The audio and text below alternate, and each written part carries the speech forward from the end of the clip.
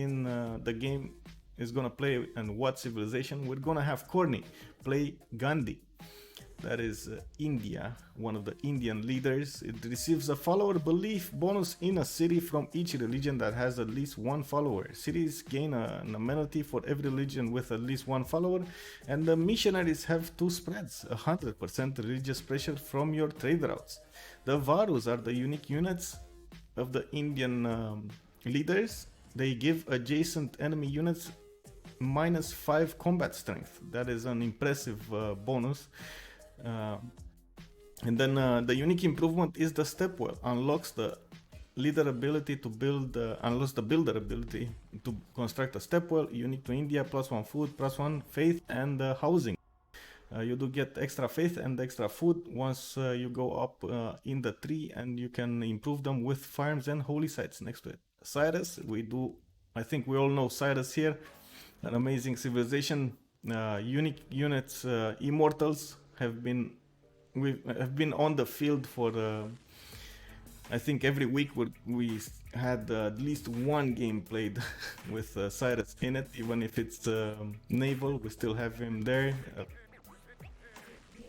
Kolento is gonna play Japan. Japan, again, an extremely adaptable civilization. One of the civilizations that can shine on water and on land, depending on what you need. Their trait is all districts receive an additional standard adjacency bonus for being adjacent to another district. So basically, instead of having a half district adjacency, you're gonna have a full bonus there. And there we go. Every player has read it up, and we're actually gonna start the game here. Muir looks like he's gonna play Genghis Khan. I think last game he was telling me that he really enjoys those irrelevancy wars, going against the next player, totally irreling yourself into him, making units, making generals just to get his cities. So will we see that kind of aggression here? I'm pretty sure we're gonna see some kind of aggression. Let's see if it's gonna be Mongolia next to somebody or not. As we know, Inland Sea does not guarantee you proximity to another player, especially because it has this oval shape of a sea.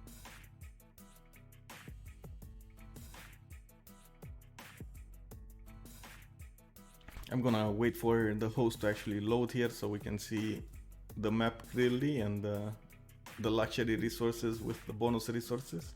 But in the top left we got Destroyer with Persia. Just gonna wait, please wait.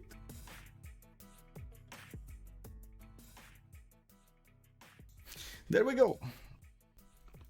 I think the host just loaded. Yeah, it did. So we got the Destroyer on Persia with freshwater settle, some bananas that I think his teammates should buy for him. He's gonna have more than decent amount of, look at that, later game strategic resources, aluminium, 3 aluminium times to the north of him, some uranium. Let's see if they actually get to that stage of the game. In the meantime, he's gonna have an impressive capital. I'm not sure if he's gonna want to move on that 1-2 hill tile. Usually players do prefer the plains hills just because of they get an extra production with 2 food in the capital as well. Let's see in a few minutes where he will settle. I did see next to him Phoenicia, Sandro Games, his teammate has spawned on the coast with a reef fish and settled in place on that of course 1-2 hill. Let me quickly switch this, enable the quick movement, so we're not gonna grow old watching all of these units move. He's gonna have a pretty good Cotton, only a +4, and it will not give adjacency to anything else, but of course the Cotton by itself, it's an impressive district, so I think just building it will be okay. To the south, Rome, Thanos Changus will have the pleasure of fighting Persia here. Both of them will probably fight till the bitter end here. Again, the small lakes as we're used to on the inland sea map.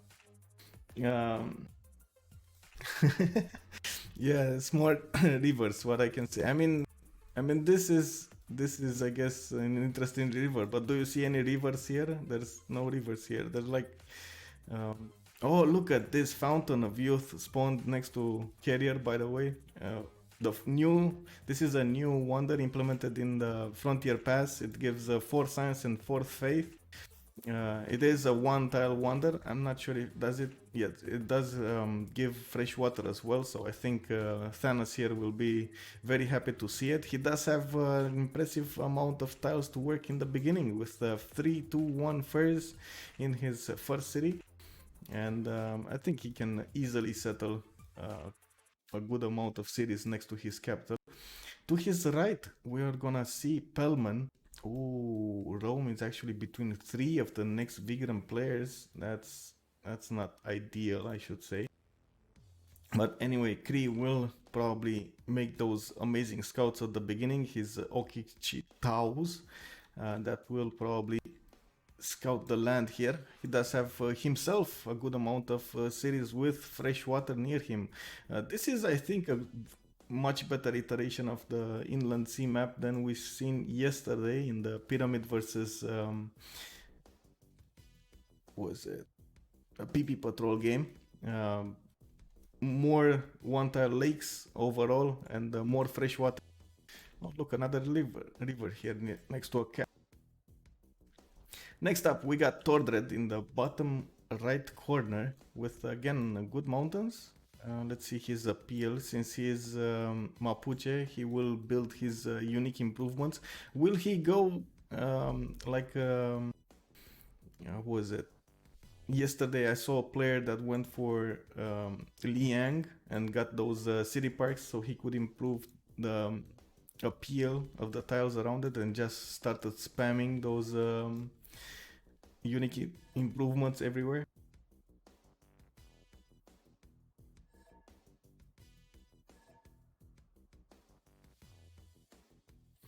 Let's see.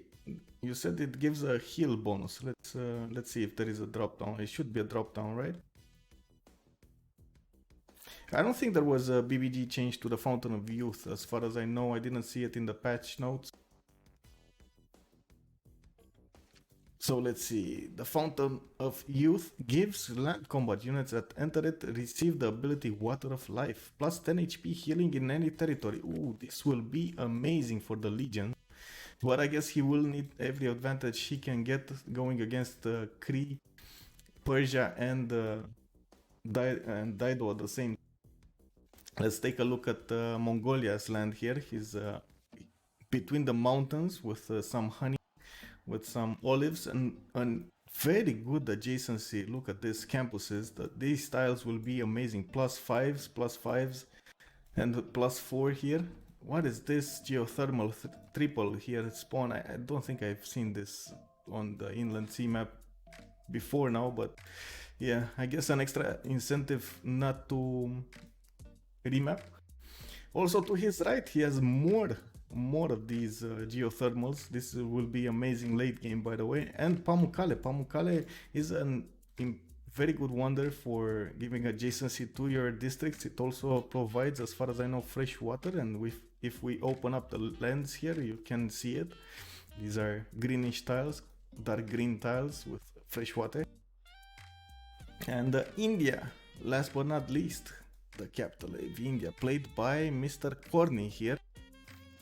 He's on top of Persia and Dido, and he might actually go and push Dido very early with some Varus. Let's see what will happen. But again, I think this is overall a much better map than I've seen yesterday. A lot more rivers, I should say, a lot more lakes overall, and a lot more freshwater. Yesterday, for example, Mongolia did spawn almost in the same place. It was around where the city of Muscat is on the map, and I don't think he could place more than 4 cities on freshwater. The rest of the cities he had to place them either coastal and lose them mid to late game to England or Dido, which actually happened, or aqueduct them next to the mountain. This game, I think all of the players have more than decent amount of oh, I didn't talk about Japan here. Overlooked it. Never mind. more than decent amount of fresh water overall on the map. Rivers, lakes, one-tile lakes, some mountains that you can aqueduct from, so I think it's gonna be okay. Japan is actually the last civilization that we're gonna see their spawn before turn 8 here. Colento spawning with coastal, but he did move off the coast. Not sure exactly why this decision was made, but he will have a good harbor anyway with those fish tiles and a very good second city as well with this +4 campus. If he settles the city here, it's gonna be a +5 and he can use that to his advantage anyway, boosting it to a +6. Ooh, yeah, overall very good land. And there was already a flood improving the tiles to the west of his cities. You can already see a 2-2 tile, and he might actually get, he could get the floodplains pantheon here. Oh, look at this. Look at this. This is actually very good floodplains pantheon placement. This is Dreamland Egyptland, right? I did see, wait a second, I saw, no, scout, okay, scout, that was a scout. He popped a hut and got a scout. Mule popped a hut too and and got another scout. We are turn 6, at turn 8 we're gonna pause the game and I think start the remap option. The remap vote, as we are used to right now in the MP helper. We got the option to choose the remap vote. This is amazing, by the way, amazing UI change.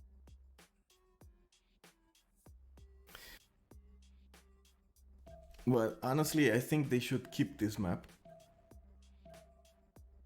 Yes, Yoshi, this just started like a few minutes ago. I think 10 or 15 minutes ago. We are turn 6, so we're still waiting to see if we're gonna keep this hut or not. It doesn't look like any player has an amazing advantage over the other, although I do like Mongolia's land here. Amazing campuses for Mongolia, amazing wonder, the Pamukkale to his east, but no enemy. He's not gonna get his dream spawn to actually rel himself into another player. Let's check out the continents. Looks like Mongolia is on a continent split. We got Mapuche here and Japan on the same continent, and they're on different teams as well. So Tordred will probably have to fight the Colento for the longest time here. And Kree on the same continent as most of the players here. It looks like this is a big western continent. A very big western continent. Okay, interesting. He's focusing his scouting on the right side, but now he sent a scout to the west side. 30 seconds to go until we need to pause the game, and it already looks like India did find Sandro Games here for Nisha, and he knows he's gonna have to build some Varuts, and there is already, as you can see, a meeting of scouts near the city of Delhi there to the north. If they're actually gonna manage to snatch a settler or not, we're gonna have to wait and see. I don't think it will happen, but let's see. Courtney is an experienced player. He knows what to do there. So let's see this. Are they gonna keep this map or not? We're waiting for the host of the game to start the remap vote.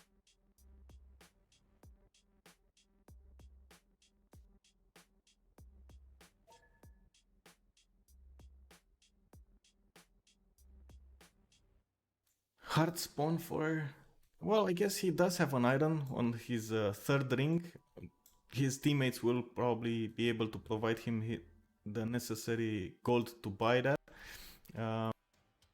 But yeah, it's not ideal. He's gonna have another iron tile in his second city if he goes for that. Not sure if he saw Fountain of Youth yet. Fountain of Youth, I mean, yet. But we're gonna have to wait and see where his settler will go. 3 turns until he gets the settler done. It's gonna be pop 4. Nice. It looks like all of the players from the TBD team have voted, and we're just waiting for Nekst Vigraem. I do want to point out this is a fight for the equal number of wins in the same group. So in Group B, we do have 3 wins for Nekst Vigraem and 2 wins for TBD. So if TBD wins today, There will be a tiebreaker at some point, so for whoever gets the best seed. We are also gonna have week 4 games, right? So we're gonna see next week how it will be, but they will be in a tie. It will also be a good like, morale boost for TBD here. To actually get a win against the champions of the season 1F, and of course the winners of the Destroyer Type E Stream tournament. The Nekst Vigraem players have proven themselves very skillful, even though there are a lot of rumors going around. I don't want to get into those because, of course, there are rumors. It's hard to prove.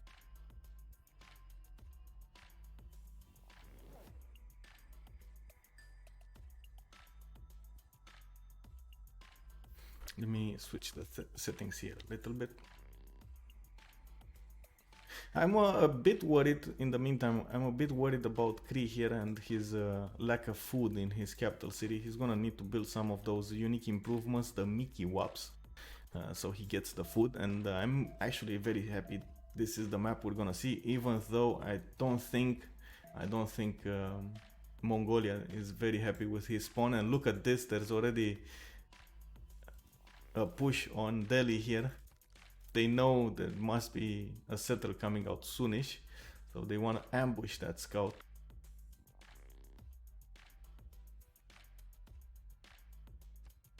Torvator, no, this is the map they're gonna play. It looks like they decided not to remap this.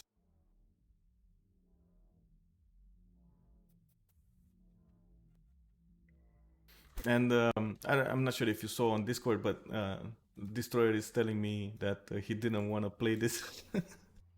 Yeah, and as I was telling you, I was talking with him before the game, and he was a bit complaining that he's gonna have to play this or not, but and he really didn't want to do it. But yeah, I guess um, they were waiting for the other players in the meantime. Not sure exactly what was going on behind the scenes there.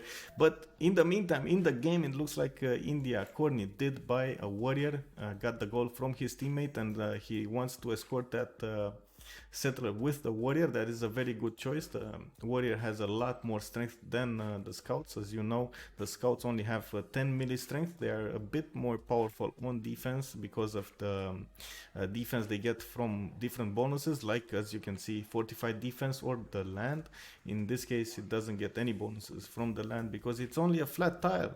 But if he would be on woods, he would get another +3. If he would be on a hill, he would get another +3 as well. Couple that, +6. So you can stack the bonuses, but it's not ideal. For example, here you can already see the +3 from ideal terrain. Experienced players do know how to use these bonuses to their advantages and get the most out of the units, even if they are in a pickle. It looks like Corny is interested in for settling as much as possible Phoenicia and did bring back his scouts to the mainland. There are a lot of units coming towards his cities though. We got 1, 2, 3 units from Phoenicia with another 3 units of Persia. Persia does get an +3 from its bonuses. And right now we start to see the skirmishes. It looks like Phoenicia is already running the double scout experience card, so that's why he got an instant promotion once he attacked one. He's gonna need to use that or promote that as soon as possible. Promote it or lose it. That was the first kill of the day. India's scout just got destroyed by Persia's scout. Wow, that was, yeah, mouthful, I guess. And yes, Reclaimer, we got the Mongolia free sim in the top right corner here. He's not gonna get to war anyone. He's not gonna be bothered by anyone. He has amazing land to sim here. If he goes for science, if he goes for culture, we're gonna have to wait and see his choices of simming, of districts, of course, and the wonders. But in the meantime, it looks like we're gonna have 2 proximity wars. One will be, of course, Mapuche going against Japan, and it looks like Persia with Phoenicia will go all in to India. India, if it gets to Sim, if he gets to his Varus, if he gets a general as well for his Varus, it's gonna be quite an impressive civilization to go against. So I'm sure they don't wanna let her do that, let him do that. I mean, yes, that is what I wanted to say but didn't say. Okay, okay. They got destroyed. Anyway, it looks like Persia is gonna try to further settle India as much as possible, so he guarantees India will not have a lot of settles to his or available to him. And it looks like we do have another viewer here.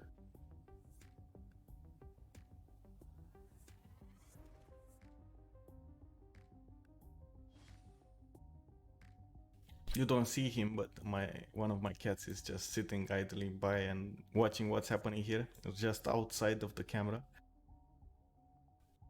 behind the microphone.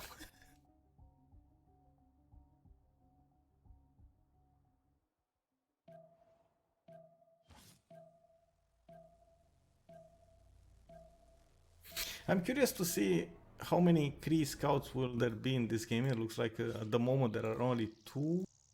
And will there was there another one to the right? No, he actually brought it back, and right now working on that trader you usually get with Kree at the beginning, settling his second city, and he's getting a builder. That is, I think, a good choice. As I was saying, he will have population growth problems, and the builder might actually solve that. We're gonna have to wait and see when, where, and how he will build his Mickey Mouse.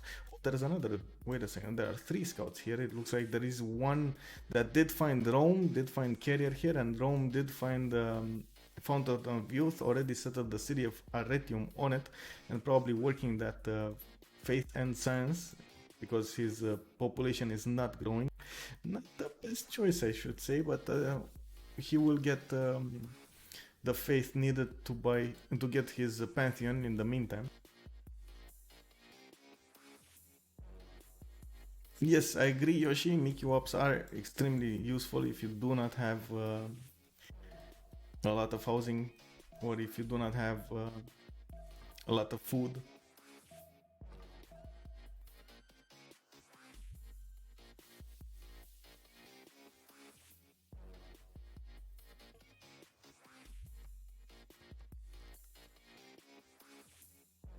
I'm surprised by the choice of India here to go for a third settler with so many units, enemy units around his cities.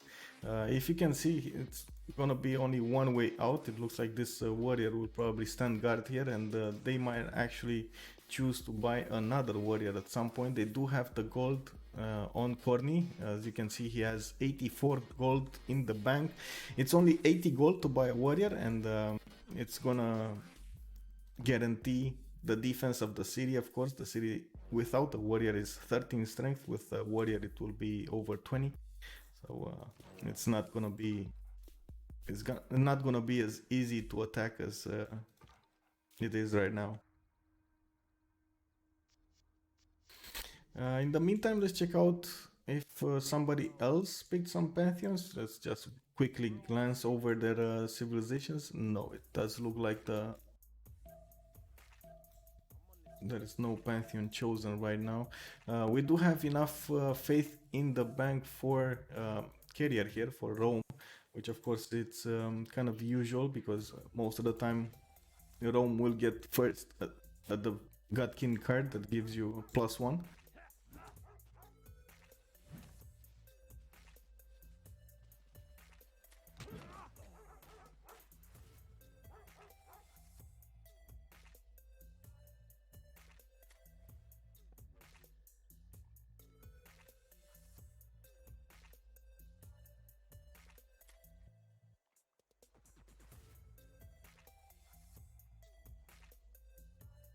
Sorry, I need to keep my cat in check here.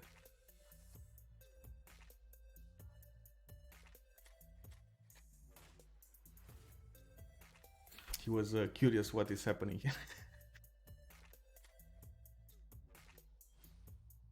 So, religious settlements picked by Rome. That is the first pantheon of the game. We have a carrier with four early settlers, and that is an extremely good amount of cities here, especially since Rome does get a free monument in his cities, also builds the road.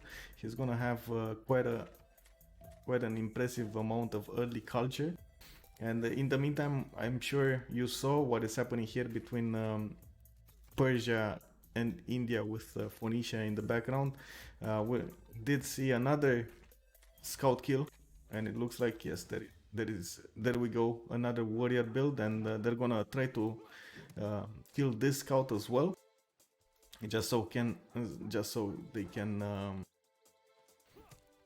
get rid of the units from India.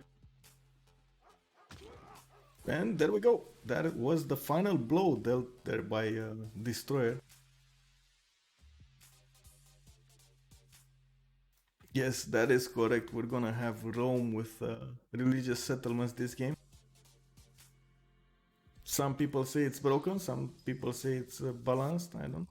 It happens. There's no Mali in the game or Indonesia to pick that pantheon, so yeah. And what? Lady of the Reeds of Marshes being chosen here by our famous Colento player. And look at this. The tiles near his cities are amazing right now, and he just found or was found out by Mapuche, by Tordred here.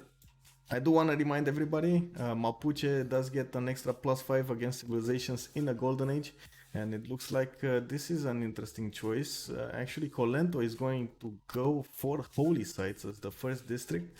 That is not that usual for Japan, especially after the monumentality nerf. But if he gets Defender of the Faith, it will be amazing for him.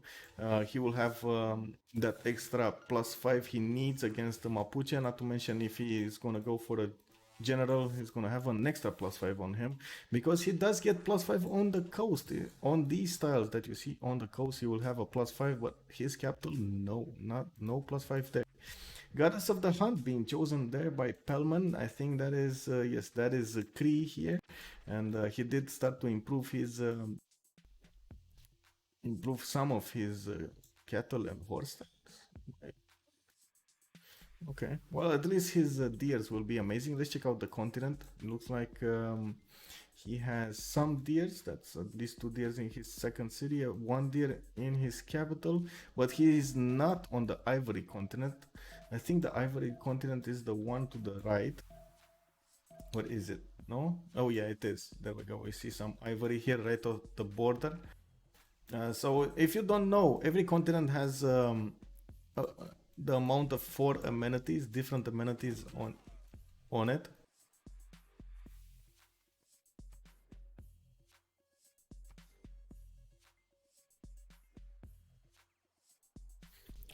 It looks like Persia and Phoenicia here will try to get the city of Calcutta. They know they don't have enough gold right now to buy him another warrior, or do they? Let's see. Oh, they have another, but that's a lot of gold being spent here on Corny at the beginning of the game. I guess he does need to do it because he's being aggressed so hard by Persia and Phoenicia at the same time. Phoenicia did settle another city, the city of Byblos, and will settle another one to the north here, right at the border of Calcutta, 5 tiles away. And it looks like there is a third settler from, or second settler, depends how you count it, from India that will go to the north, where will be. Yeah, and there we go. The siege of Calcutta has started. I do need to point out this city will not be able to be put under siege unless there is a boat in the water or a unit. And at this stage of the game, that's not gonna happen. This is a 1-tile lake, so yeah, not gonna happen. So the city will heal every turn.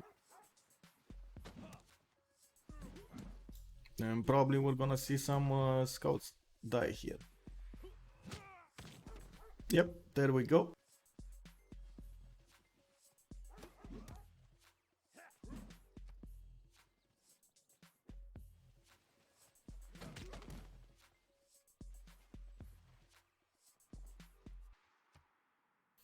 I still don't think they have enough damage between those units to actually go against the city.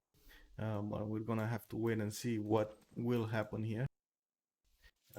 I think that city will be saved. These warriors will be able to kill probably another scout next turn.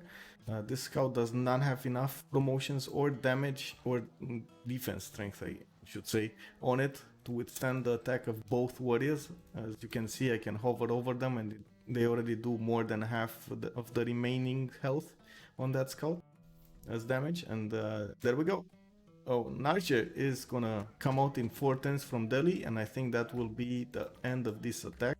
In the meantime, they are trying to get as much damage done, and I think they will just suicide the scouts into the city. They know they will lose them. Let's see if that's gonna be enough. Will it be enough damage? Will it be enough damage on the city of Calcutta by suiciding the scouts into them? This might actually be enough damage. It will be enough damage, boys. The city of Calcutta will be... Oh my god. That is the first city of the game. Turn 21, India. Corny loses 1 city to Persia. Destroyer making his name here. Getting a kill on his belt. The city of Calcutta got razed to the ground by a Persian warrior. And after you've seen this aggression, this F, press F in chat for for Corny. Let's put up a poll and see what is the viewer feeling of this game. Who's gonna win?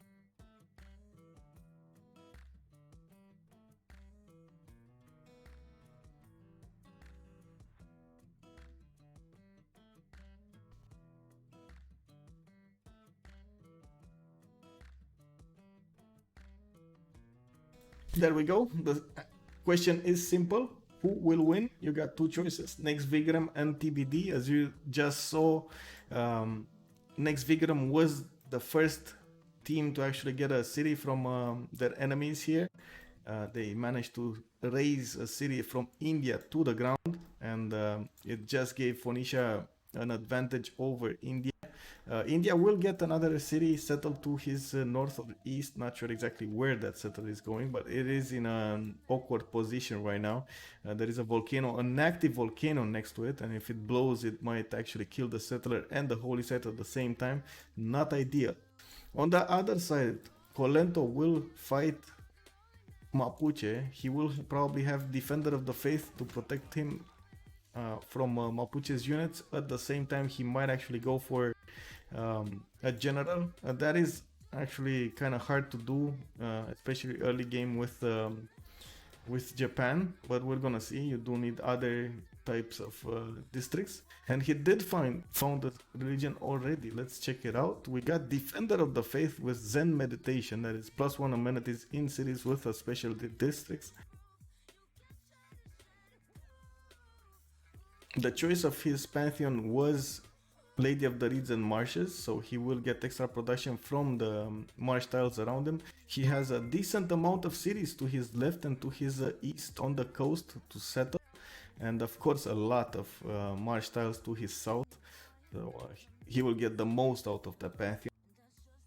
Parapixels, thank you very much for the follow, welcome. We did see Bellman here get the Goddess of the Hunt, and he did start to improve his deer resources. As you can see, the deer tiles did get 1 food and 1 production each. Those are amazing, and of course 2 gold, I forgot to mention that. 2 of them already in his cities. That will give him a food and extra production with gold. Very good pantheon in my opinion. If you do get this more than decent amount of camp tiles to work to improve. Oh, look at these dangerous moments here for Rome. The city of Mediolandum is put under attack by these 3 units. It will heal a little bit next turn. And will this be another city taken from TBD team? Not sure what is happening here, but we're gonna have to see how this will... Oh, it didn't. It had enough strength because of that warrior that went into the city to actually withstand the attack of that second scout, and managed to survive on 10 garrison health while one of the Kree scouts just died to the remaining warriors. These are all pre-built legions, so they will have to get enough gold and of course enough iron so that Rome can upgrade all of these warriors into legions. In the meantime, Destroyer is trying to keep Rome from getting his encampment done. As you can see, there is already a placed encampment here under construction to the north of Rome. He will get an archer next turn, and probably that scout will die. It does have a promotion, so we need to wait and see if he will get that promotion off or if the archer will have enough attack damage to take it out. In the meantime, on the poll in the stream chat, we got 11 votes for our Nekst Vigraem boys here. The Russian team is getting the most out of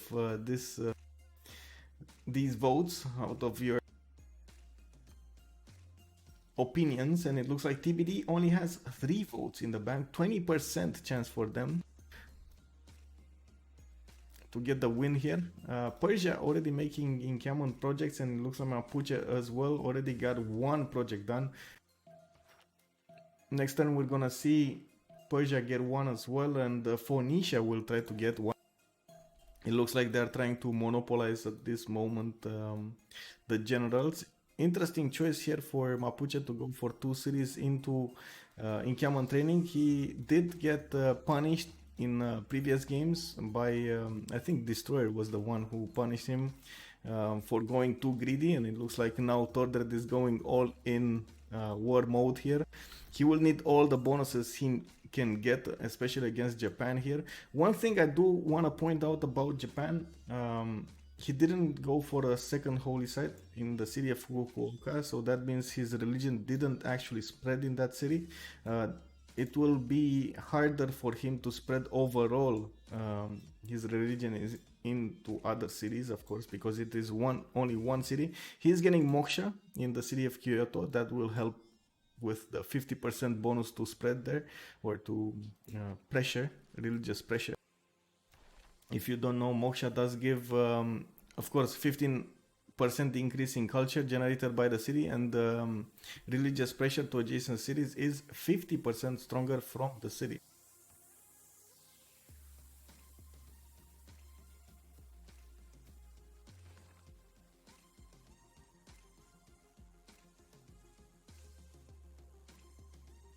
And there we go, 13 votes in Nekst Vigraem with only 3 votes in TBD. 81% of the viewers think Nekst Vigraem will get this win. Mongolia is happily swimming in the corner in the top right part of the map. We got Mule here, not in his usual place, or I should say what he wanted, but he will have to make do. He did pick God of Craftsman as his pantheon. Not sure why he didn't go for something else like Fire Goddess. Fire Goddess would have given him an amazing amount of faith here. If you don't know, Fire Goddess gives you +4 faith for geothermals or volcanic soil tiles, and as you can see, there's already a volcano that blew up to his left, one that blew up to his north, not to mention a lot of geothermal tiles around his cities. Yeah. Why is he making +2 campus? Okay, we're gonna have to wait and see. In the meantime, it looks like Corny did settle his second city and got Earth Goddess, his pantheon of choice. His second city is not with fresh water. He's gonna have to aqueduct it later or build a granary in that city. Maybe something else, I don't know. We're gonna have to see how he plays this. He's trying to get another settler, and he's gonna lose out on generals, because as you can see, we got 5 civilizations going for generals at this moment in time. Already one being picked here by Mapuche, by Tordred there, and we got Phoenicia and Persia with 1 project each. We were watching Phoenicia cities, and there's 1 turn away from encampment training projects to be finished. That is the moment we're gonna have Persia get Phoenicia here with enough points next turn to get a general himself. Tom Raider, thank you very much for the raid and welcome to the stream, everybody. We are watching TBD go against the winners of the Civilization World Cup Season 1. That is the Nekst Vigraem boys on each team. On the Nekst Vigraem team, I should say, we got Pelman, Sandro Games, Colento, and Destroyer going against Carrier, Muel, Tordred, and Corny. Carrier is using his pseudonym Thanos Chungus, I believe. That is his second name. Not sure exactly why he likes it, but there was I think a movement that came out of cartoons about Chungus, the biggest Chungus. So I guess he still likes the names. This is, yes, Lizard the Wizard, you're right, this is a little bit chaotic. We already had one city of India being razed to the ground. Another city of Rome, actually, look at this. He actually managed to raise it with another attack from that Kree Scout. We didn't see it on the screen, but that city was with enough health left to withstand the first attack, but it didn't withstand the next attack from the level 2 scout here. That is it doesn't yet have the plus 20 on it, the plus 20 promotion. As we know, the Kree scouts have been nerfed to get harder to that plus 20 because it was just too much damage. And in the meantime, it looks like we got pre-builds coming out from Pelman's cities. We got him getting those builders up. He was making in-canon projects, or he tried to do it. Did he get a general? No, he didn't. So we got in the generals, the first 3 generals that are available in the game for the classical units, and of course medieval units. We got Shun Tzu, Hannibal Barca, and Boudica being picked respectively by Mapuche, Persia, and Phoenicia. We're gonna have 2 civilizations with a general going against India. Poor old India here, even with his Varus, it's gonna be in a tough spot to defend himself against both aggressive civilizations next to him. As we know, Phoenicia is an extremely good civilization on sea and on land. It can do a lot of amazing things if you play it correctly. Of course, with free inquiry, as we know, most players actually go for free inquiry. It will get a lot of science from his unique districts. At the moment, I don't see him going for that because he needed to go encampment, and he needed to go probably bronze working here so he can upgrade his units into iron working, I mean to say, into swordsman. And in the meantime, he's trying to get his or he didn't get, wait a second, how many points, why is he making a boat, what is this? Sandro Games, he's on 15 out of 19 era score, so he's trying to get his golden age. That is why he's making a Vigraem. In the 4v4 setup, we do have most of the time all the players going into golden age because they do get an extra era score from seeing everybody in the world. As you can see here, we have met and became the first civilization to get to meet all the civilizations in the world. It is plus 5 for me because I'm an observer and I see all of them, but it is I think a plus 3 for them anyway. So it's a more than decent amount of era square, especially at the beginning of the game. We have Persia here already setting up his immortal factories, I should say. He has 3 cities and building the warriors, getting the traders done, and of course improving some of the land there. Not sure if he's gonna chop anything. He still has a builder with 2 build charges next to the city of Sparta, and we're gonna have to wait and see what he will improve. Good amount of tiles to work, and the extra gold from these first tiles are always welcome. He did pick City Patreon Goddess, not exactly sure, but that will give him a 50% bonus to his productions into the first district he builds in a city.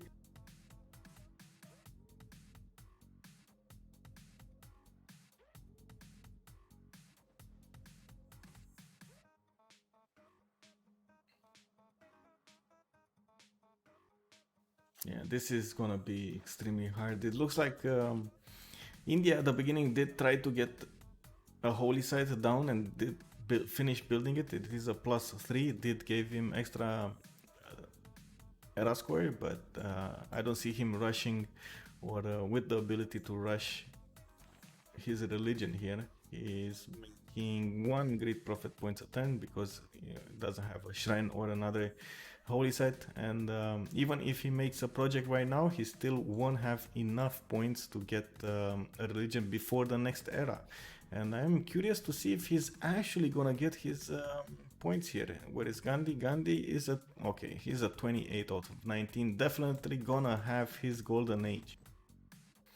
What is happening here between our esteemed Kolento player? The Japanese nation is defending already against the Tordred's archers who are on his border. At the moment the era switches, Mapuche will get an extra +5 against all of Japan's units. At the moment, as you can see, there is no religion in the city of Shizuoka because, yeah, well, it will convert in 3 turns, so he will have it. That is Moksha running there.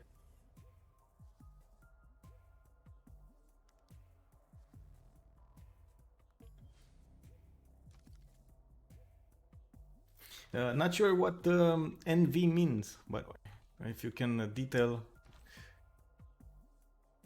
please, there, Daniel.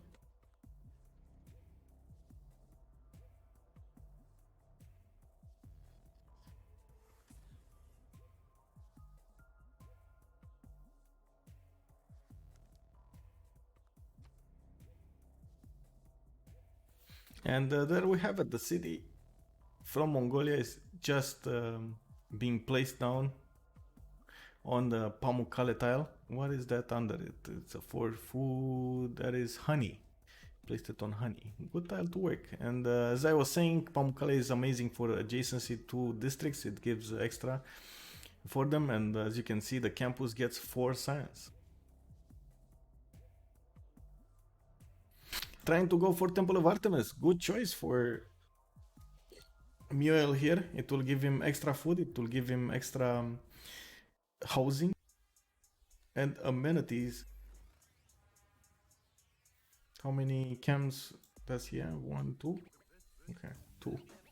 3? Oh, that's too far. Oh, no, it's 1, 2, 3, 4. No, it's not. It's actually at the right distance.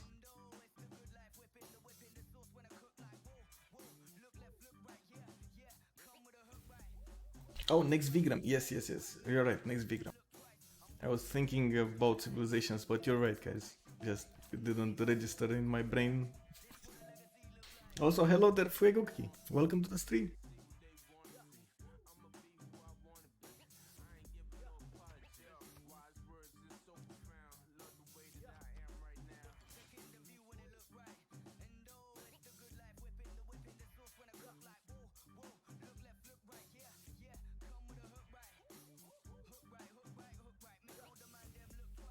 Interesting choice for Rome here to go for these early granaries. Even though he's probably gonna have to get more cities, he's probably gonna have to do districts instead of those or units. But at the moment, it looks like he's more interested in getting housing in his cities. That's a lot of production spent there. I think you're better off spending it on, let's say, builders.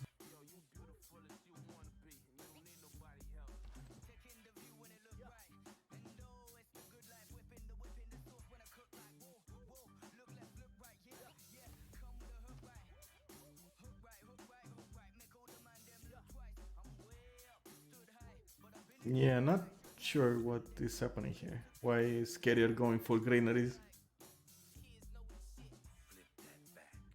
And to answer your question, Fuegoki, yes, players spawn randomly on the map. It doesn't matter if you're in a team or not. It will just spawn you as your civilization bias is.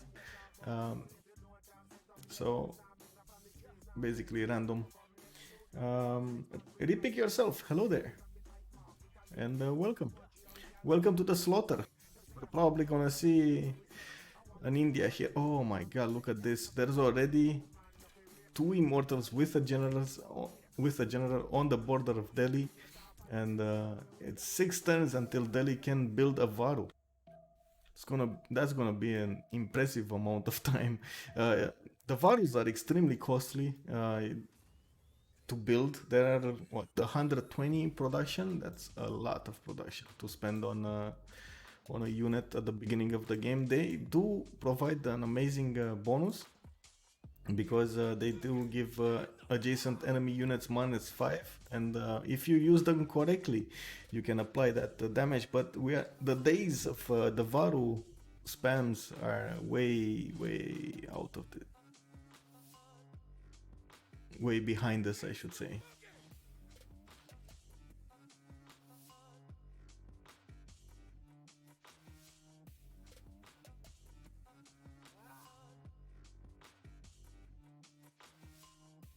Okay, so now that we did switch the era, let's check out who and what golden age they picked. We got Corny going for a monumentality golden age. That's why he did buy builders in his cities. Tordret went for didn't pick it yet. And we got Penbrush and Voice for Mioel. That is Mongolia here. We got Thanos going for, didn't pick it yet. Destroyer didn't pick, did pick. We got Japan going for Penbrush and Voice himself, getting extra culture and gold from his specialty districts. Sandro Games, interesting choice here, but since he doesn't have the Cothons up yet, it might be a good one. He's getting Penbrush and Voice Golden Age. Pelman, Penbrush and Voice himself, that is Kree, or Kree player here. That is building more archers and trying to keep as much as possible Rome in check. I'm still not sure of this granary choice from Carrier here. I'm not sure exactly why. Maybe one of you guys know why he is building them, but kind of feels awkward at this moment. Let's check it out. Torted did go for a Penbrush and Voice, and Destroyer went for Monumentality. Destroyer did surprise us with a lot of Monumentality ages. Even if he doesn't make any kind of faith, he prefers the extra movement on builders, for example, in the first era, and then specializes in the second one with something else, maybe. But at this moment, the reveal is here. We got Persia already attacking the city of Delhi. That is the capital city of India. Will this game be extremely short? But Destroyer here getting an early kill on Corny would be amazing. And I think it will cut into the chances of TBD to actually win this game by a long margin. He will have the Varu next turn. Oh, actually, yeah, never mind. He did chop the Varu. So next turn, in the city, that city will be 40 plus strength. I don't think it will be possible for these immortals to go against the city. He does have warriors coming back, and in the meantime, those immortals will have a few kills on the immortals, the archers, but will not be able to take the city. We're waiting for the classical units of Phoenicia to actually come onto the field, and you can see the horses are already moving towards the cities of India. Will the Varus be enough with some archers to withstand this attack? We're gonna have to wait and see a few turns to find that out. 4 horses in total. I see in Central Games build order and borders, and we're gonna see if he will stop at that. He does have very good costumes to build, but I don't think he has at the moment the ability to build them. I see he did finish, or is going for Celestial Navigation. Did he finish it or going for, let's check it out. No, he's just going for Celestial Navigation. He did improve one of his fish tiles, but didn't get enough builder charges to go for another one, so it's not boosted for him. And there we go. The city of Delhi is 45 defense strength, and we did have a first kill there on that archer. There are 2 more immortals on the field, backed up by that general of Persia, that are gonna come into the borders of India soon enough, and of course the horses from Pelmat, from Central Games. I wanted to say Phoenicia, but then a notification popped.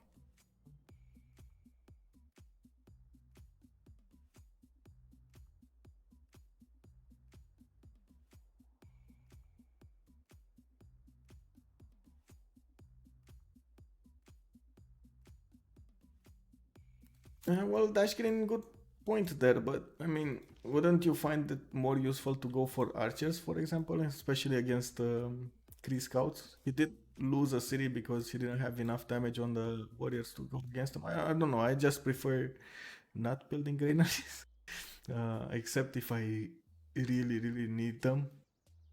Maybe even settlers. I've seen different, I guess, different players go different strategies. But anyway, in the meantime, we have Mapuche here with units on the borders of Japan.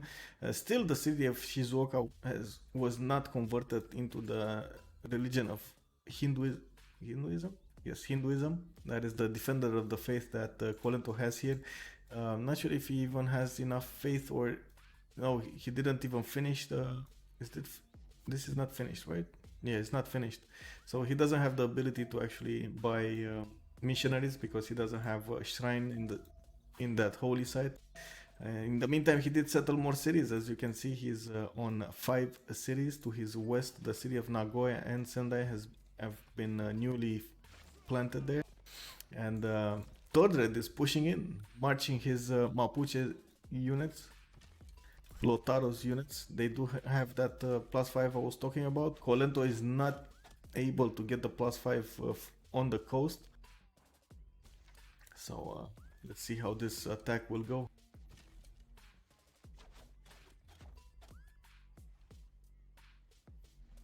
Yeah, I guess it's an interesting choice there by Carrier. Most surely an interesting choice.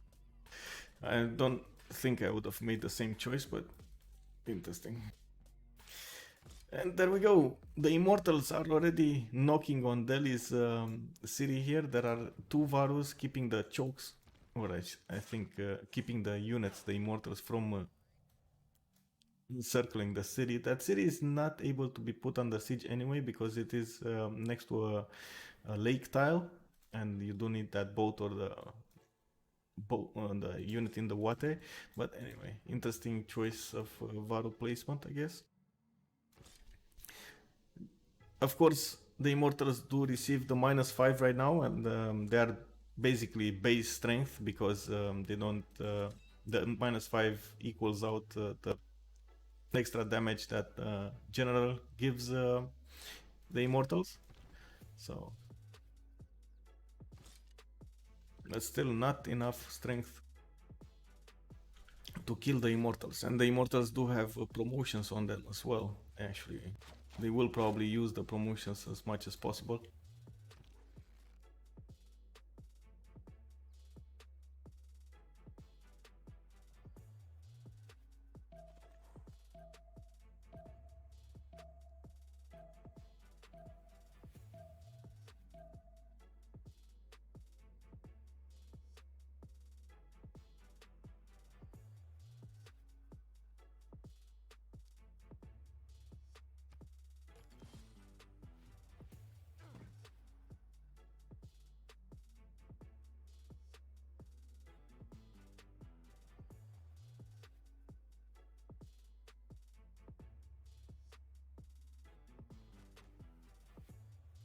Well, one thing that TBD has in their favor is Muriel here, seeming happily away in a corner, not being bothered by anyone else. If Tordred manages to keep as much pressure as possible on Japan, and Muriel just seems to win, uh, I think they do have a good chance mid to late game to get the win here.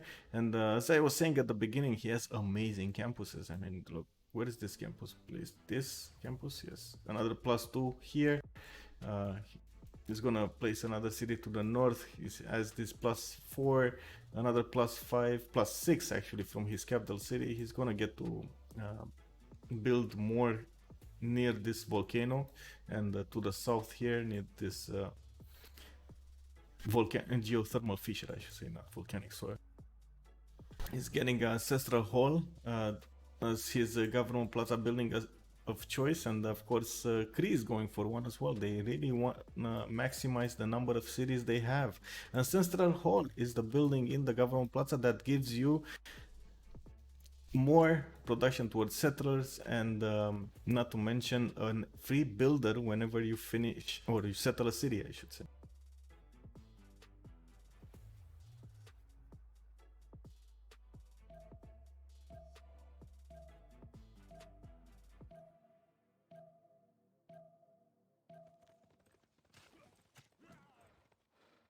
And finally, Sandro Games horses have joined the battle against India, and it looks like they made their presence felt into this warrior.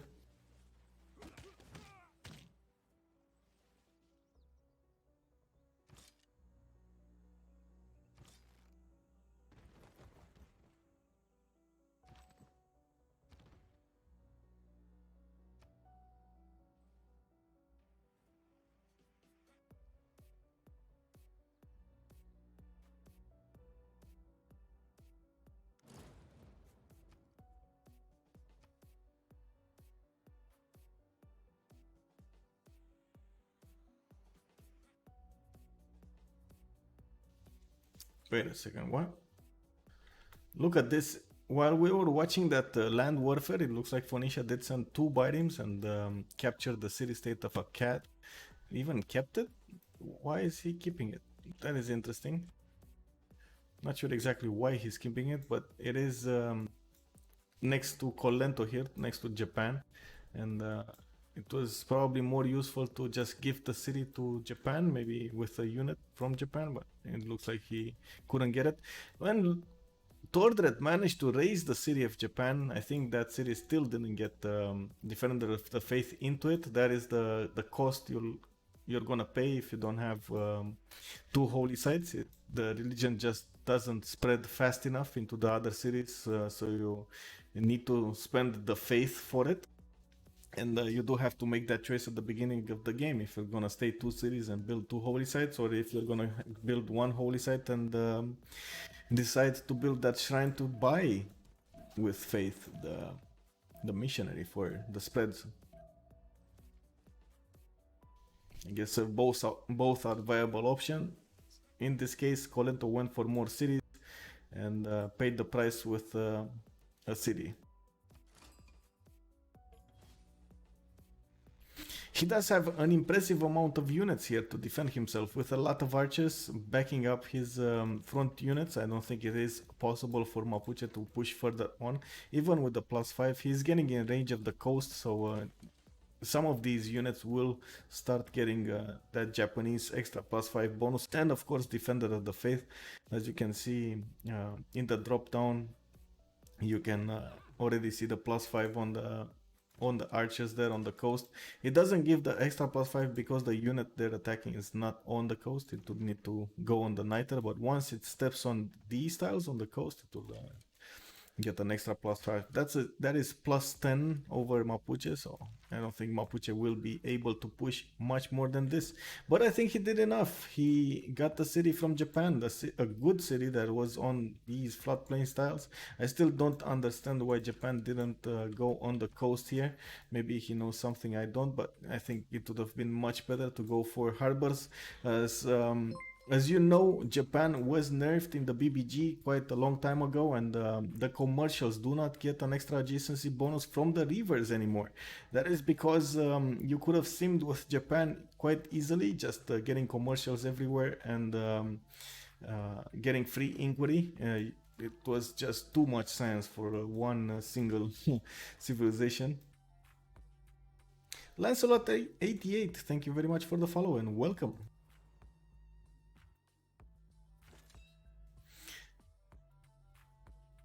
Was that a Varo that died there, or did it move? I think it died. Did it? It was a Varo on the marsh tile, and I think they killed it because look at this immortal. It's extremely low HP.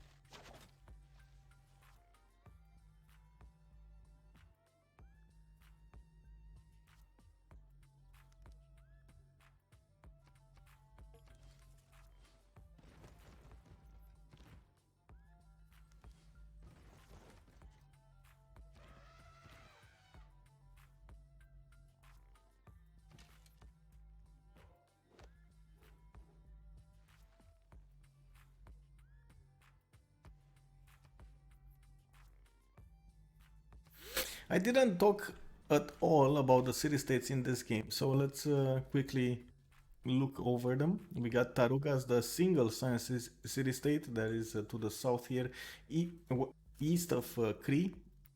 We got Muscat, Lisbon, and Antioch as the commercial city states We got Granada and Preslav as military ones, and of course we had a CAD as well, but the CAD was taken over by Phoenicia a few turns ago. We got Antananarivo and Caguana as the culture city states. Caguana is a new city state implemented with the Frontier Pass.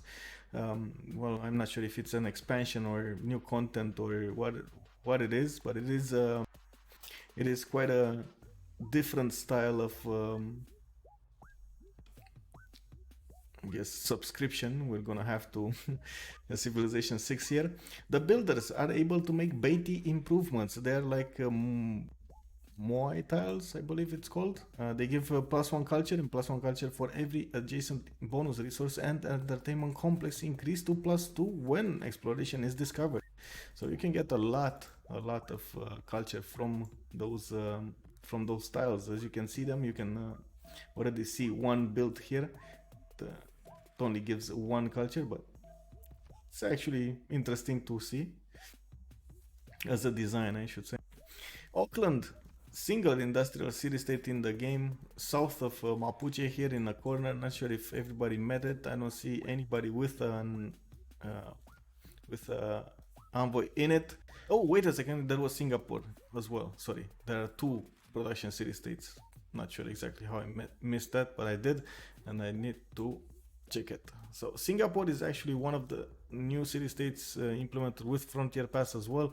I think it's one of the weakest ones because it only gives a +2 production for each foreign civilization they have a trade route to. So it's kind of weak. Then we have Kandy as a faith city state. It will give relics every time there is a wonder discovered in the game, and of course if you have the slots to actually put them into.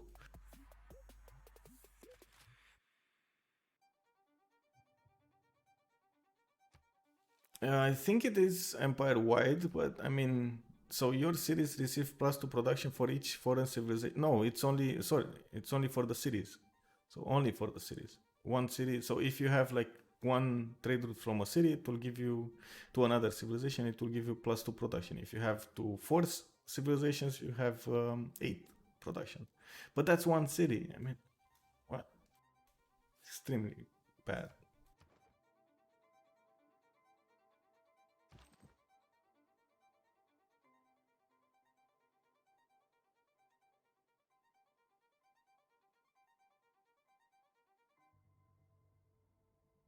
Oh, finally, we got the Cothons coming out from the cities of Phoenicia here. I see one being built in Byblos. It's going to be a +5 Cothon.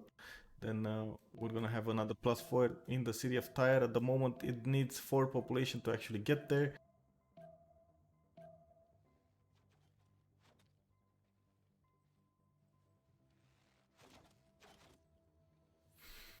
Oh, he's going to build Ancestral Hall as well. The city of Sidon. Okay, interesting.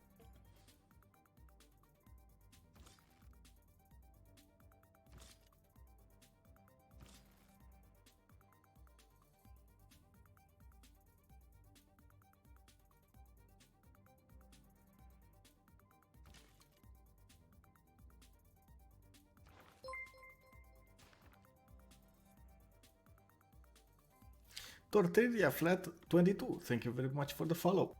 I hope we're all going to enjoy this slaughter of a game. It looks like we're gonna see this go towards mid to late game. Oh, there is actually a push from Carrier here into Kree. We have a few legions, 4 legions going and forming a line next to Kree's cities. As you can see, Kree is trying to expand as much as possible towards his allies here, towards Persia and to defend Dido from Rome. At the same time, he's building a defensive line or encircling line against Rome. Rome doesn't have that many cities to found behind him, so he's trying to keep him at bay as much as possible.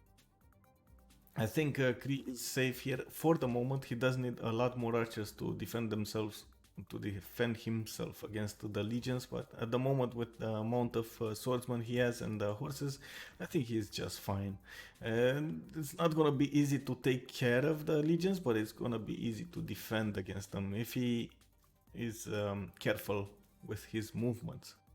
That is something that, yeah, is happening. So he needs to fortify his units. He doesn't need to attack carelessly, attack into the legions, because he's gonna get a lot of damage on his units if he does that. As you can see, the horse almost dies if he does that, but there we go. That was a last move attack on this legion. The legion did upgrade into level 1, I think, just before that. And he might actually try to take it out with the units he has around it. Let's see if it is possible. It's not. It's gonna be a first move from this sword probably into the... Yeah, there we go. That is one of the things that experienced players like to do, and that is couple last moves with first moves, so you don't give the chance for a player to, for example, set movement on that unit, on the damaged unit, and move it away, or promote it, or stuff like that. You kind of need to guarantee you're gonna have the first move on it, but most of the time it does work.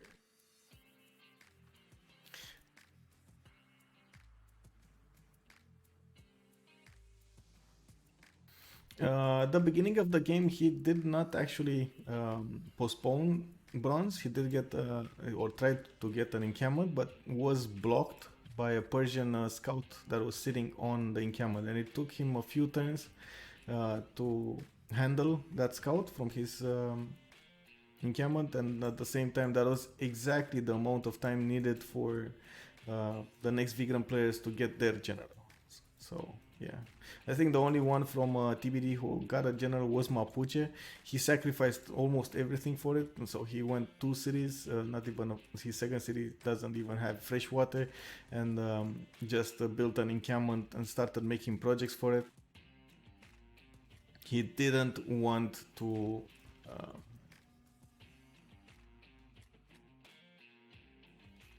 I guess not have a general. So yeah, and there we go, an encampment being placed out by Colento here. He wants to get another +5 from his units, and ooh, amazing volcanic soil tiles, by the way. 4 tiles in the city of Nagoya. This volcano exploded quite a few times, and improved the fertility and production of these tiles. Amazing. What is under there? What is under the city that gives 3 gold? Cotton. Okay, nice.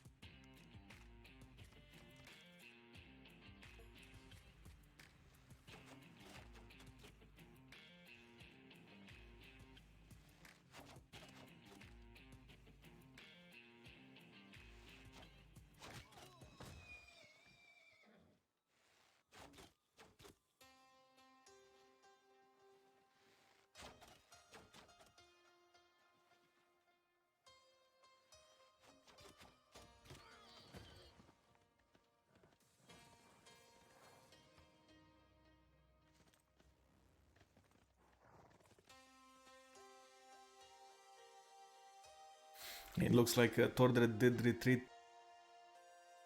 behind his river and let the space to Colento. Colento did kind of, I should say, quote unquote, irrel himself by placing an encampment down, just because he's gonna need to wait to population 7 right now to actually get another district done in his capital.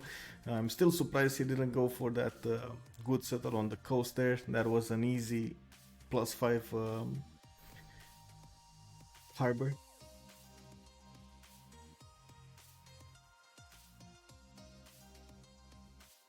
Yeah, Sam, that is interesting to see. 5 first moves here from Colento on Tordred.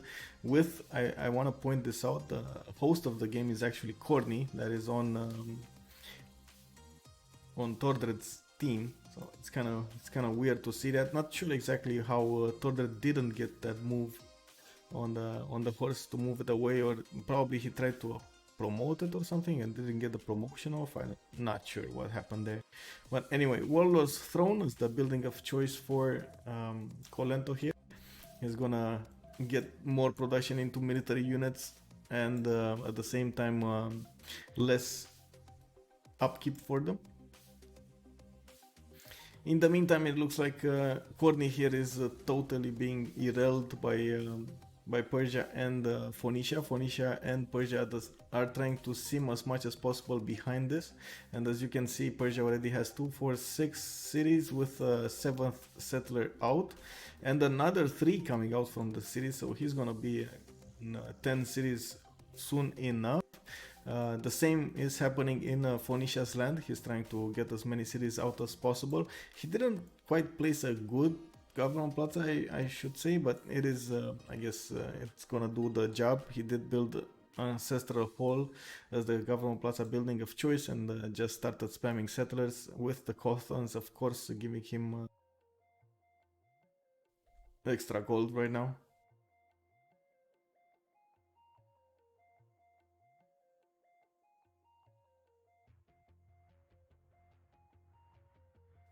Yeah, all three of those, like each of them actually, Rome, Japan, and India lost a city here. To be fair, 2 are on TBD's team, that is India and Rome, but Colento is on Nekst Vigraem. He did lose this city. Not sure exactly how that happened. I was watching that, but yeah, I think Colento should have saved that. If he had defender in that city, I think it would have lived, but because he didn't, yeah, it did. So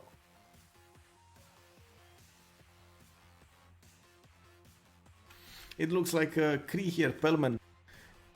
Another aggressive, very aggressive player, by the way. I want to mention that.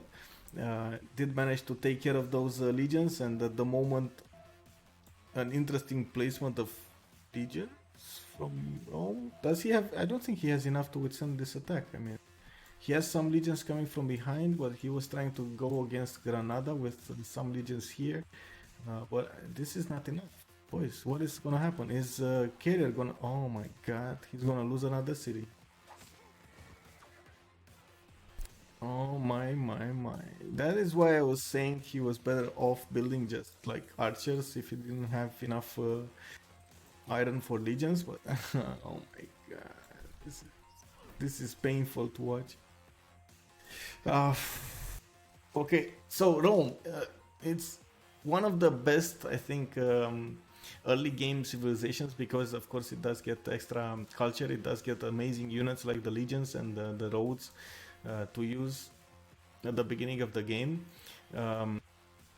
It is surprising to see a nation like, for example, Cree, that okay, he can get an early advantage as well, but units to units, it should be that Rome gets the most out of his legions. They do have a base strength of 4 more. As you can see, the legions are 4 base strength higher than a normal swordsman. So it is extremely surprising to see what is happening right now. That is why I was saying it is a little bit painful to watch this. I was expecting to see much more archers on the field here from Rome instead of going for those granaries. Not sure if it's enough time to save his cities. As you can see, there are a lot of military units here from Crete. The horses are extremely maneuverable with 4 movement against the legion's 2 movement. They can swing around, and they're not stopped by zone of control either. So yeah, it's gonna be hard. It's gonna be hard for him. Not to mention, if you move your units around, they don't get the 45 bonus. So these legions will be uh, in danger.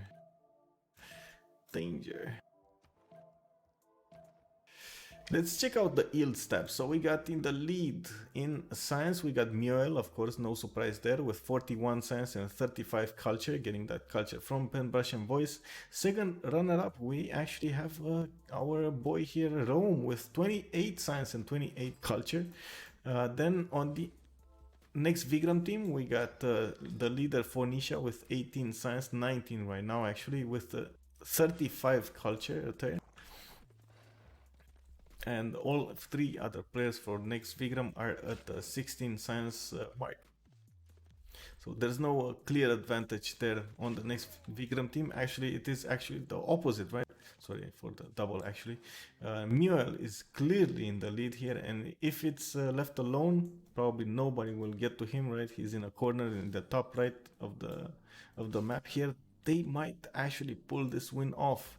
Their only chance right now for Nekst Vigraem is to actually take out these civilizations, and that is happening at this moment. We got India here being totally irrelevant with 6 science a turn and 11 culture. He's not gonna go anywhere, and probably will die to crossbow. We're gonna have to wait and see. In the meantime, Phoenicia and as I was saying, Persia are gonna get a lot more cities. Japan did make a very good defensive line here, but he did manage to quote unquote Iral himself into this. Only 18 science at 10, 27 culture. Tordred is not that far ahead anyway. It's on 16 culture and 20 on 16 science, sorry, and 26 culture. He's trying to expand himself. Not sure exactly where he's gonna go with all of these settlers, but we're gonna have to wait and see. He does have a lack of units right now. Only 3 horses remaining from that attack and 2 archers with a general, of course. But Kolento just doesn't want to go near it. He doesn't have a general at this moment, even though he just finished an encampment and building the barracks there. He's probably gonna spam out samurais, and that would be the moment he's gonna push into Mapuche here. But remember, Mapuche does get that +5 with another +5 from the general, so it's gonna be hard even for the samurais to push into that city. What is happening here? I think the priority will be to raise Setia again. The problem is there are 2 legions next to the city, and that means that city will be open for attack if it is taken over by Pelman. And these legions will have enough movement, and as you can see, they already do. The city, if he is fast enough, he could take back the city in the same turn and kill one of those horses inside it.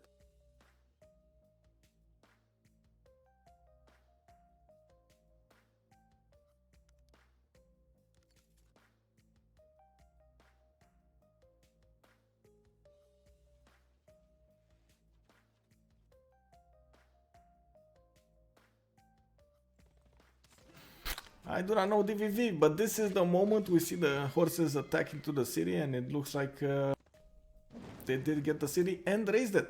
No reaction time there from Carrier, and it looks like those legions are just left to watching that horse.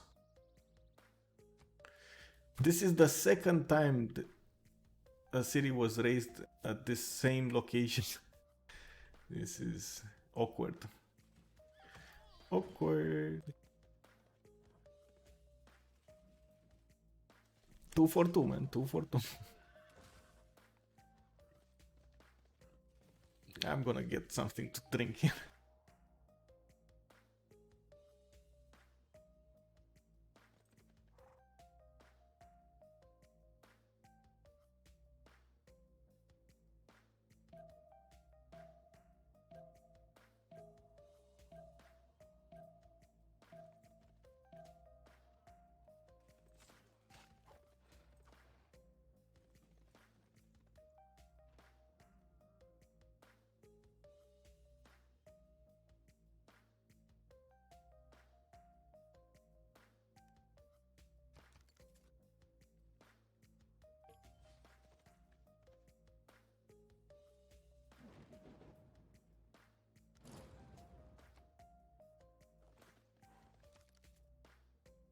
Another city state bought the dust, but which one was it? Was it Kandy? Okay, there we go. Kandy has been taken over by Mongolia's units.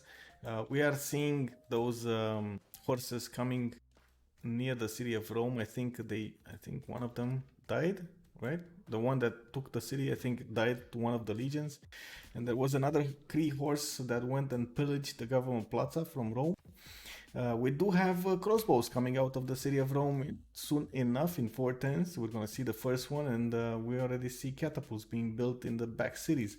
But he's left on 3 cities, and that's not enough. Maybe he will definitely take actually Granada. That will be a 4th city, but still he will be open to attack by Persia at some point in the game. Persia with 19 science at turn, 31 culture is gonna quickly go up once he gets all these harbors done. Those are +2 harbors. They're not that big, but once he hits the next era, he will probably be really incentivized to pick free inquiry, getting extra science from each of those, and of course the gold with the trade routes. An interesting use here of lakes. Yes, he did granaries. He actually did granaries for like 6 or 7 turns on each city. I'm not sure exactly what happens, I guess. You can see the granary in the city actually. Yeah.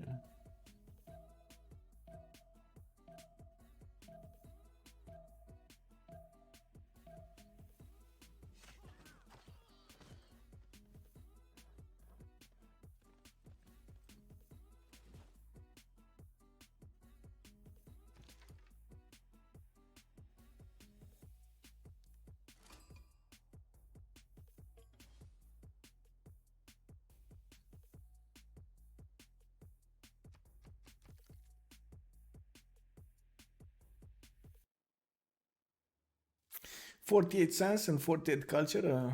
Interesting result here, a balanced result, I would say, for Mongolia. We're gonna see him sim probably most of this game. Not sure if he's gonna be interested in maybe late game push with some modern armor or someone. At the moment, he's building at least one Keshek.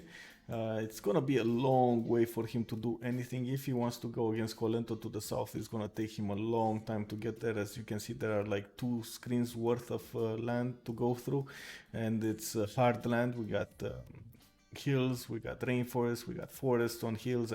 It's not gonna be easy to go towards him.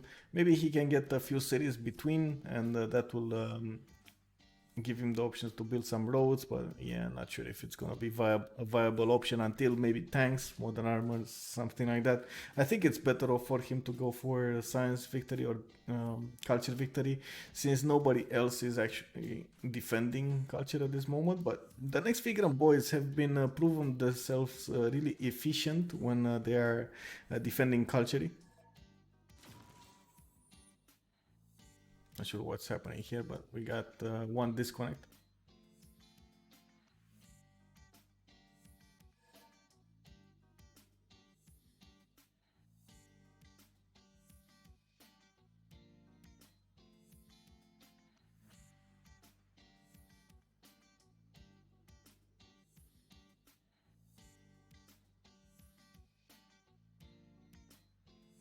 Oh, Carrier got bullied by his team. What? Oh, wow.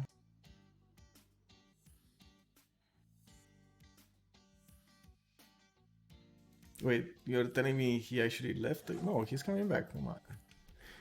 You jokers.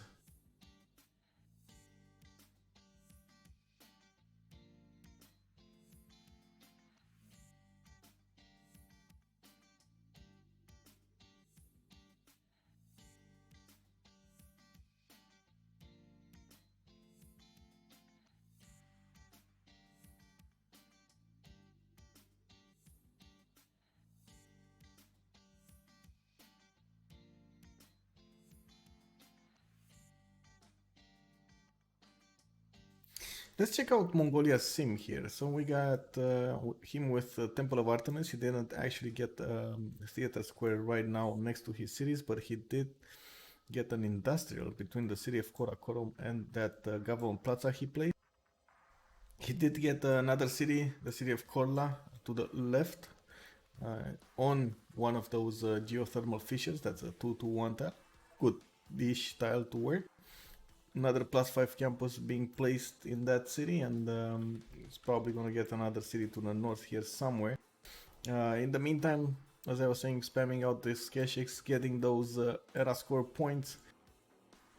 And I still don't see, is he going for max science here? Is he going to boost his team for everything? Because I don't see any theater squares. I mean, not even one. I was expecting him at least to have one. I don't see anyone else in the game actually building wonders, so maybe he should get some. For example, Oracle here would be great. Then he can build Machu Picchu here, another great choice. Plus 7 theater square? Plus 6 actually. No?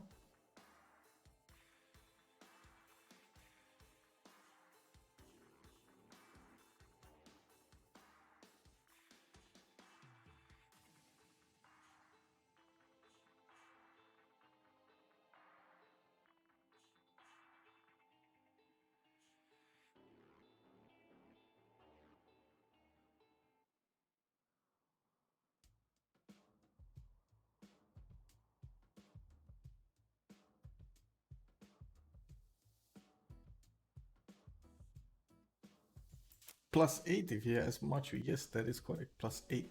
Thank you. The 2 mountain tiles would give him an extra plus 2.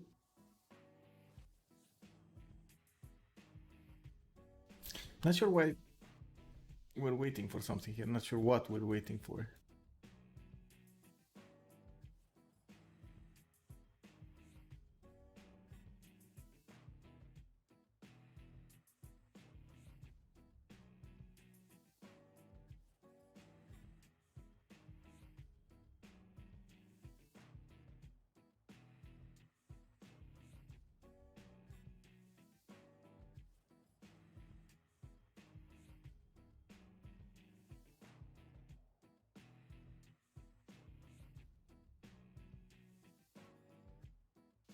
Moksha has been changed in the BBG, giving it the culture bonuses from Pingala. So Pingala, as you know, did have the librarian, the extra science you're getting, and I think it was extra. No, it was just science. Sorry, and then you had the researcher, right? Plus 1 science per turn for each citizen in the city, and next to it you had the connoisseur ability as well. Well, the connoisseur ability has been moved to Moksha, and Moksha did receive an extra boost. It gives plus 15% increase in culture generated by the city, while the religious pressure was dropped down from 100% to 50%. So basically, that's why they're calling Moksha the culture guy and Pingala the science guy. Also, the curator promotion has been moved from Pingala to Moksha here.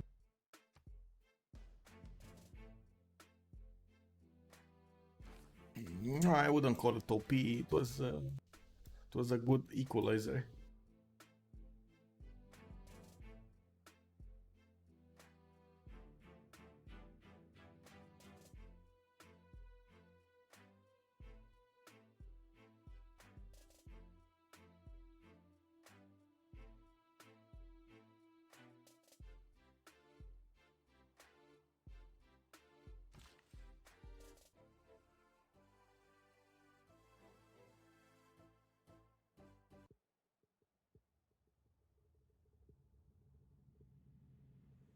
Well, it's kind of true. So he settled 2 cities to the south of Rome here. 2 cities were actually razed to the ground, first by Kree scouts, then by horses.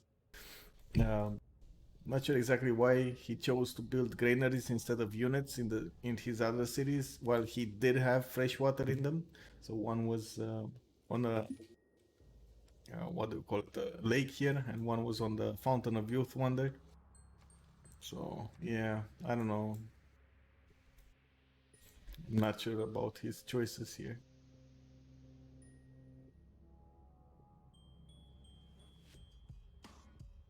Also, Corny is in a little bit of a pickle, even if he has a lot of Varus on the field.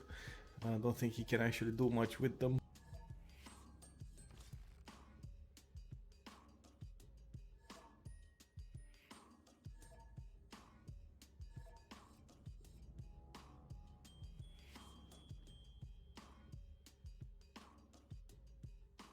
Yeah, I agree. Builders, archers. I mean, I think any kind of other choice than Graydon is would have been great there.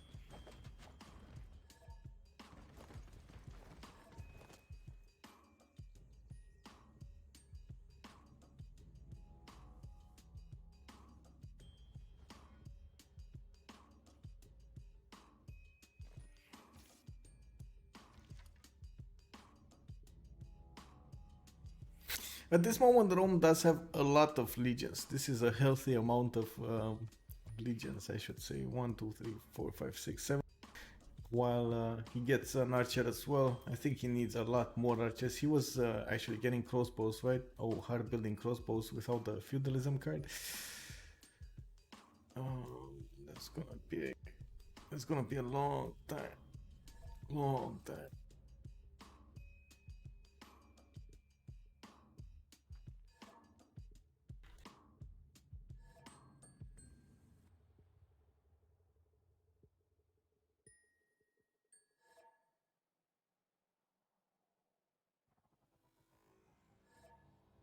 What do you think, guys? Tordred will manage to survive a samurai attack with a general from Colento here? At the moment, he didn't get a general. Or he did. No, he didn't get a general. Still on 2 general points a turn, 7 out of 60. He's gonna need to do quite a few projects to actually get a general here, but he can do it. I think 2 projects will do the trick. He did get barracks in there, so he's gonna build the samurais faster, getting extra production from that building. In the meantime, I think Corny lost a Varo, right? That's what happened there.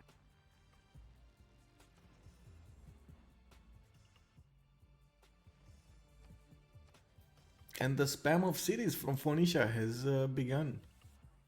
We're gonna see him settle everywhere. He did get Ancestral Hall. He did finish his Cawthon. This will be an amazing second age for him. He did get a Penbrush and Voice, so at the moment he's just making gold and extra culture from his districts. But once he gets to his next age, we're gonna see him launch in science.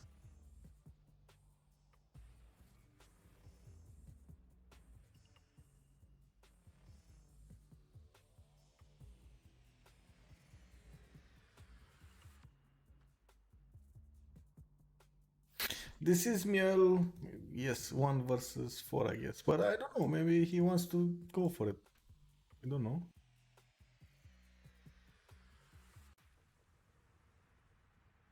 But yeah, I don't think Rome will survive Persia. I don't think India will manage to survive Persia and Phoenicia, given enough time. And Cree is just spamming cities everywhere.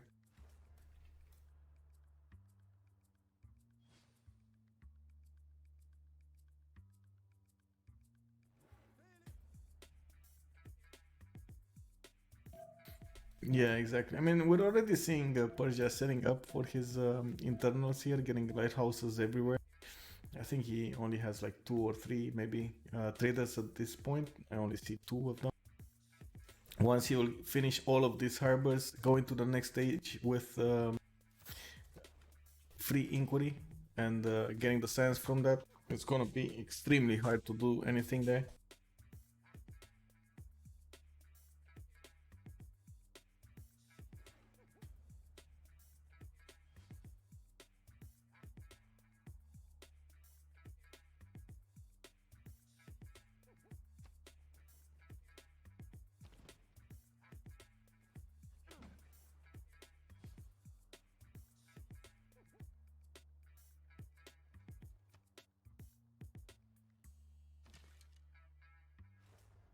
Well, Tordred sees the advance of Japan into science. We have him on 29 science and 34 culture, and he's trying to get back into the science game with the culture, of course.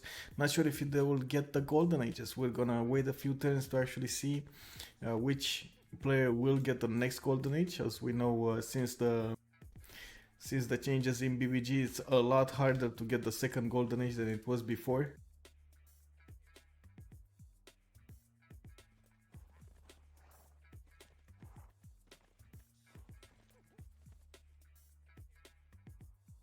I think Rome's spawn was amazing here. I also think India's spawn was good, but he just didn't have the right units at the right time, I guess. He would have needed to get the warrior into that city. He lost a few turns before. He would have needed an archer way before he built it. he went for a holy site, didn't work out that well, and then he was just too late on getting the Varus. He got one Varu at the moment. The Immortals were knocking on Deli's doorstep, so it's quite late. Like the Immortals had to walk all this distance, right?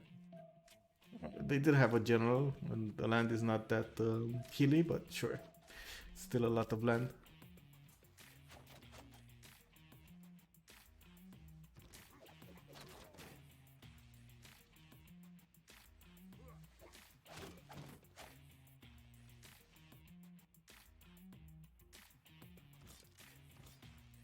Level 4 Immortal already? Wow.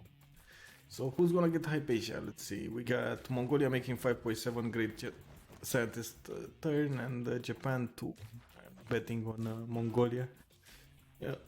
Yeah, already one turn away from finishing that research grant project.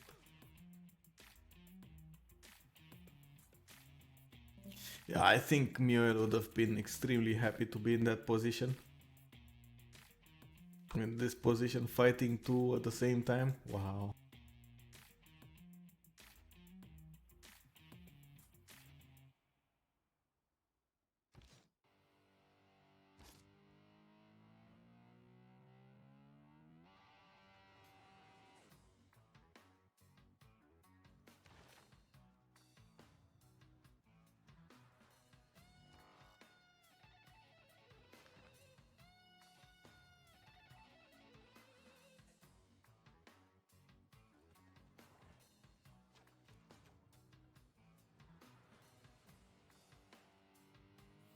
And yes, Colento is going for general projects, it looks like. He's gonna need at least two of them. Still 13 out of 60 points, and one turn away from finishing at least one.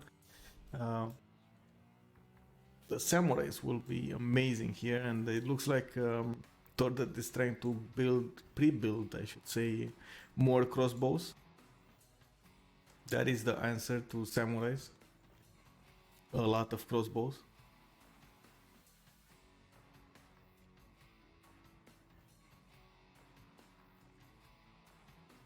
Rome spot? I mean, he has 1, 2, 3, 4. Actually, this is not a hill. Yeah, it is a hill. It's a grassland hill, so 4 hills. Actually, look at of the third ring. He has more. Like one more sheep, one more tutu, one more iron, one more tutu. He has a lot of hills. Clearly not lacking hills.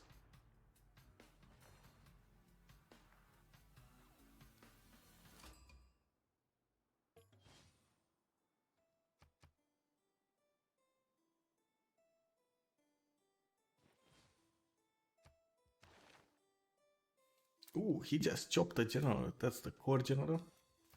Project, I mean. 51 out of 60 points. I don't think he actually built the building, right? Did he? No, I don't see any building in there, so he's gonna need to make another project if he wants to guarantee that general.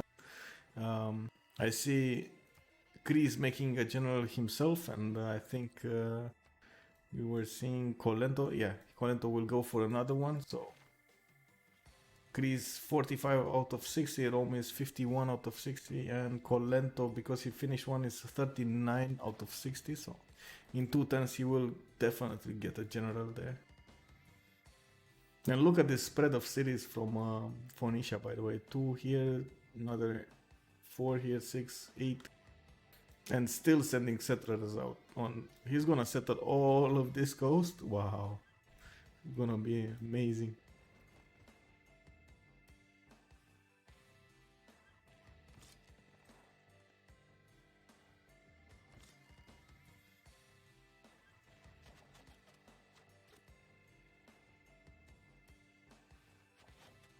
Yes, free sim Mongolia with 58 science a turn and 50 culture. Going against, look at this, Colento is actually the one leading the way in the science department in all of Nekst Vigraem's team with 47 and 36 culture.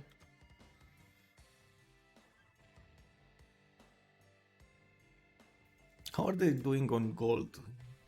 Decent. Corny is on 0, but all of the Nekst Vigraem members are doing very, very well in the gold department. Sandro Games 57, Pelman 25, Colento 21, Destroyer 21. That's a very good result there.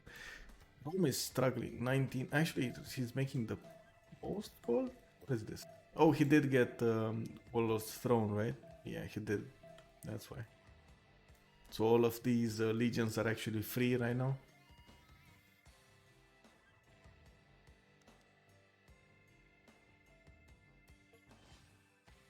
Yeah, clearly gold is gonna be a problem. Persia will just run away with gold at some point, having so many trade routes, so many harbors, uh, so much of everything, I guess.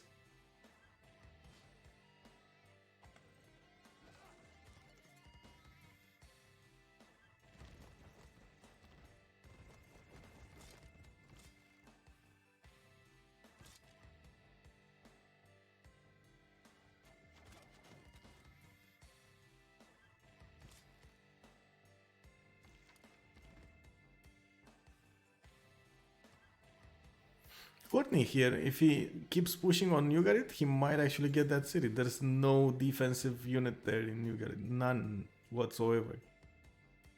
He might actually get the city of Byblos if he goes that way, but I think that is enough or close enough for these horses to actually change direction and defend it.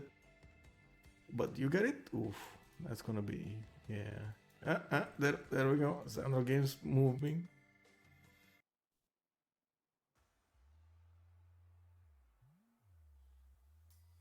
Well, this is Carrier. One turn away from getting a general in a medieval general. Already, yeah, two of them have been picked. No, one. Sorry, just three got a general, the core general.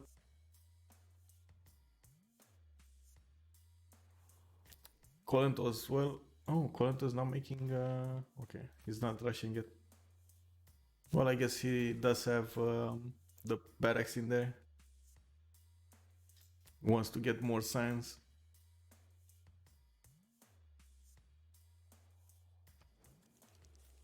I mean, you forgot to mention he lost two cities in the same spot. So I mean, this he settled the city here, lost it to Kree scouts, and then settled another one and lost it to Kree horses.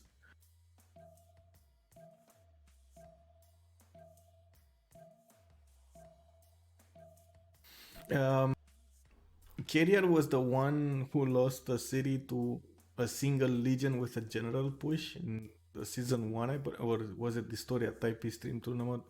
One of the tournaments. A previous game, of course. He was the one who got pushed through a one tile choke. He just needed to like put a warrior in there and he didn't. So he lost the capital because of that.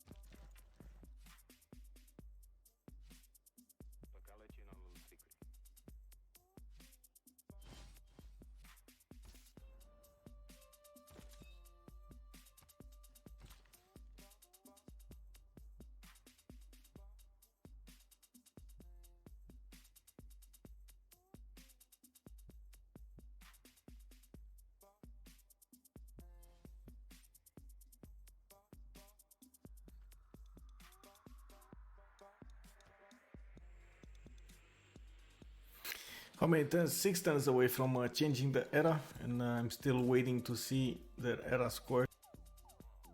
Will they get enough era score to actually get their golden ages? Not sure. All of them got a golden age because in the first era, as I was saying, you do get a guaranteed one most of the time in the 4v4 setup.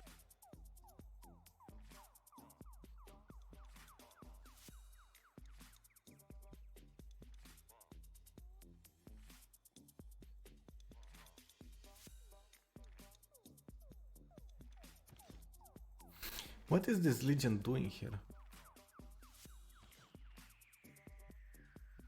Also, how do I see the promotion? Do I see it on the unit somewhere? The Fountain of Youth promotion? Did he actually move it? So you have to like move onto the Fountain of Youth tile and then move away with the unit or something? Or do you just need to be near it? I don't think, can you move on that tile? Or, I don't know if you can move. Oh yeah, you can. Okay, nice. Who's missing generals? It's gonna be a lot of them actually. We're gonna see Persia lose a general. Somebody just picked a general. Okay, so wait a second, we had 3 generals already picked. El Cid, Ethelfeld, yeah, and Timur. That's Kree, Rome, and Japan.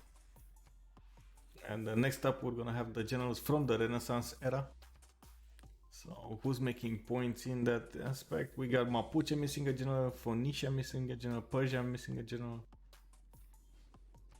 So it's gonna be, well, at least Mapuche will still have the first general. That's gonna give him points for his crossbows. I think Japan here will probably be in a golden age anyway, so he's gonna have the +5 over him.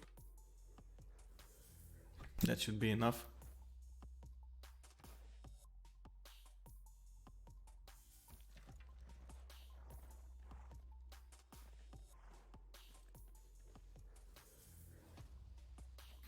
I'm not sure, I didn't see it, but I'm curious to know. So you're saying it only works if you're 45? Is it like a boo? You need to like stay in place for at least one turn to actually get the heal off, like normal heals? It just boosts your normal healing, I guess?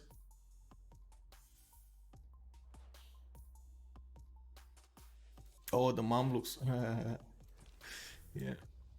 Anyway, the city of Ugarit will be in trouble here. We got 3 of Cornys Varus next to it, also a horse there, and another horse coming from behind. Settlers are just sailing past it. Interesting. No worries in the world here for Dido. He did get some defensive horses towards Byblos, and I don't think he cares that much about Ugarit. Not sure if he's actually working, but I don't think he's working the Limes card in the government. He's still in the classical republic, and that gives him all cities with a district receive +1 housing and amenity, also 15% great person points, but he did not switch the cards towards building limes, and I'm referring to this card, the 100% production towards siege units and walls.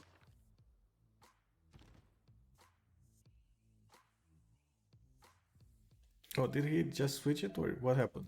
3 turns set ancient what? Oh, he did switch it, okay. Oh man. Yeah, that's gonna be actually, I think, just in time to defend that city because Corny still needs to move across the river here. That's gonna take 1 turn. This is already 3 turns away, so that is exactly at the moment Varus get to attack the Ugarit city. It's not gonna be enough.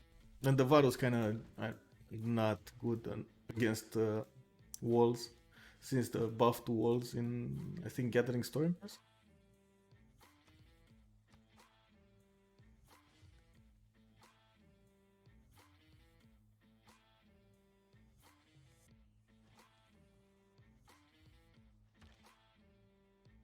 Oh, we're actually gonna see a second push here by Thanos Chankas by Carrier, our Roman player. Is gonna go against Kree's army with more than decent amount of legions and crossbows backing them.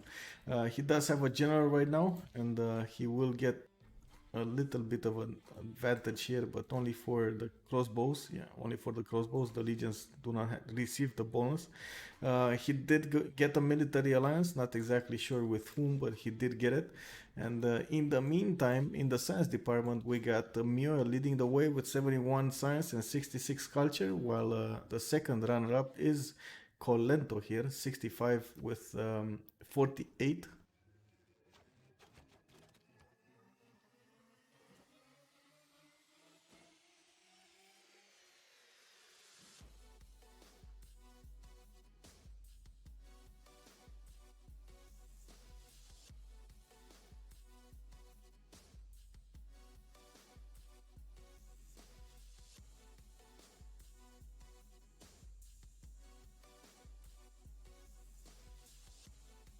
In the meantime, Tordred did get two more cities, the city of Nagmapu and Huidimapu to the north of Puelmapu.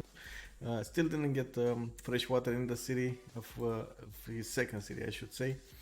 Didn't aqueduct it yet. We might aqueduct it later. 4 turns away until we get to the next era. I'm still waiting 2 more turns to actually see who's gonna get a golden age or not. So we are as close as possible to the era switch, so we can see how much era score do they need to get.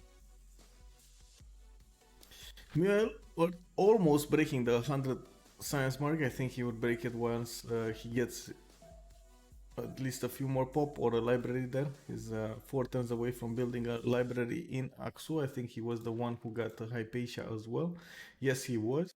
That gave him a free library, and the libraries, all libraries in his series provide plus 1 science more. Not sure exactly why he's not building more wonders here. He could have gotten quite ahead in the culture department. In the meantime, he's just happily spamming cities away with no worry in the world. On 11 cities.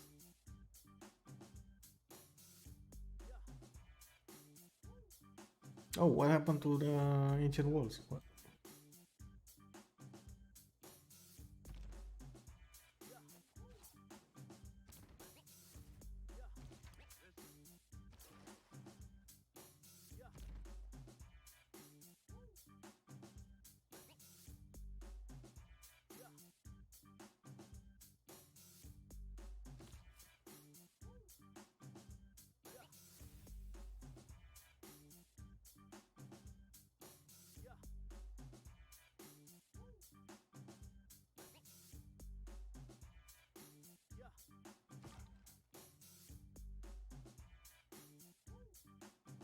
Ooh, a level 4 scout here by Persia. Destroyer has one with the plus 20 ambush promotion and both Ranger and Alpine promotions. It's an extremely fast and strong scout.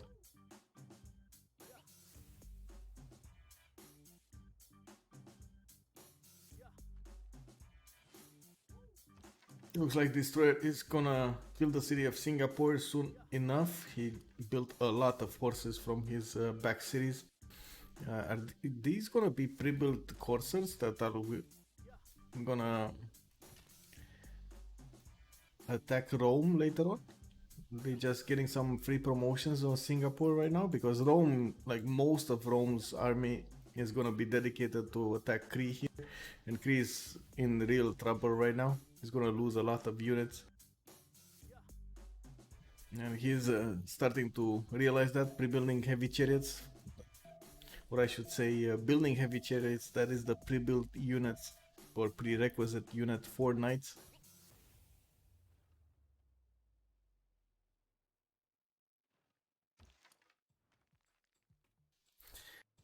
And next turn, we're gonna see the era score of each player and find out if they're actually gonna get the golden age or not. I still don't see the samurais in Japan series, but I think they're coming. He's building battering ram here, a lot of archers pre-built. I think a lot of them, 2, 4, 6, 8 archers pre-built.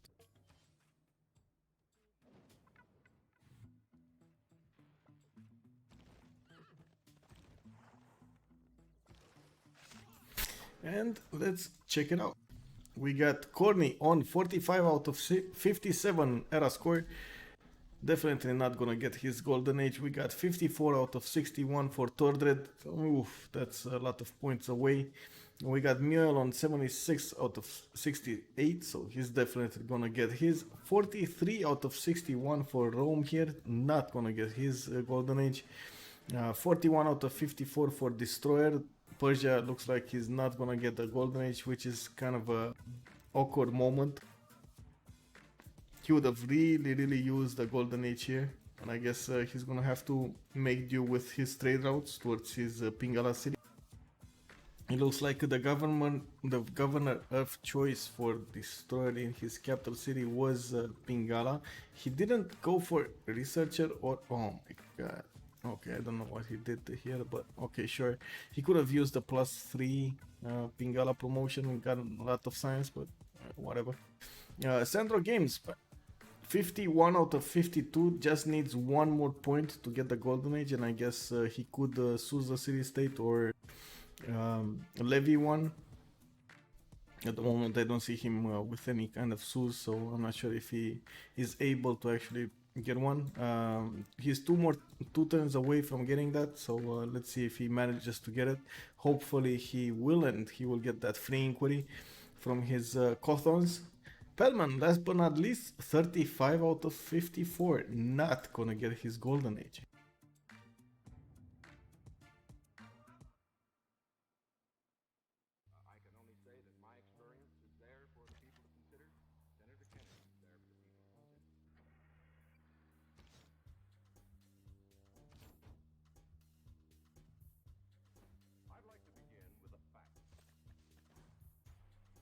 In July 1965, the countdown approaches zero.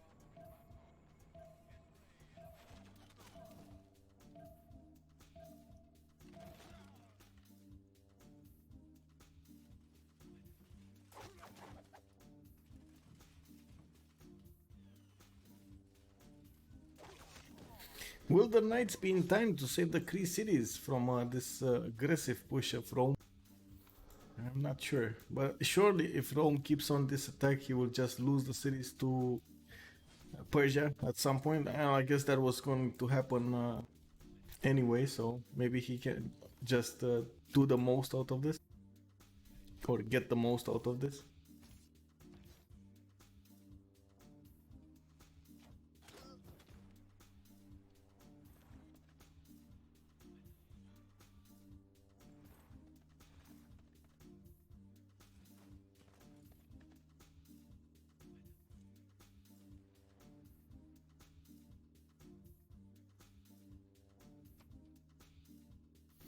Civrus is two turns away. He's gonna get to build at least three more heavy chariots.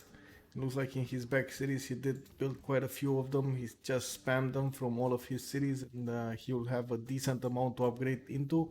Let's check out how much do they have in the bank. It looks like they have a decent amount of gold between them. 300 on Polento, 400 on Destroyer, another 200 on Pellman. They should have enough for all the upgrades they need to. In the meantime, Colento is building more settlers, and I'm guessing he's gonna wanna push Mapuche here. Mapuche will just lose this crossbow. Rip. Yeah, rest in peace.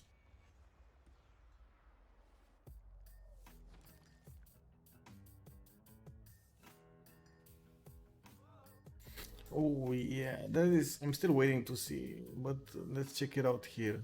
54 out of 52. Yes, he guaranteed his golden age, and successfully defended the city of Ugarit against Corny's Varus.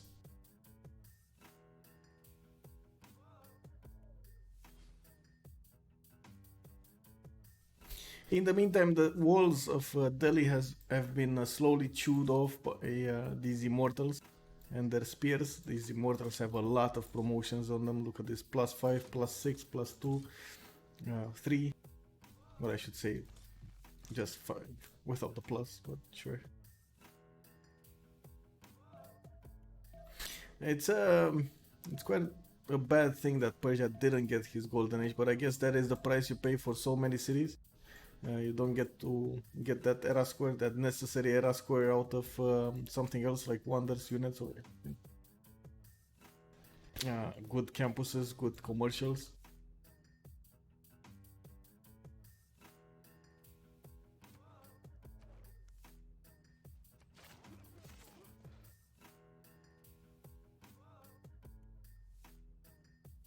The thing is, Colento didn't get the golden age here. He's in a normal age, so Tordred here just lost his +5.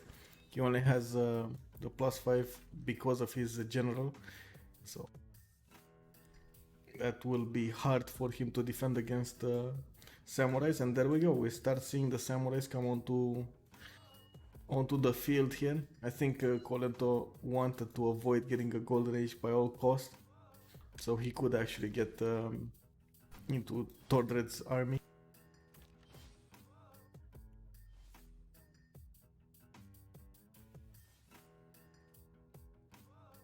Yeah, that is problematic here. That is extremely problematic for the TBD team.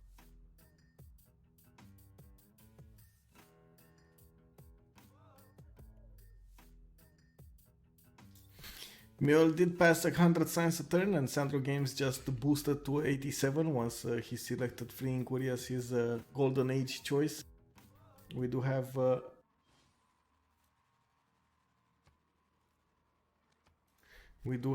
Colentos well following with 72 science a turn and 34 culture. I think he just switch? Oh no, never mind. Who's next? We got anyone else in a golden age? No. So only 3 players got a golden age? 2 actually. Only Mongolia and Dido got a golden age. Okay, okay. That's a sad day. That is a very sad day.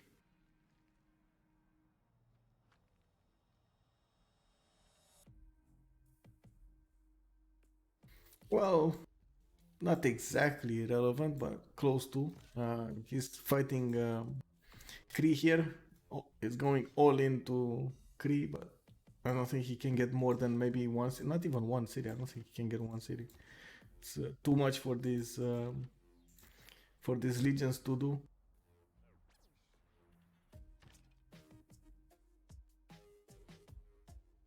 And it will be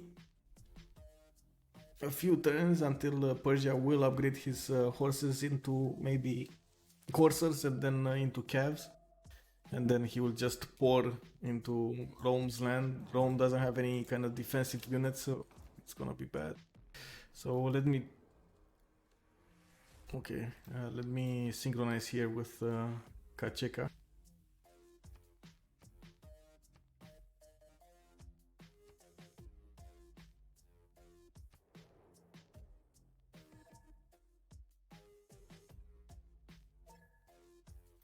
Okay, so I guess he wants the other way around, doesn't matter.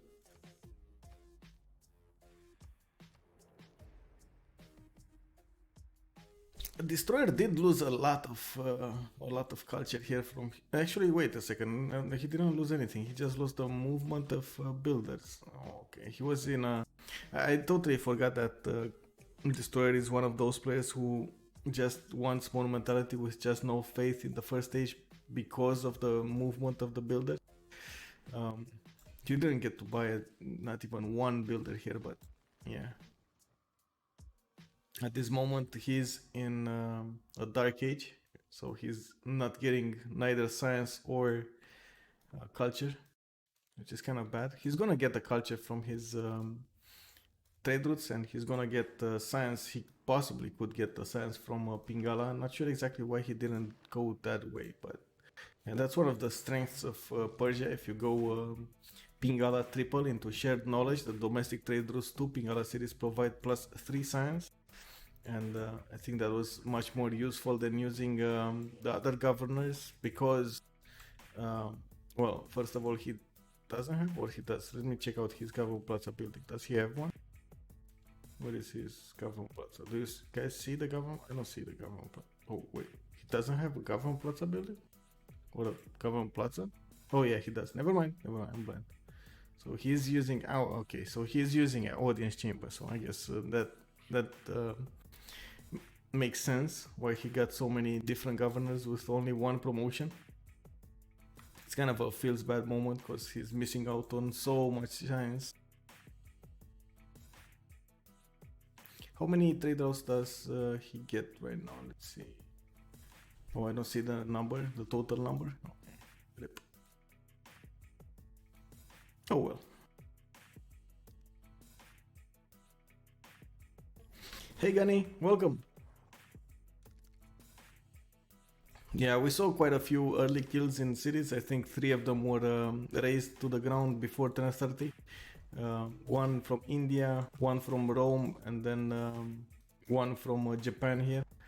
And Rome got another city raised by Cree at a later point, and right now is being very aggressive to those northern Cree cities.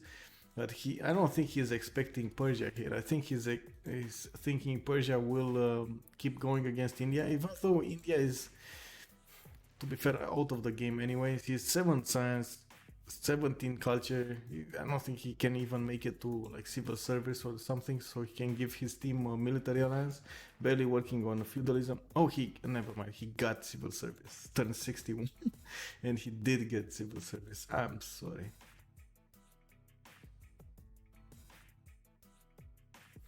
Colento pushing out. Yes, we'll probably see Colento pushing out. He did upgrade a lot of those crossbows, but he only has at the moment one single samurai on the field. He's probably gonna be interested in settling a city on that. On that general tile. Well, he had one anyway. He does have the pantheon of choice. The Marsh Pantheon or the Floodplains Pantheon, and look at these tiles. Those are amazing tiles to work.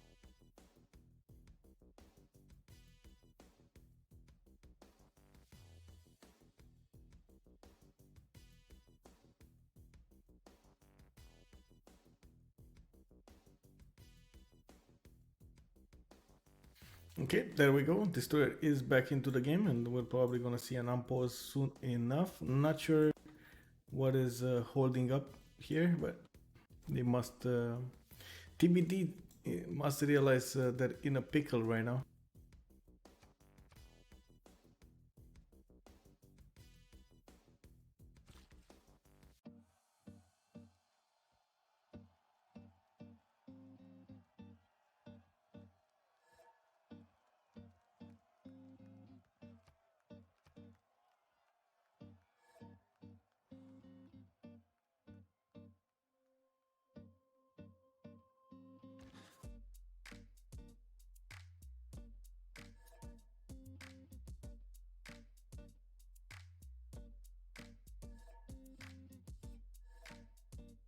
And there we go, the unpause is on. So next turn we're gonna see ancient walls being finished in the city of Crete. He does have a knight inside, so it doesn't look like those crossbows will go anywhere. Even if it encircles it with legions, it will not be enough to be put under siege. The city is on a lake tile, so it's not possible unless you get a unit inside the lake. In the meantime, the knights are starting to be in the front lines here, and I don't think it's possible for the legions to push anymore. Just look at these knights, they're just so strong right now. What is this? Oh, wait, what?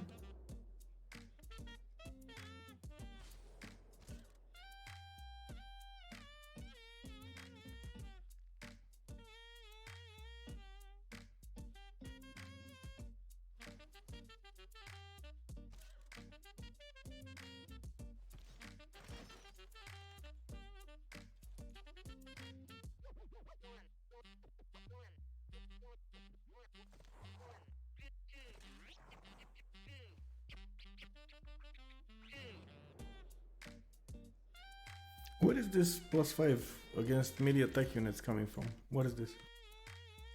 I mean, I don't see it in the session. If you see, like, the knights and the legions have in the drop down.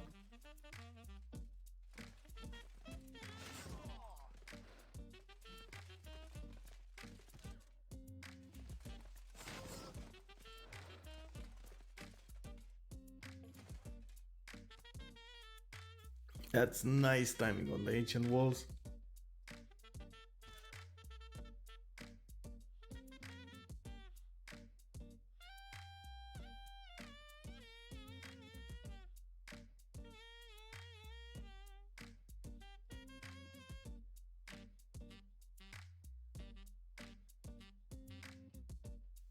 Oh, Twilight Feller. Okay, yeah. I don't know why I was thinking about. Yeah, you're right. You're right. He's in a Dark Age. You're right. That is the Dark Age card. Thanos is in a Dark Age himself, so both of them actually have Twilight Feller. Nice.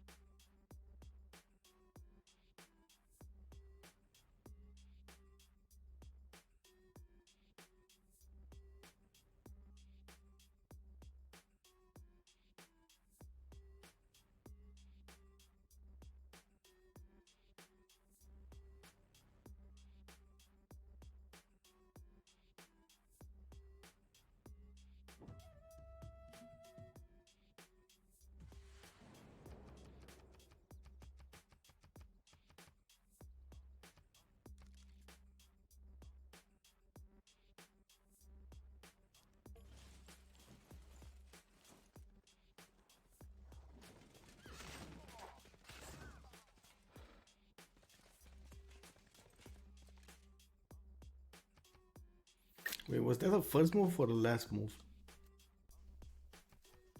Loading? Because I don't see this ancient wall finished. I think it was a. How did I resync during the turn? What? I don't know.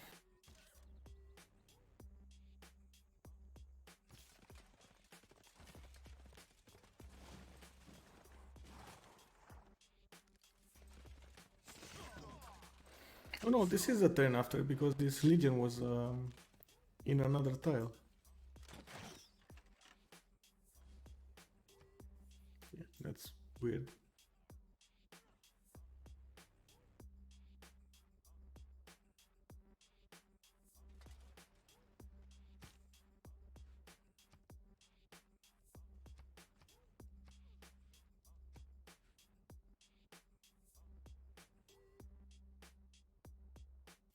So let's see this push from Japan into Mapuche. It looks like he still only has. Oh no, he got another one. So he has two samurais starting to build more in the city of Nagoya. In the back cities, he's working on theater square. He was getting some of those projects done, but still with no amphitheaters to actually use those from. He does have good theater squares adjacencies though. This is a +3 or +4. This is what +4 the industrial, and here in Osaka another +1. And in the meantime, he's building a temple in the city of Kyoto to give him more faith, I think, and I guess the ability to get the apostles.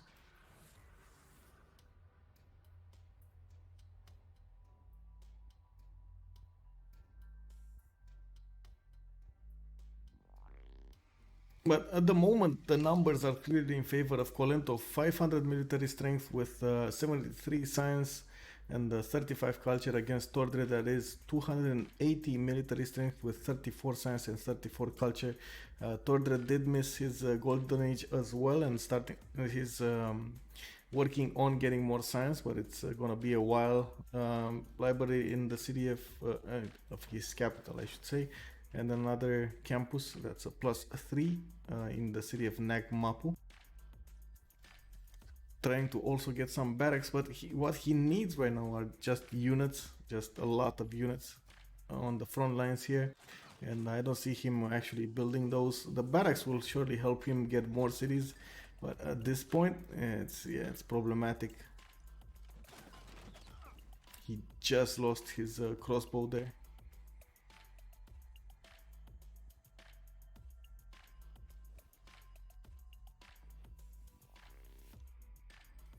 It does look like it was how you guys on the stream were saying it. It looks like Mule is against the world here.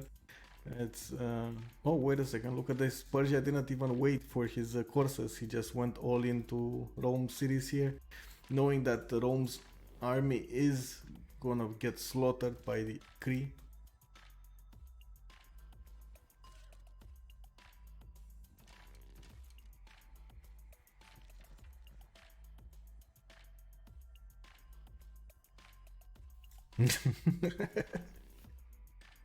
Yes, you're right.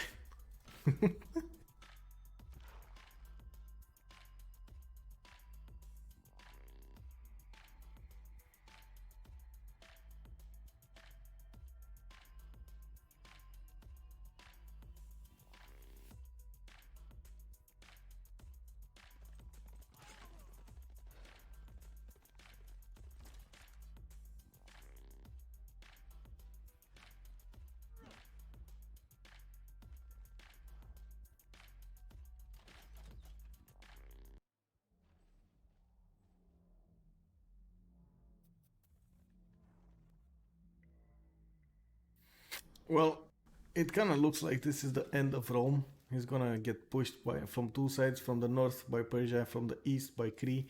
Cree will probably get all of these units that are between those cities. It doesn't look like they have a way out of that. Maybe the crossbows will manage to back off, but the legions will surely not with only 2 movement. Those knights will just catch up with 5 movement over them. And as you can see, they basically 2-shot or 3-shot the legions. These knights.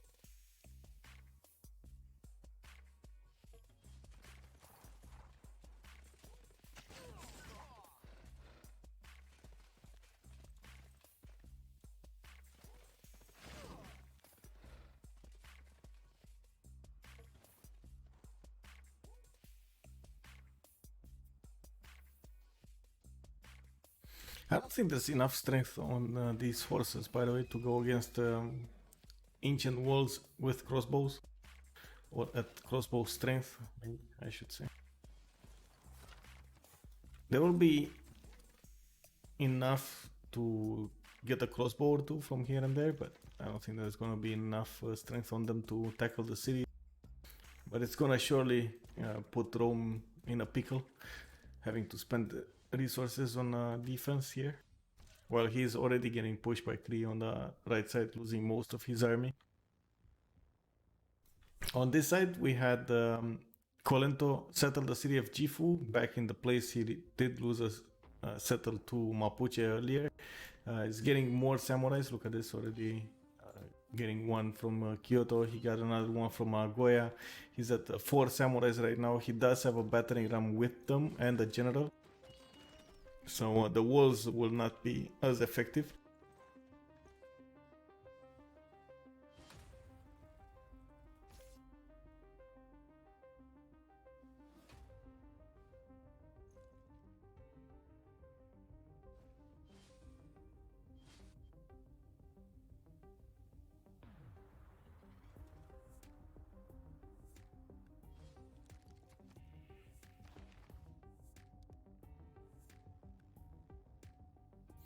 There is Mongolia that has 1 great writer points a turn, and Japan with 3.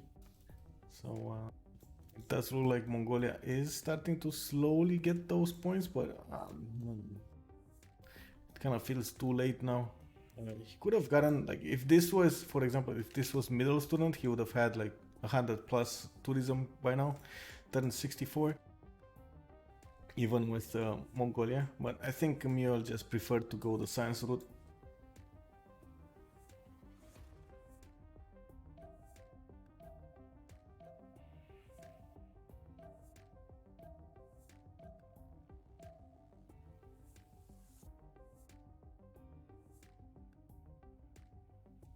Yes, actually by 2, but yes, you are correct. At the beginning of the game, it kind of looked like 3, but could be expanded to defend Dido from any kind of possible intrusion from Rome.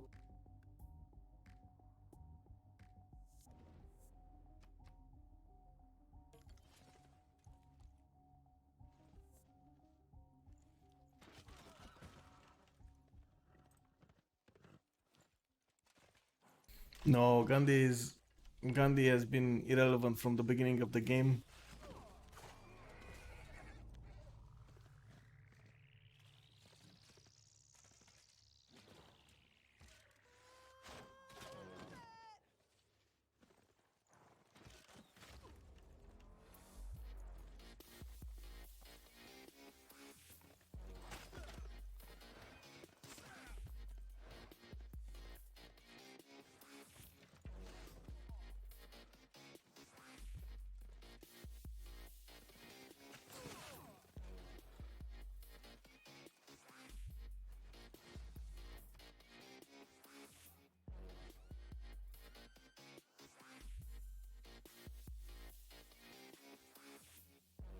These are an impressive amount of horses, by the way, fielded by Persia. I just wish all of them were coursers. I'm not sure how far away he is from coursers, but he's making 50. Well, he shouldn't be. He's working on printing. So let's check it out. You get coursers at castles. So that would be 4 turns away from him to actually get them. And I'm not sure why he didn't go there. He would have been much more successful here on the offensive.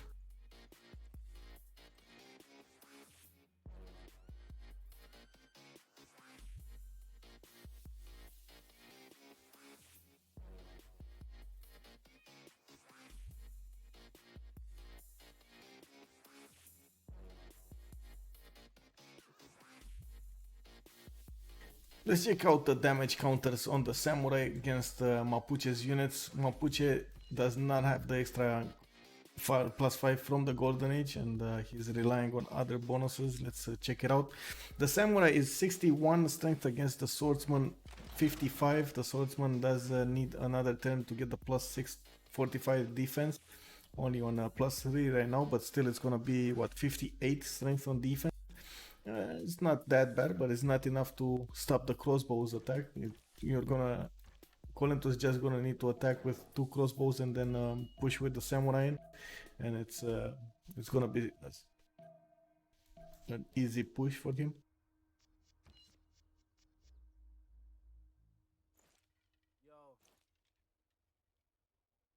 The cities do have 49 strength right now because of the knight that has been built in the cities, in the back cities. So he's gonna get at least that more strength on the cities.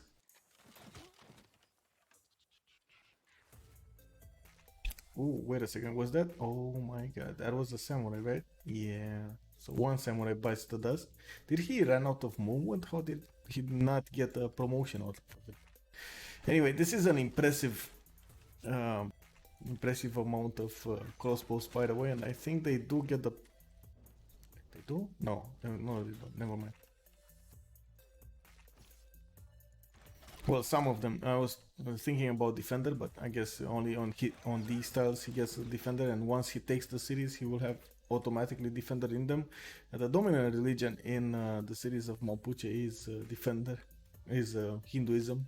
I think that's the only religion in the game actually. Muriel, 140 science a turn with 90 culture, going against Sandro Games, 102 science with 44 culture. Sandro Games is in a golden age, so he does have a free inquiry, while Mule is still in a pen brush and voice golden age. At this moment, we are watching Japan go against Mapuche here with an impressive amount of crossbows with a general and samurais behind them.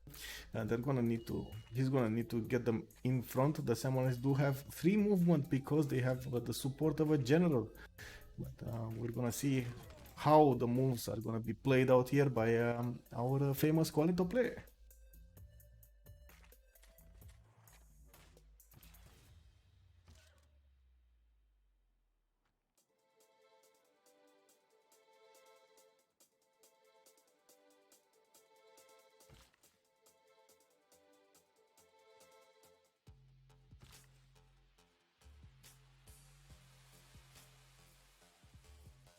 Looks like nobody's interested in pushing India anymore. We do have that amazing push by Cree and Persia at the same time on carrier here on Rome.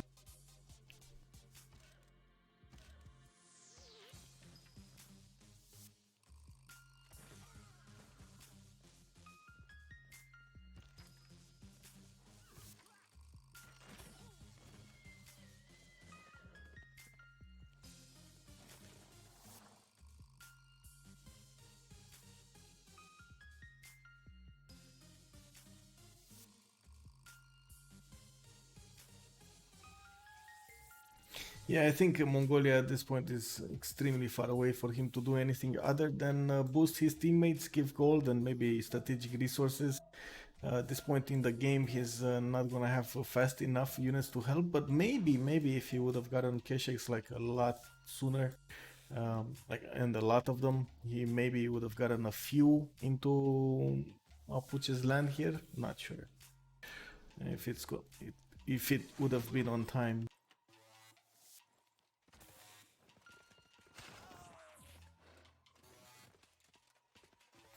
We lived. No, it didn't. Never mind. And it did. Wow, that's an impressive amount of units that attacked that single samurai. And it's, oh my god, it lived on 1 HP. Wow, that is a 1 HP samurai. Just wow.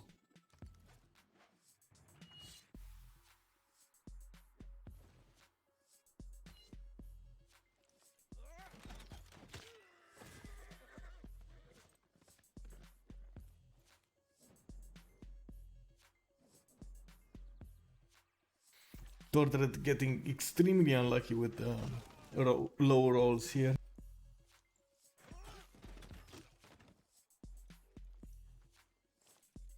And slowly Kolento is killing off his units. Slowly but surely. Kolento did get to 600 military strength right now. He was at 480 a little bit earlier. So, clearly moving up.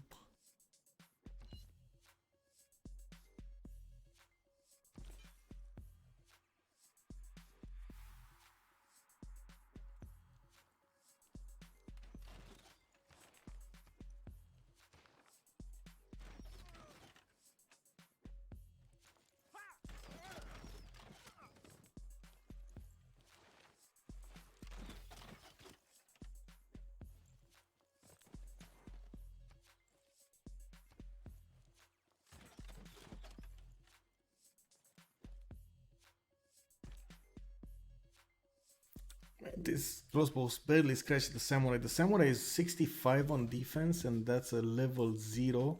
On this samurai, he did get the tortoise promotion. That gives him a plus 10 combat strength when defending against ranged attacks. And if we hover over the crossbow against the samurai, it's a 75 strength, of course, with the extra plus 10.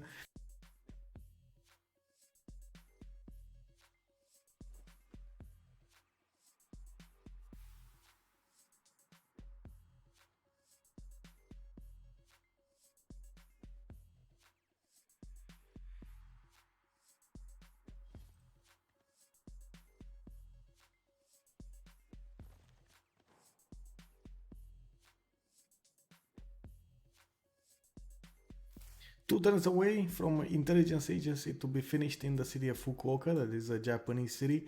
We're gonna see him have an extra spy that he can send to the cities of Mapuche and get an extra diplomatic visibility on him, giving him extra plus 3 damage. The samurais already have plus 3 intel on opponent's movements, and I guess that is because of printing. And it doesn't look like Tordred will get printing anytime soon, but we can check it. Let's see, Tordred working on gunpowder, not printing. He does need a higher tech unit to withstand the attack of these crossbows with the samurais, but I don't think he has at this moment enough pre-builds for gunpowder to actually be effective. He's gonna lose the city of Mamul Mapu in a few turns. Oof, that's one attack from the samurai with a battering ram that just totally destroyed the fortification health.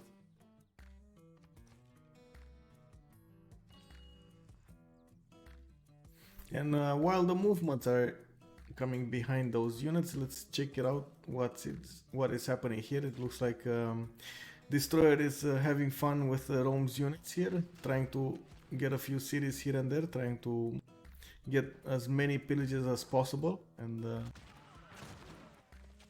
in the meantime just being an extreme nuisance here for Rome. I don't think he's gonna get the city of Granada. Next turn we're gonna have walls pop into that city, so it's not gonna be enough damage on the horses to actually take down the walls and attack the city. In the meantime, Persia is getting a lot of builders done, and I guess those are all builders with the feudalism card. Thinking maybe yes, 4 builds on that, 3 builds, 1 build, 5 builds, yes, feudalism builders. Rolling thunder in the dark, lonely man, graveyards makes me wonder what it is to make it through. Shuffle broken and a shame for some games I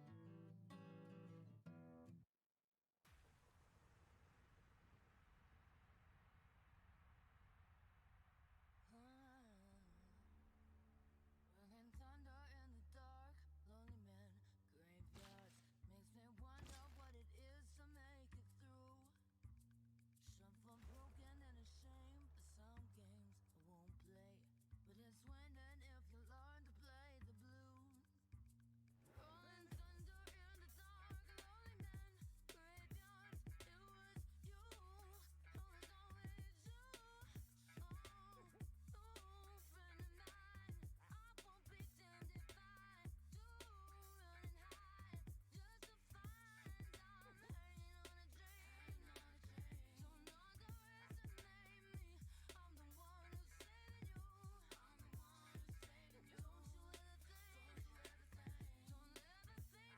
voice, oh to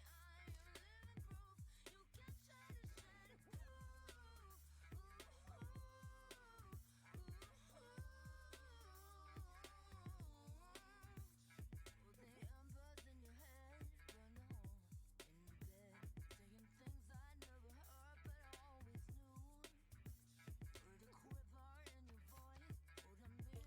I remember. I'm a bit surprised he stopped his attack on Rome here. I think if he would have pushed, he would have probably killed most of these crossbows with the legions. He does have an advantage there. The only problem is his units are not healing because of the Twilight Valor card he was using. We are getting closer and closer to the next era, so we're gonna have to wait and see what are they gonna get. In the meantime, Thanos is 1 point away, 1 turn away from getting gunpowder, and he will get muskets on the field. He did save the city of Granada with walls, and the moment those horses are just watching the city, unable to do anything about it.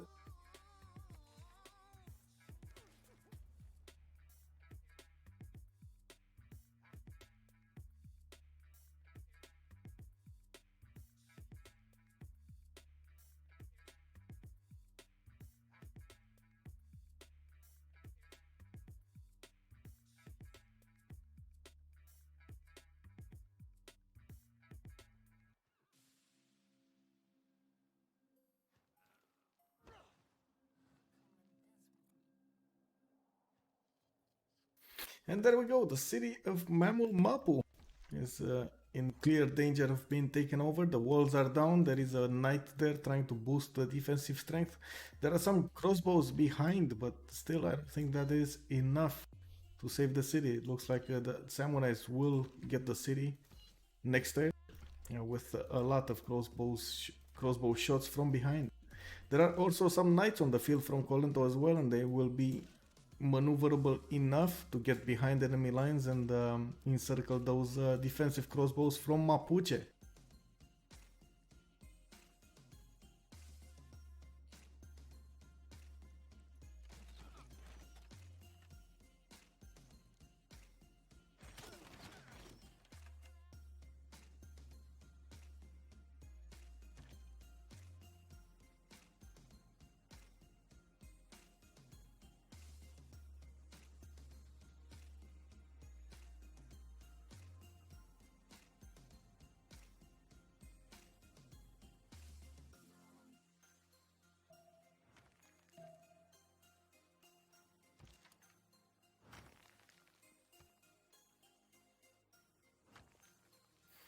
Looks like Tordred is using the Scorched Earth tactic, just trying to destroy as many features near the city with different things, like getting Oracle on that hill, like putting down an industrial on that tile.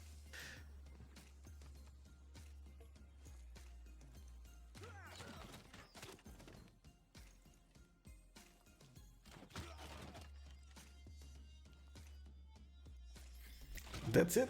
The city of Mamul Mapu goes into the possession of Japan. Colento here getting the best out of that city, and it looks like he will probably go on and take the next cities as well. He still has the battering ram, he still has the... Where does he? Wait, where's the battering ram? Does he need to buy another battering ram? Wow, I just noticed it's missing.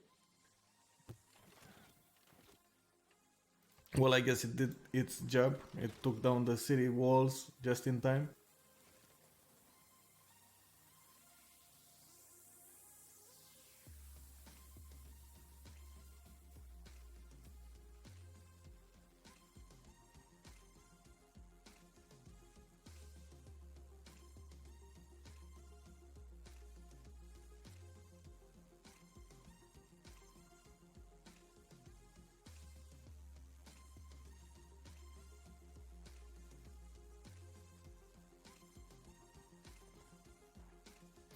We are going for planes. Well, I mean, that could be a tactic, but that's too late in the game. He's gonna lose all of his allies until before he gets to planes. Rome for sure will probably die at cuirassiers and field cannons. It looks like, let's see, Perman is 60 science. Well, it's not that far ahead. But Destroyer here will get quite a few units to the north. He did manage to save his 4 cities though at this moment. Quite curious here. Because Kree didn't keep pushing, it gave enough breathing room for Rome to actually survive this. I'm still surprised Kree didn't push his advantage there. It was exactly at the right moment he needed to, and just stopped, hesitated.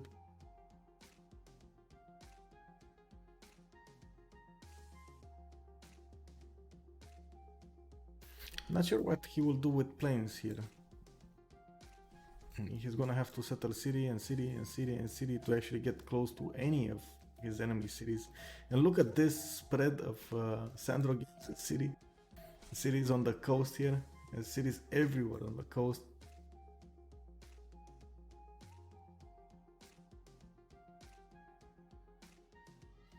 Miel did go over 200 science turn, right now at 210 with 106 culture as well. It's the first one in the game to go over 200 science and the first one in the game to go over 100 culture a turn. Colento will try to keep up in the culture department, but at the moment he's more interested in destroying Mapuche here. In the meantime, it looks like Corny did build another batch of Varus here, and maybe he will try to make a push of some kind. Not sure if that's a viable option. He still needs a lot of units, and neither Persia nor Phoenicia is actually interested in pushing him, even though they did get some defensive units up here with knights, as you can see, and some immortals with horses on the borders between India, Persia, and Phoenicia. We are 9 turns away from switching the era, and we're gonna need to find out who's gonna get the next golden age. The golden age is not that important, or the next one I should say. You do have, I guess, one option would be, of course, monumentality for some civilizations, but we don't have any religious ones. Maybe Japan can use it a little bit, but he's only making what, 13? Yeah, 13 faith a turn is not enough faith to actually do anything meaningful with it.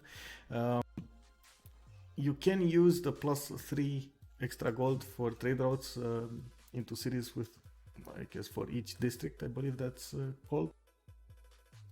And that's about it.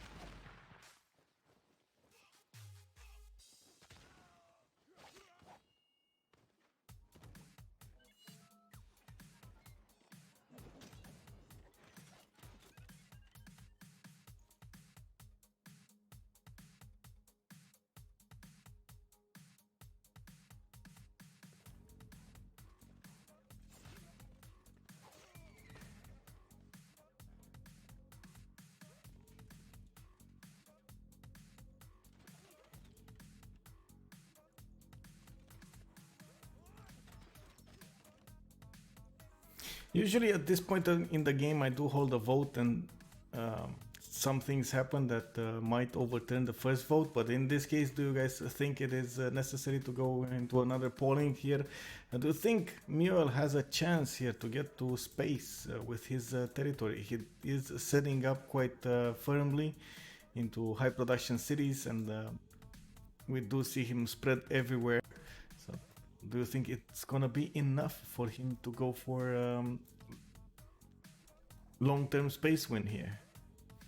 Or will Nekst Vigraem get the win here with killing off India in the end, killing off Mapuche, and of course following those kills with Rome? Oh, another push from, oh my god, he's gonna lose the units again, isn't he? Carrier pushing to the south now into the Cree cities. Cree did get a few units there, or has a few units there. Not that many archers or crossbows, but should be enough time for him to move them back.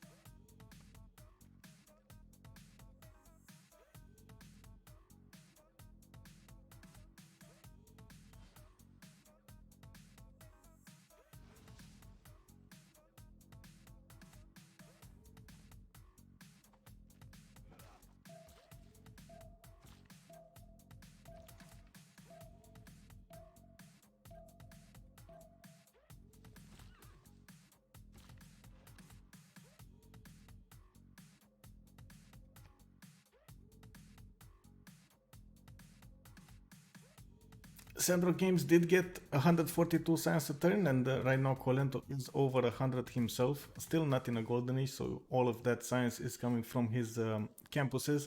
He's gonna get the cities of Mapuche soon enough here. He just destroyed that encampment from Buel Mapu and working on the city's defensive units right now. I don't think there is enough production in Mapuche's main cities to replace the units that he's losing on the front lines at this point. So it's just a matter of time until all of his units will probably get overwhelmed here.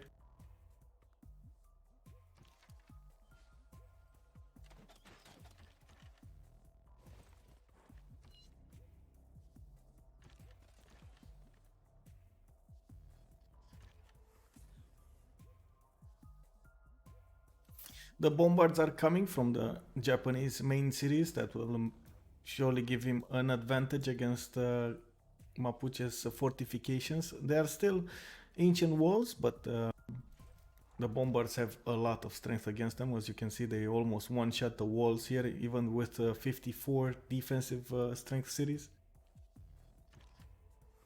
In the meantime, those crossbows will do as much as they can against the units there, against the knights and against the defensive crossbows that Mapuche has.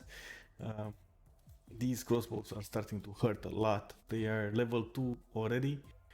They do have the general that will give them the +5 and extra movement as well.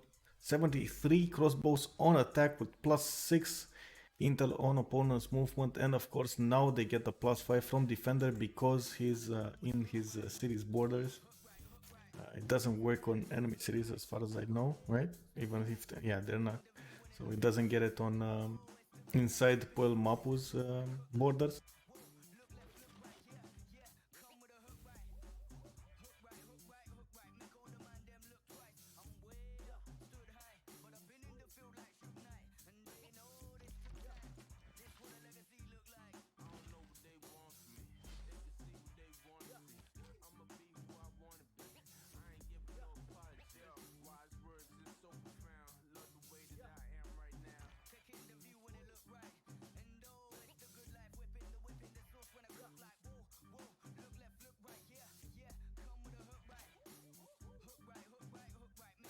And there we go. Now Kree knows there are muskets knocking on his borders.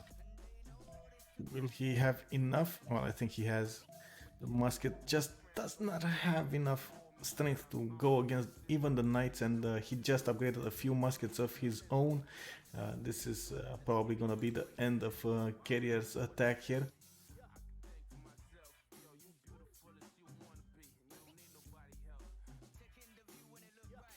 Mule 252 science a turn.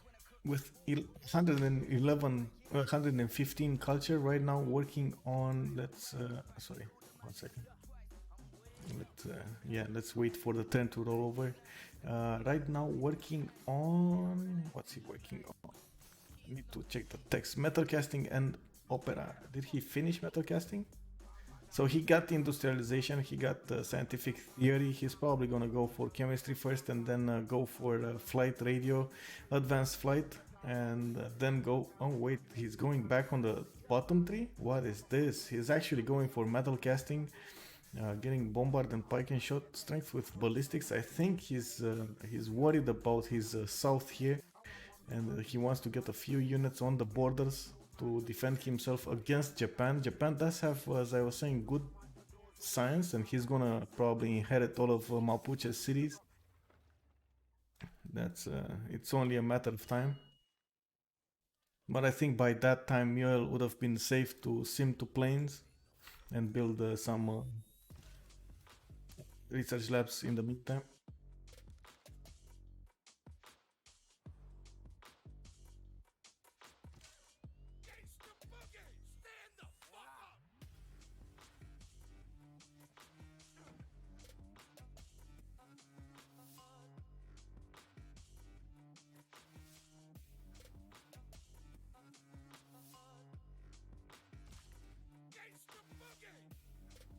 Mongolian tanks on Japan.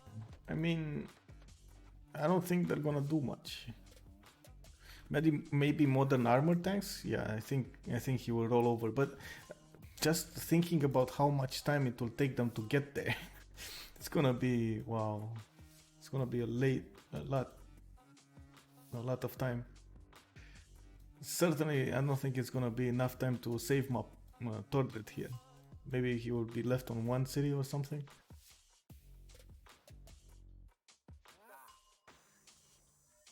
And I think by that time, Colento might actually do enough here. Not sure how much damage Mule has over them in terms of.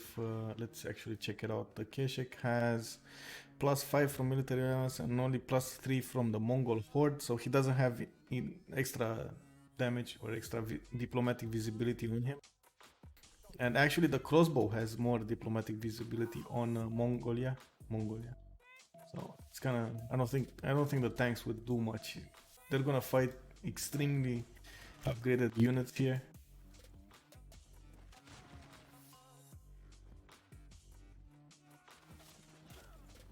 I should say promoted, not upgraded.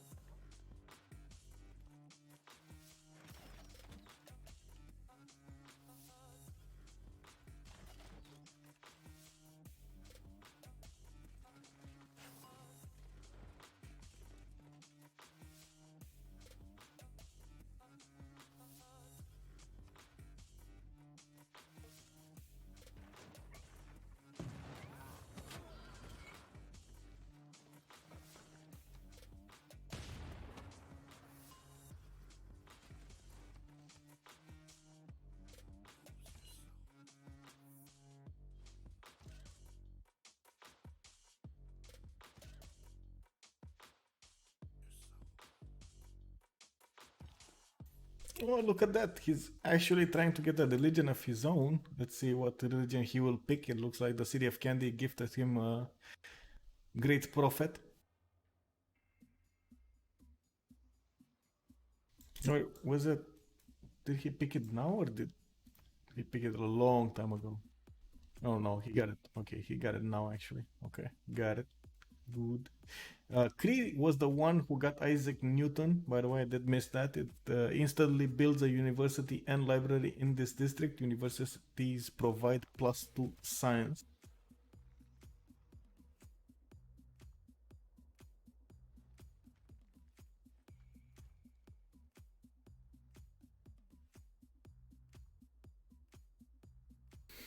But still, not coming even close to Mule science. Central Games is 200 science a turn. That's 90 science less than, or I should say 86 science less than Mule, with 86 culture turn, he's gonna lose most of that science because in 5 turns he's gonna lose free inquiry golden age that was giving him extra science from his adjacencies for harbors and the commercials. In the meantime, it looks like he did build a lot of campuses to counteract that effect, but let's see if it's gonna be they're gonna be enough.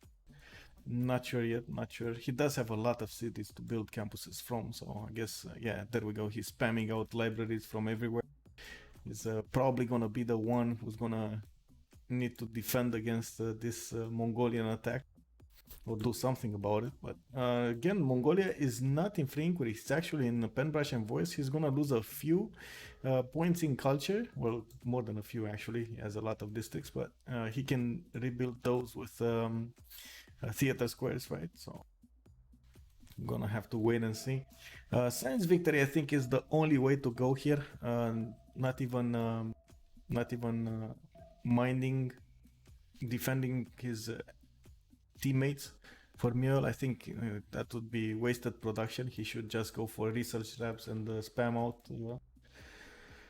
spaceports everywhere. Let's see. I don't think it's gonna be enough time for Colin to get there. It's probably gonna be at the same time or much how to say, much later than Mongolia gets to his planes. Yeah, they're having a lot of issues. Carrier with the -10 gold a turn, Perlman with -15. Yeah, a lot of issues. But look at this, Sandro Games 277 gold a turn. They're clearly favored in the gold department. Destroyer 91 himself.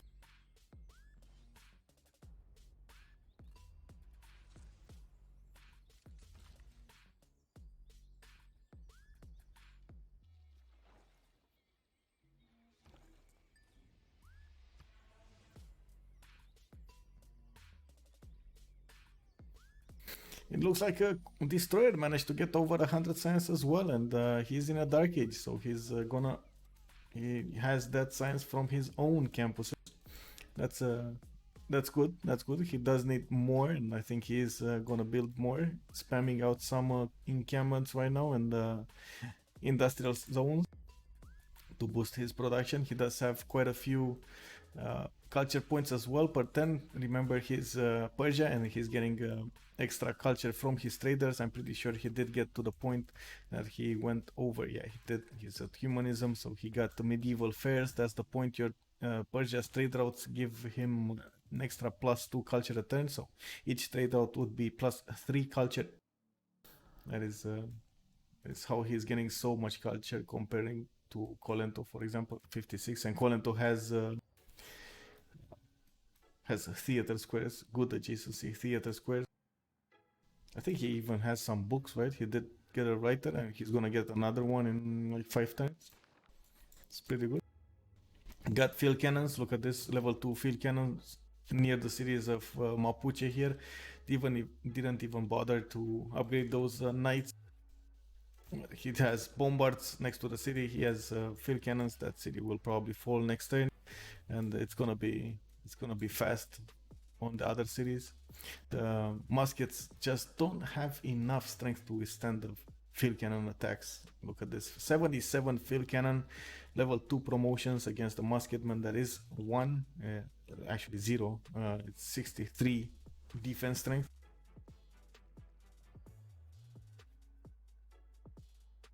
And still nobody in this game built Oracle. This is unbelievable. Like, normally you see Oracle being rushed in the games. This time, no.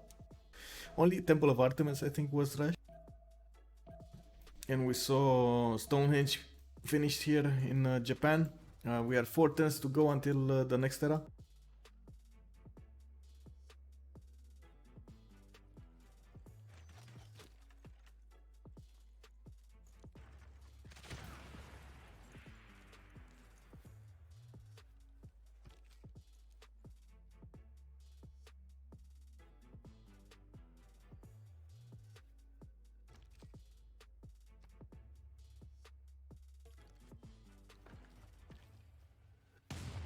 Oh, that field cannon bought the dust there. Oof. Going on the offensive there, Mapuche did manage to take out that level 2 field cannon, but in the meantime, I think he lost the city. Or was it enough? No, he did lose the city.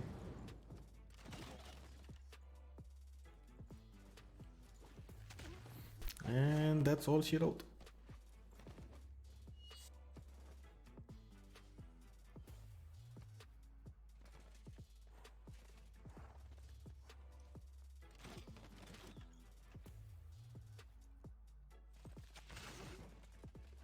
Mapuche managed to get back the city and kill off that knight, but he's probably gonna lose the city again next turn, trading a knight for a knight there.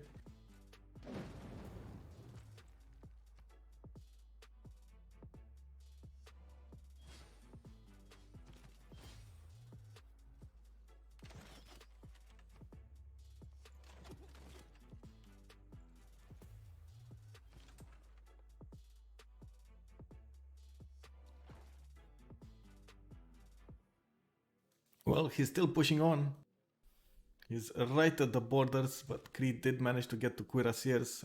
He got field cannons, and I don't think there's any way Rome could actually push further with 44 science and 29 culture a turn versus Spellman that is 78 and 76. He's clearly behind. But look at Spellman's gold per turn, minus 38 gold a turn right now. He's probably being funded by Sandro Games there with almost 300 gold a turn. That is, wow, impressive amount of gold lost per turn. Building Machu Picchu in 4 turns from his city, from his capital city, that is actually a good industrial. That's his industrial from his capital? No, that's from Musumin. Musomin.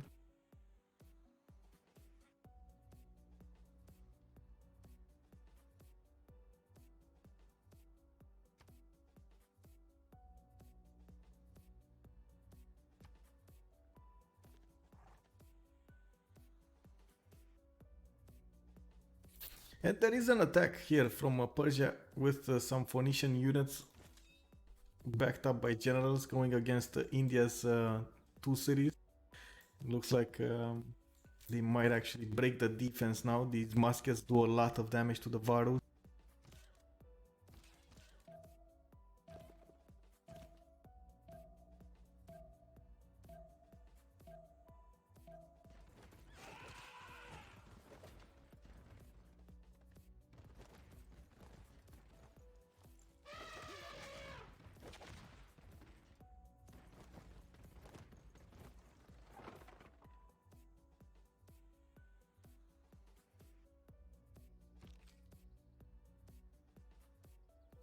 Level 8 musket, or I should say 7.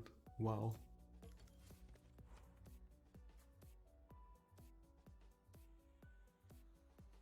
How can you even upgrade that? What? Wow.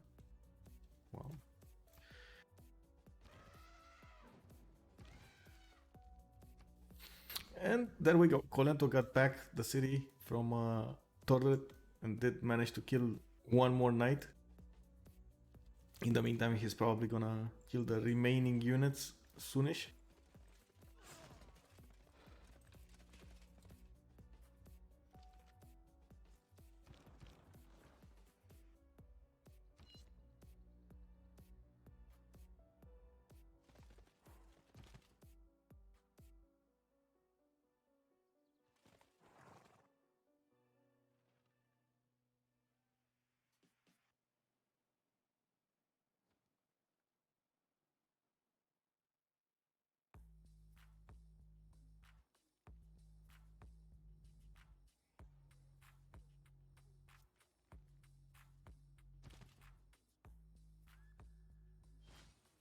And this is the time for Crete to counterattack. There are not enough units left to defend Rome properly, and he will probably have the support of Persia at some point. Persia is trying to get as much as possible his industry up. It looks like he's spamming those industrials from every city. He did get his science up in the meantime, 119 science with 82 culture return. He's in a dark age, so he's not bothered by any, penalty next era. Let's check out era score points. We got 65 out of 68 for Corny. Tordred is on 82 out of 86, not that it matters that much. Mule is 105 out of 120. He might actually miss that. 15 points to go, 2 tens. Just too many points. 54 out of 68 for Carrier. They're definitely not gonna get his.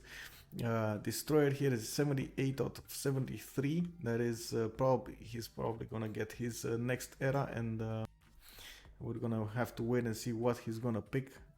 There's not many good choices there for him to pick. Colento, 90 out of 77. Definitely gonna get his golden age. Actually, he's gonna be in golden age. Never mind, I thought he was dark, but he's normal. Sandro, golden age right now, 77 out of 95. Definitely not gonna get his golden age. And last but not least, Spellman in a dark age right now, 77 out of 65 points. He's probably gonna be in a heroic next time, having to choose out of 3 possible, actually 3 out of 4 golden age options will be available for him. And he's spamming himself the libraries, the campuses, and sending those trade routes towards his allies. He's gonna get a lot of gold just from those. Probably gonna make up for the lack of gold right now. He did spam, I guess, other types of districts in his cities instead of making gold districts like harbors or commercials. So right now he's suffering quite a bit about that. Didn't even activate Isaac Newton. He's still waiting to finish that campus, so he gets a free library and a university at the same time.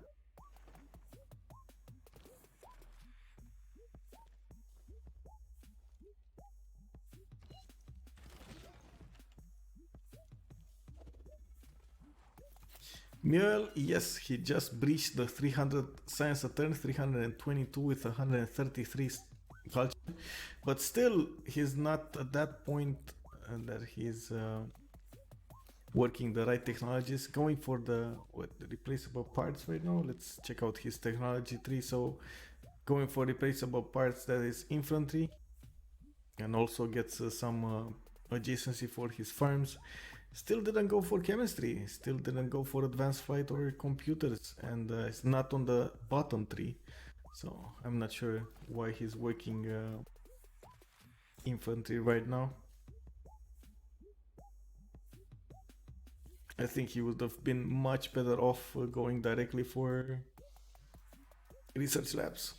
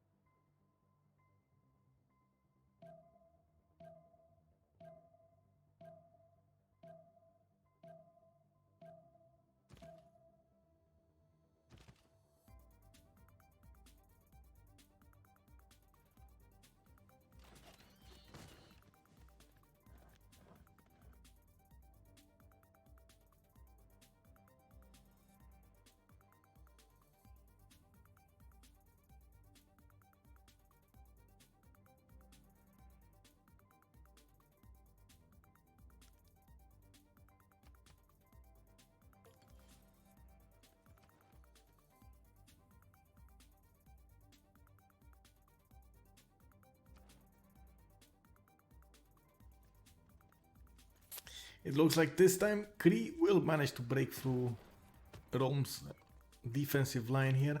Rome is probably struggling to get ballistics, but is he actually, wait, did he take it or working on it? That's 12 turns away. Oh my god, he's actually 12 turns away. I think that it was the reason that maybe Muriel wanted to go there, but just to boost Thanos, but it's just too late. I mean, that's 12 turns. He's not gonna have any kind of units left by then. These cuirassiers will be, actually, are they? They don't seem to do that much damage. It's 67 out of against 78. What is this?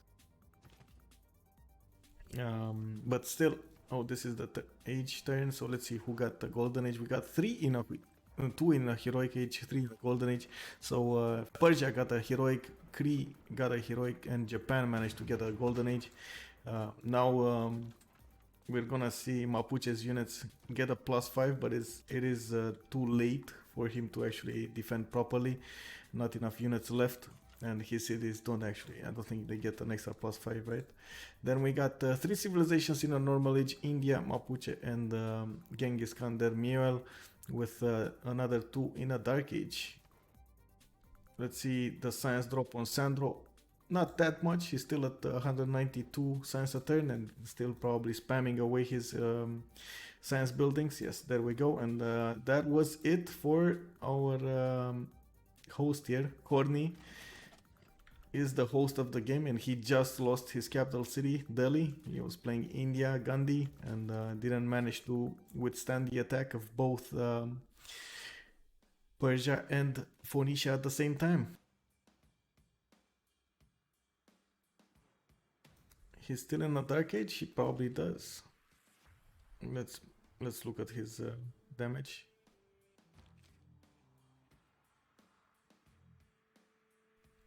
Yes, he does. He still has Twilight Fire. But I mean, the field cannons are coming into play right now, and we're gonna see them get some promotions off. I don't think the muskets will be enough to, take all this damage in.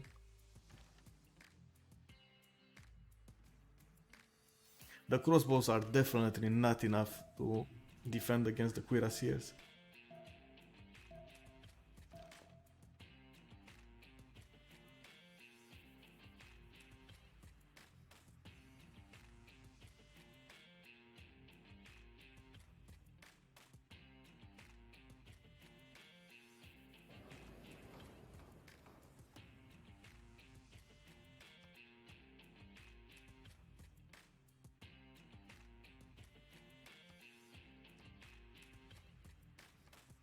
Okay, let me coordinate here. I would say go for recruit partisans. I don't think anybody has districts. Let's go for me and me.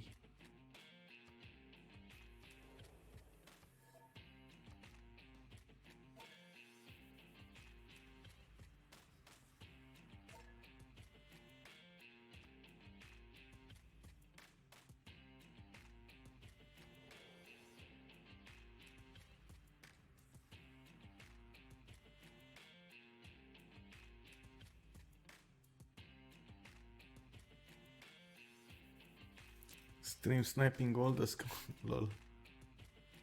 Man, this is getting out of hand with you guys. Keep calling stream sniping when I don't think, honestly, I don't think it was.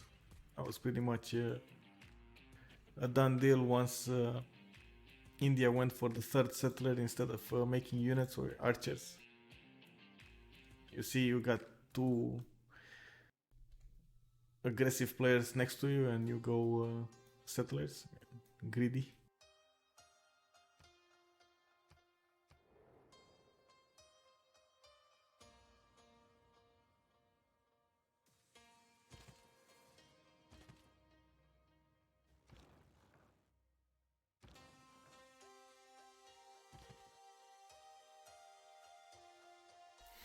Hello there, Penguino. Yes, there is. Muriel is the big carry here for our TBD team. Is look at his score. He spawned in a corner in the top right there with 341 science, 78 culture a turn. He did lose his pen and brush a few turns ago, actually this turn I think, and he's gonna lag a little bit in culture, but I mean he's gonna make up with a lot of science and still spamming out his universities, getting a few units up because he does have he will have Japan breathing on his southern border soon enough. He's just Japan is just a little bit bothered here by Mapuche, but it's not gonna take that long for him to get through those units, get through those defenses. No, I wasn't playing. I just casted it from the beginning and commented on what was happening.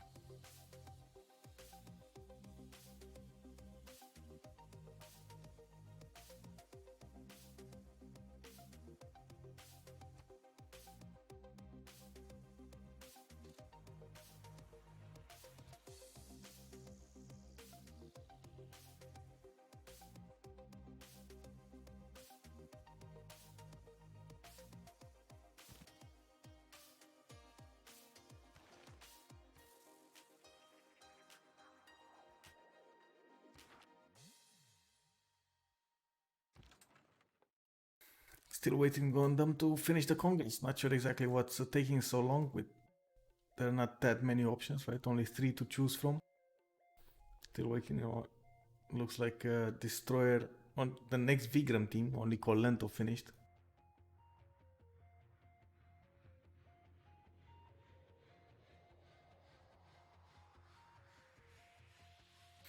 Oh, this is how the spectator mode works. You do have a vote because it considers you somehow a player in the game, but you don't get the spawn in, and you get like amazing perks for being a spectator, like seeing their point of views, watching what their damages, having to like being able to click on units and stuff,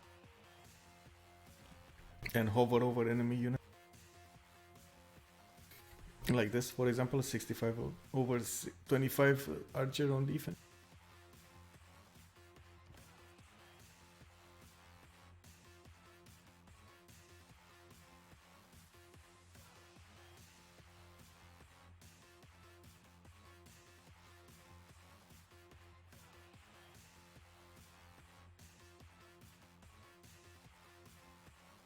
And finally, the Congress session is over. Let's check out the outputs here. What did they choose? Or I should say the outcomes, not outputs, outcomes. Chosen operation is unavailable. Fabricate scandal. Okay, interesting. Sounds like a waste. Cancel any trade routes between other civilizations and the chosen player, and they just embargoed Dido Sandro games. Ooh, that's gonna hurt.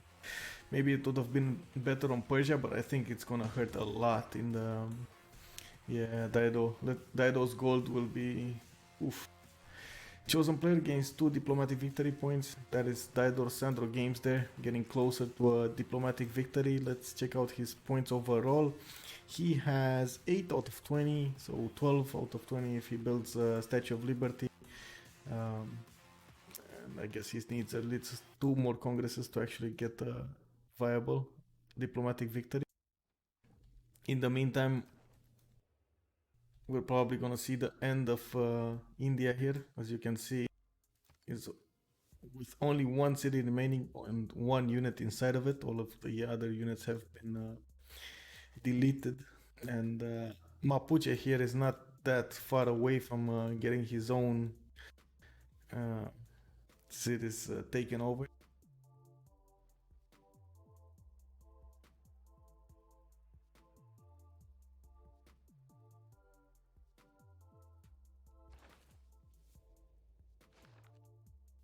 What is happening here? Let's check out the damage counters on these field cannons. Oh, he still needs to promote those. Okay.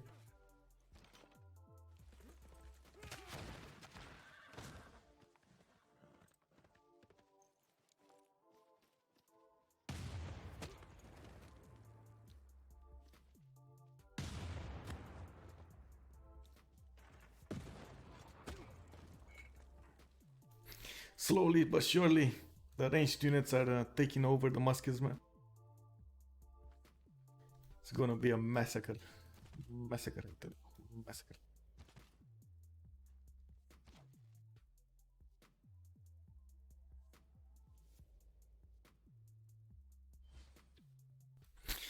Right now, all of the Nekst Vigraem members are over 100 science a turn. Centro Games just lost 50 science. Oh, that is. Oh my god, those are all the trade routes.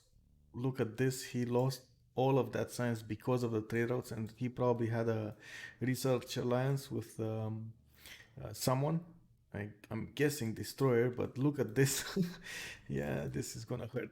Let's look at the eel steps. He lost like almost 200, 150 gold a turn because of that as well. I think, well, actually, is it you can use internals, right? So that shouldn't be a problem. He just needs to get the +4 card. Not sure if it's gonna be available with only 62 culture a turn. You get it at mercantilism, I believe. Let me check it out. So he would need one sec. What is this? This triangular trade, the +4 gold and +1 faith from all trade routes.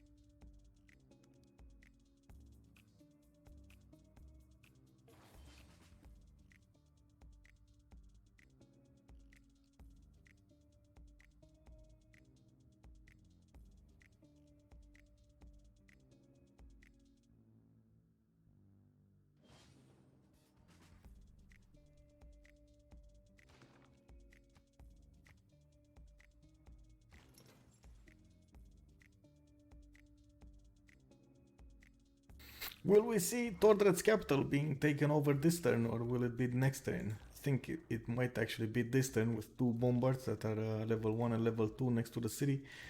He might actually take it over. Let's see, this is a flat tile. Yeah, that is grassland, so the bombard can actually shoot. Oh, 3 bombards. He has another one here. That shot, this shot. Oh, okay, never mind. So all of them shot, took down the city to only, what, 135 out of 200. And it looks like Tordred is trying to get to Renaissance world. He's building medieval walls in his northern cities, starting to get a few settlers back to safety. He needs to keep the alliances going between him and his allies as much as possible. Usually in 4v4s, the military alliances are extremely important. Not sure exactly how they did it between themselves, but whom to whom, I guess.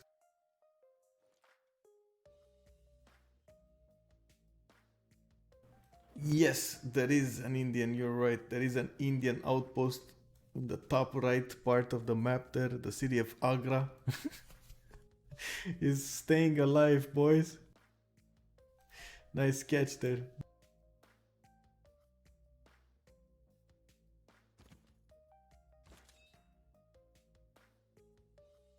How did he even get there? I mean, there's like so much. Oh my god. He must have started like 40 turns ago to actually get there. Look at this.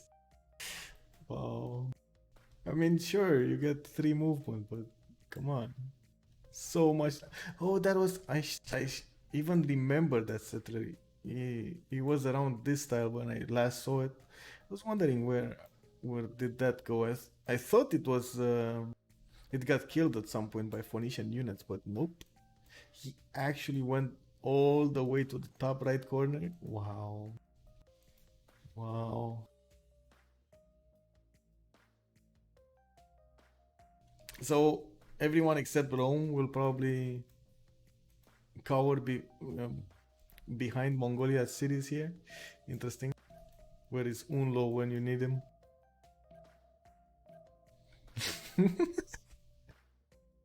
I don't know, man. I don't know. It must have taken him a long time. That was like 40 turns, 50 turns ago.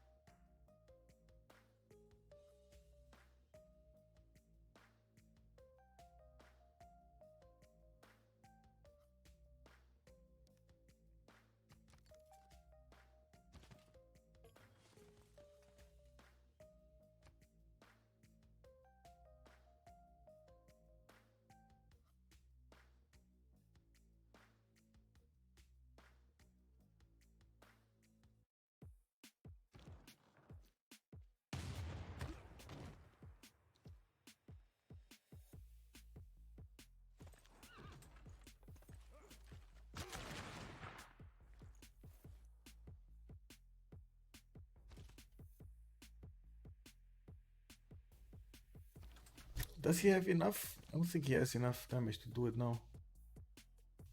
Doesn't look like he has enough damage to kill the city now.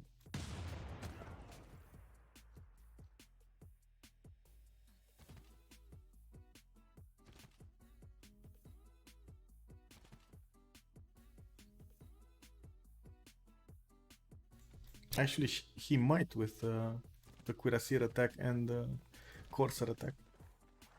I'm not sure why he shot the musket instead. Sure.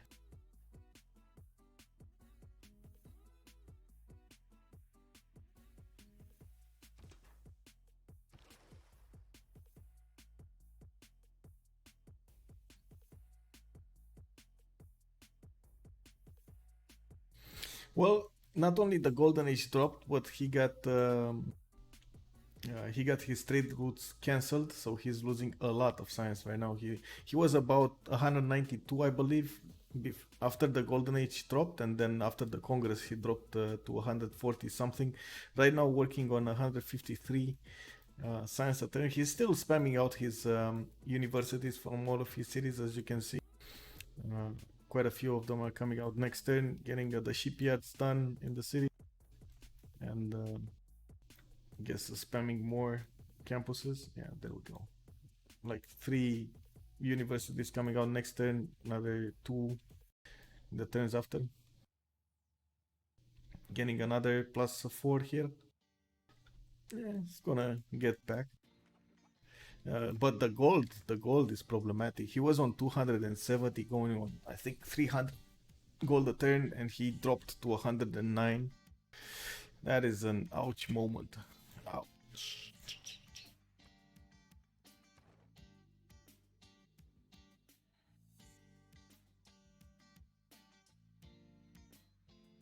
Yeah, that is a nice catch there. There's 20 gold between them. That is not enough to do anything. Even Muel. I mean, just imagine if he wants to fill the modern armor army. I mean, that's not gonna happen. Well, how he will upkeep that? How will he upkeep that?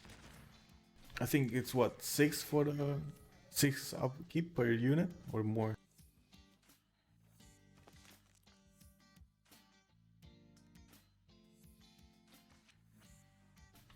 It's 8 base cost, and it goes up once you do more. Ouch. That is, yeah, not a viable option for him.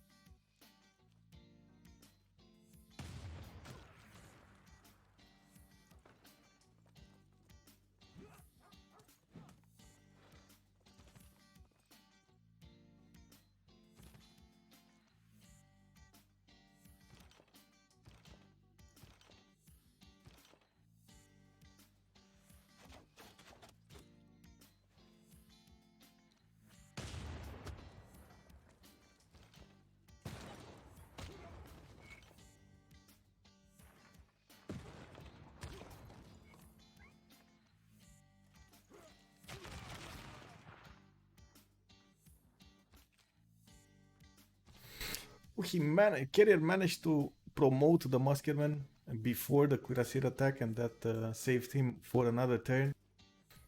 Uh, this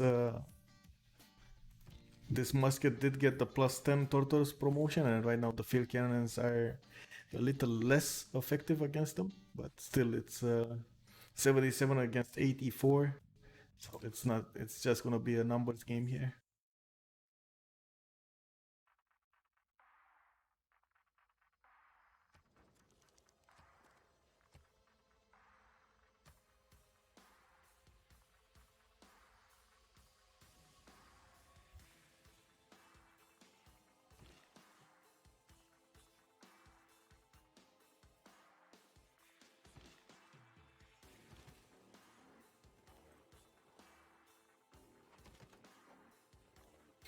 And that was Mapuche's capital, taken over by Japan at turn 84. 2 capitals from the TBD team are now in possession of Nekst Vigraem, and Probably the next series of Mapuche will fall next. We're probably gonna see the third one, Rome, being taken over by Kree here at some point. Uh, it's clear that Mule is the only one able to do something about it, but I don't think he has enough gold to do anything. I mean, even the universities cost gold, right? So I mean, he's at minus 16 right now. He's gonna lose all of his units, and he's still not building commercials. I mean, or harbors. Where's his gold gonna come from?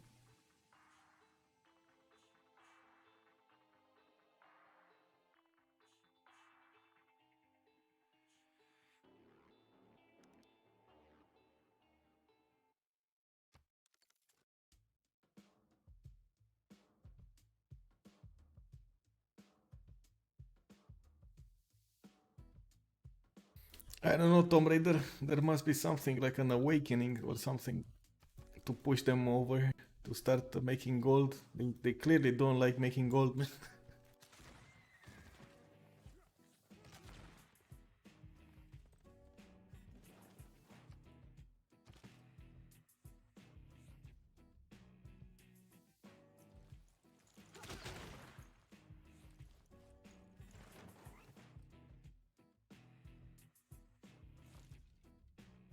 No, no, Swervin.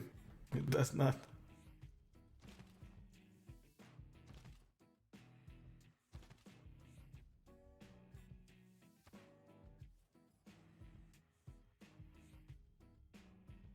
Well, I did find a loose translation on the internet, looking around in different like languages about Next Vigraem, and it said something like Next Gods, and then somebody on the stream, Russian, said something that is mostly like a meme in their language, something about like Next Win or something, but like a funny thing. Not exactly sure of the translation yet, so. Oh, look at that! We will win next. So yeah, that was.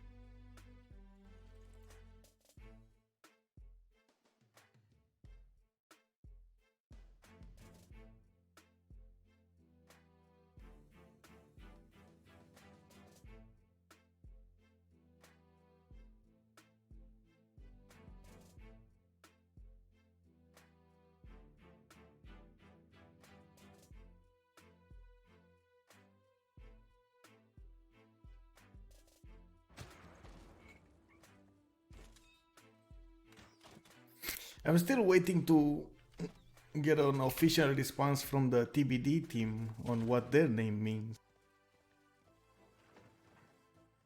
It was what, to be decided or something at the beginning.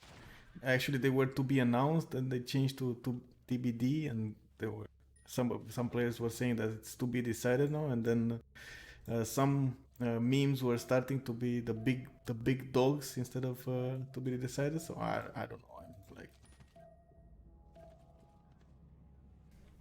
Miral district choices. Well, he went all in science, that's for sure. He had the an extremely good option to go for, like Oracle, Machu Picchu, and the Theater Square, but he didn't go for it. He's still building Potala Palace for some reason. Um, amazing campuses everywhere. He has these geothermals that give him plus fours, plus fives everywhere. But he's lacking gold right now. Minus 12 gold a turn, and he does not have an army. Like only 463 military strength with 40 strength cities. If he starts making more cuirassiers, he's just gonna make them and lose them. It's kind of weird. Spamming out these research labs will cost gold as well. As far as I know, the buildings do cost upkeep, right?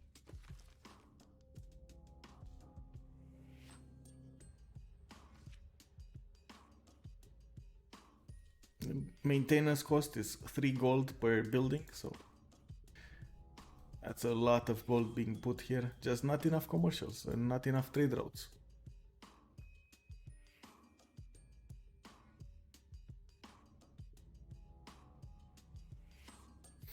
It looks like Kree here has finally managed to dwindle down Rome's units until the point he got next to the city.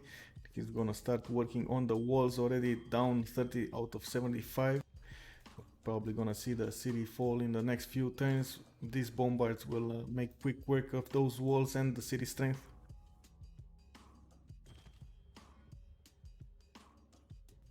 Still no help from Persia.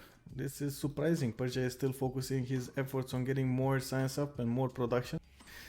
In the meantime, working on the city of Mumbai, he managed to take it over, and I think they just found out that it's an Indian city somewhere. They just don't know about it. One pop, one production, two food city.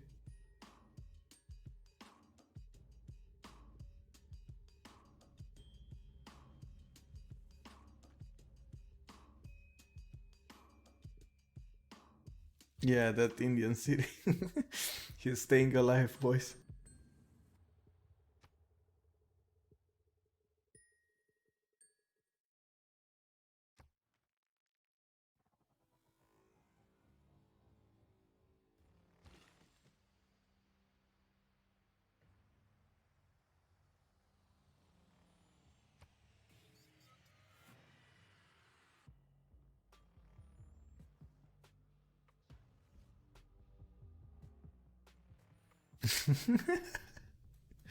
Yeah, I guess. Autocracy all the way.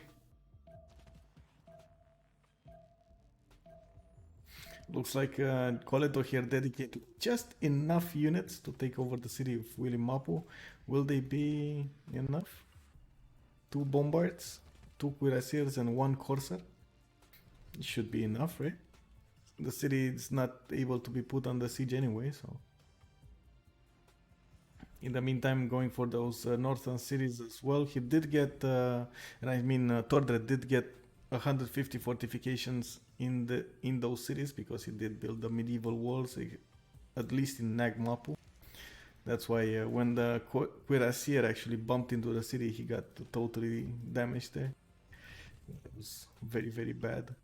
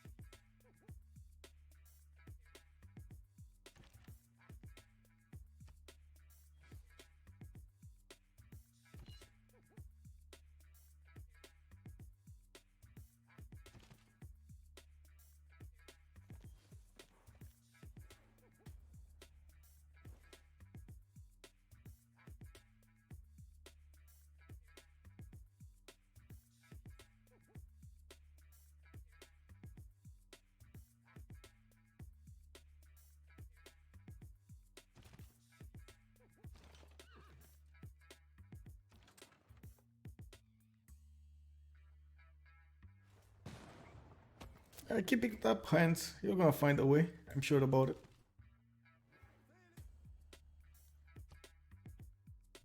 Ooh, flight next turn from Muir. He's barely, not barely. He's, I guess, one turning every tech right now. Yes, he is with 410 science a turn. I was surprised if he didn't. He's not that far away from getting rocketry, and he does have quite a few flat tiles he could place those spaceports on.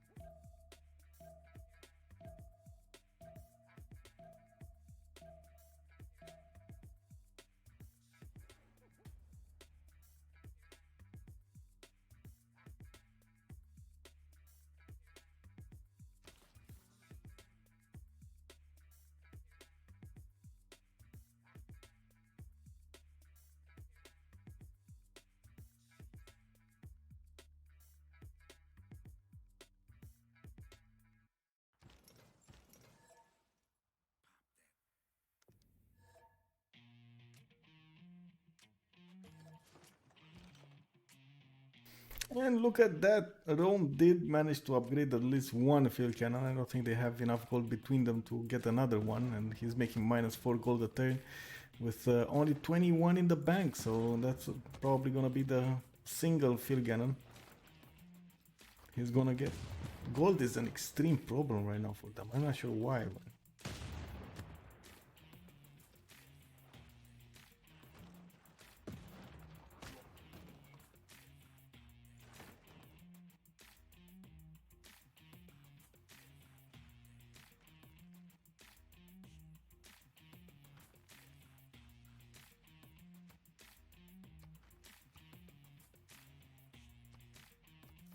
I don't know. Maybe he wants to buy a settler. I don't know. He has wow, working one time. Look at this of Tundra to get to two pop.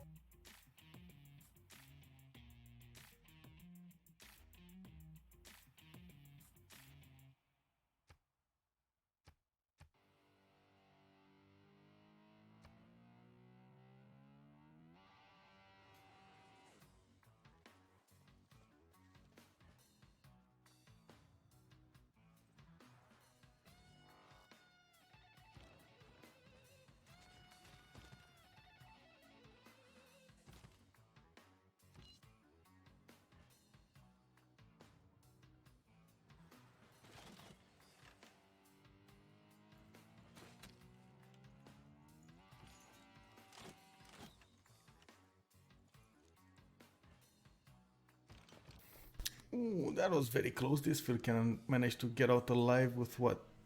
1 HP again. 1 HP out of 100. That's the second unit I see this game that manages to stay alive with that much HP or hit points.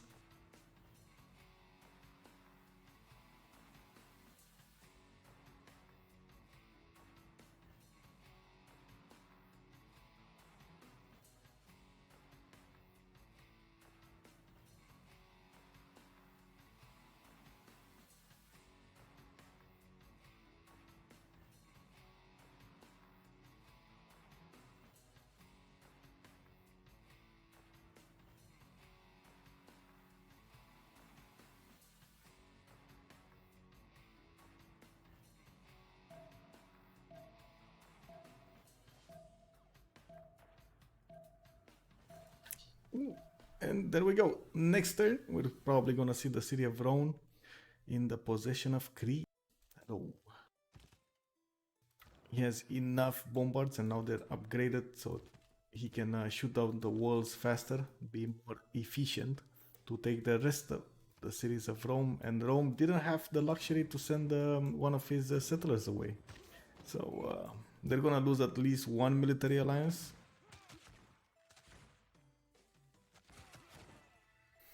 I can.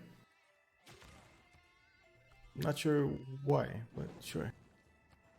I mean, wait, I can? Yes, I can. So we got leading the way Sandro Games with 38, and on the other team we got 42 on Muel, so he's not that far away. He dropped in science quite a bit now, 300 science a turn, was on 400. Oh, he's starting to lose gold, isn't he?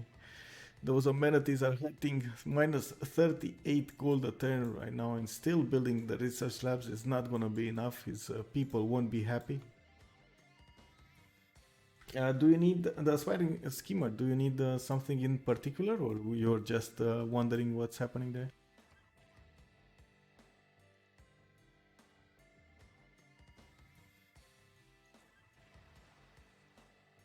And there we go, one turn, and the city of Veritium has no walls.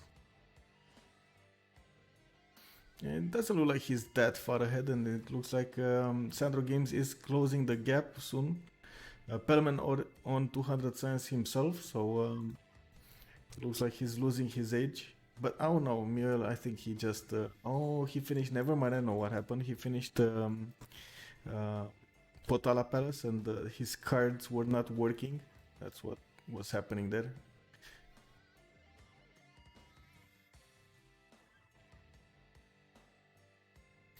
Well, he's trying to go for science victory. He got the research labs, but he's kind of in a gold pickle. I don't think there's enough production here. Let's see, 60. Oh, that's definitely not enough production.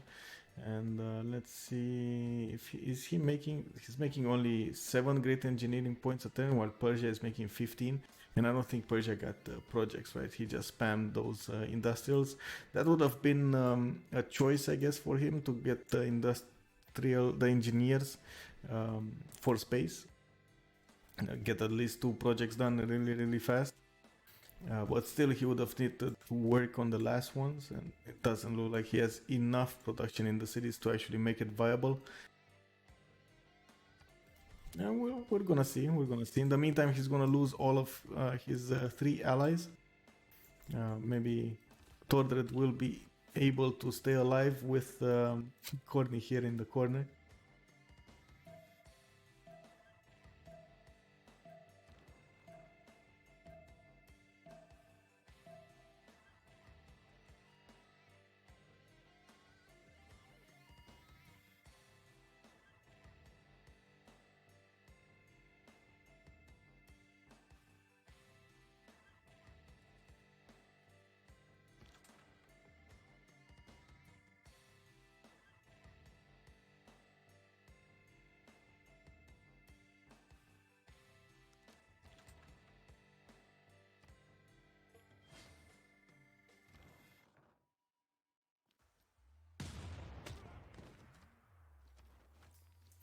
Oh, Japan getting tourism.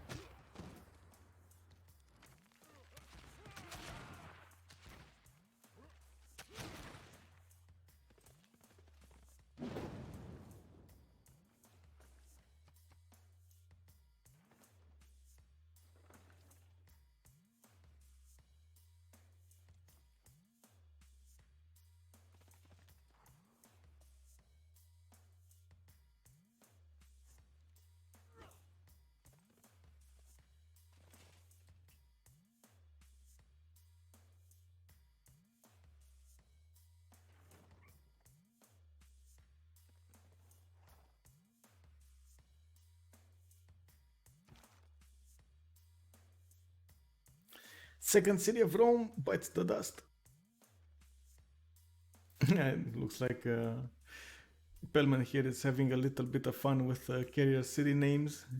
One renamed not carrier, small interceptor, and Jack over carrier here.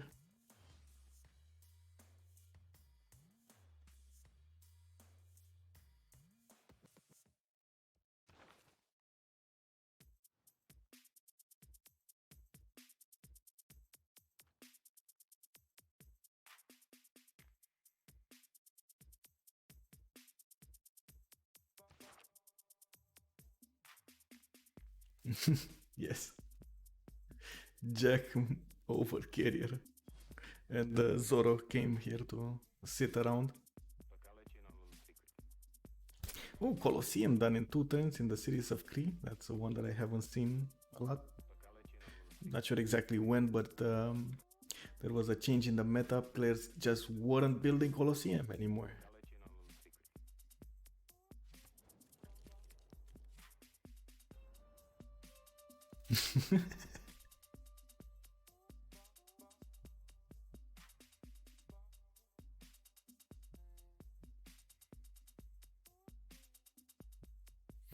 Looks like Destroyer is over 100 culture a turn right now. Only one on his team over 100 culture. But, building Statue of Liberty in 6 turns. Interesting. Well, I did see Mongolia there getting Potala Palace. That's 1 diplomatic points. He's 8 out of 20 right now. And I think, he didn't get the minus Diplo favor, did he? Because of, I don't know, did we fix this with the mods when you get another player's capital? Do you still get the minus Diplo favor or something? Urtuk? I don't know what Urtuk is.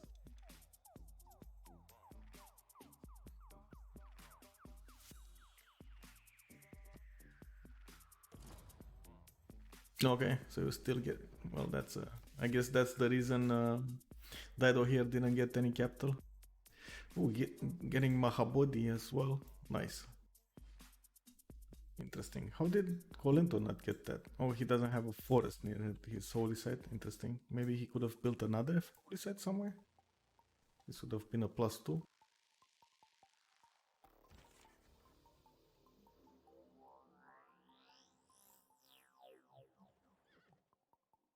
Anyway, that's good actually for Dido here. He's gonna get more diplomatic points here from Mahabodhi and statue. It doesn't look like they're making that much Diplo favor on the other team, so maybe that's enough. Just him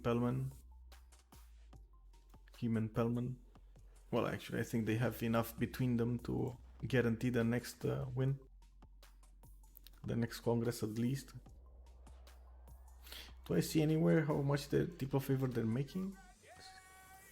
Or do I have to like click on everybody? No, I don't see.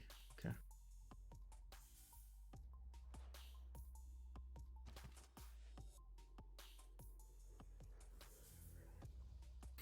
Turn 91, we got Muelon approaching 500 science at turn 475 right now, but barely breaking 100 culture a turn. Spamming out those research labs in every city. Doesn't have that much coal though. I see 1, 2 tiles, but not improved. Definitely not enough coal to power his coal power plants though. And let's see, his city of Karakorum still under 70 production. Not even breaking 100, which is gonna be a big problem. Big problem. Those science projects are extremely hard to get. They cost a lot of production.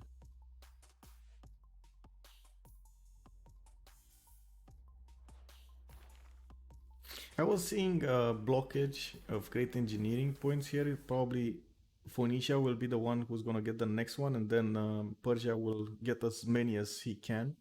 Let's see who's gonna get what here.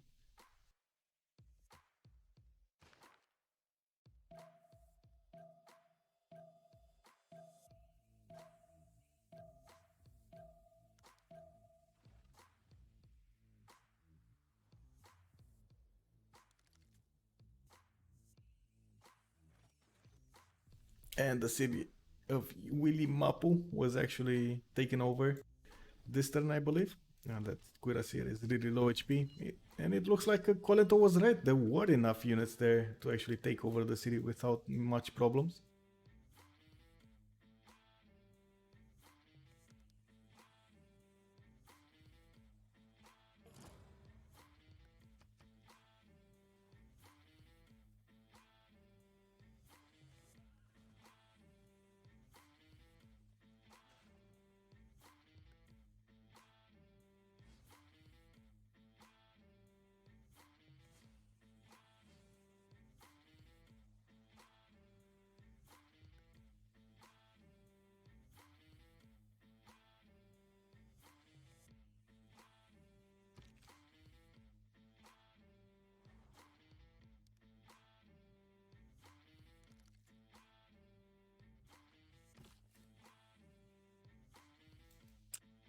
It does look like Tordred will manage to get this settler safely, and I think there was another one that got raised. Yeah, it did.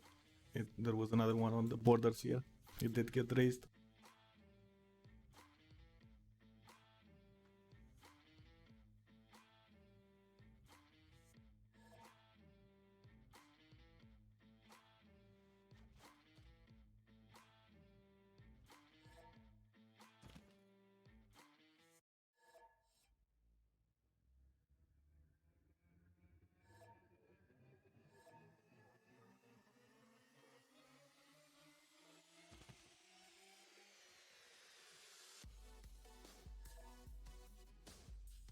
Oh wow, there's an interesting discussion going around about stream sniping or not.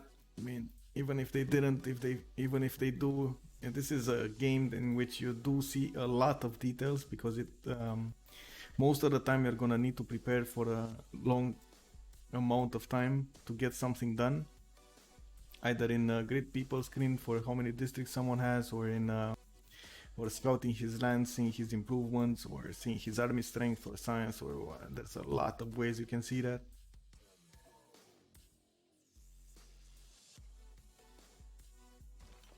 Well, let's see if Mongolia will get crushed. He does have a clear gold problem with minus 21 gold a turn, no end in sight.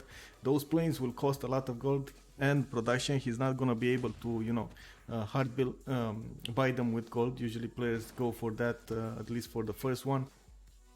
It doesn't really need to defend against anyone, and I think in the meantime, he will, 13 turns to build a spaceport. That's a long time. Just imagine how much time he needs to spend to get the projects done.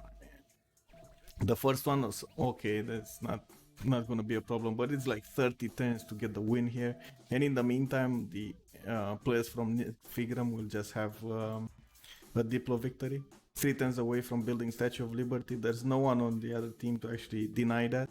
And then Mahabodhi Temple, I think, done next turn.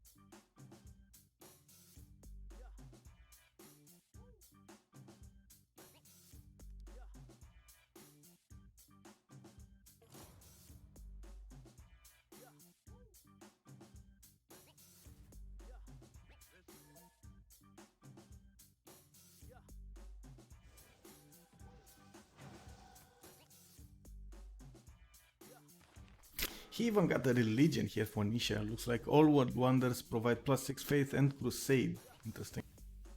There was another religion, Protestantism by Mongolia.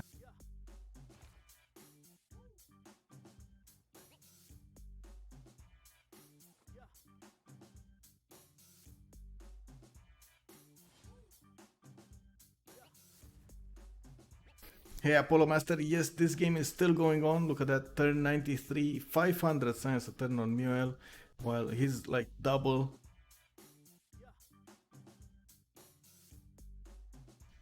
He's double the amount of Sandro Games as science. And Pellman just took over. Look at that, took over Sandro Games in the science department. Interesting.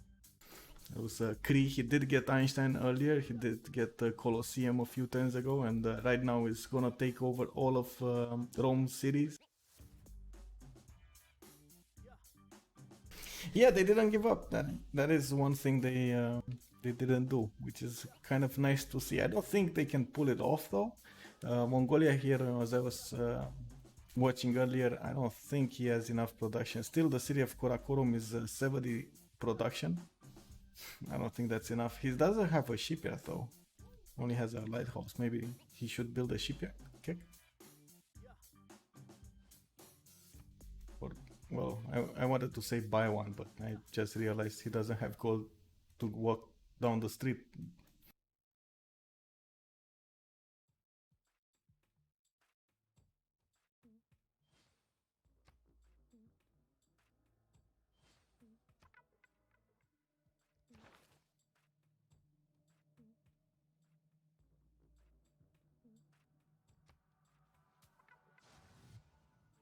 Okay, so there were 3 engineers picked this turn. We got Saint James of St. Jude's picked by Phoenicia. We got Leonardo da Vinci by Persia, and Fini Filippo Brunelleschi, picked by Cree here. He's gonna build a few wonders, or one wonder at least.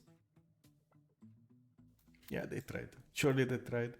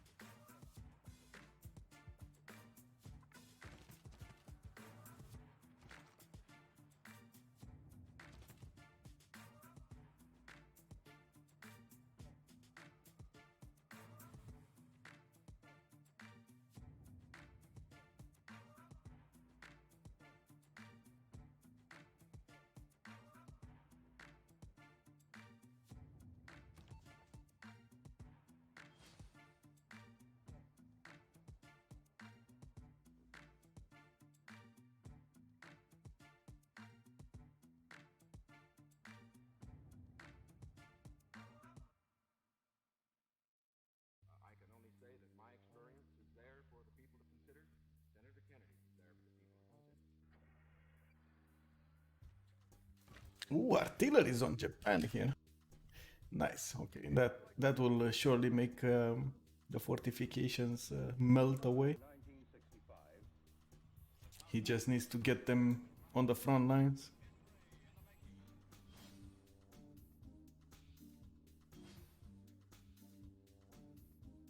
They did, and I think they do have good things to go in front of them. I don't see a team that has the same synergy as they do.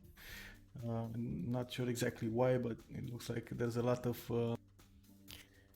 the other teams are not as I guess pals or friends between each other. They don't coordinate just as good as they do.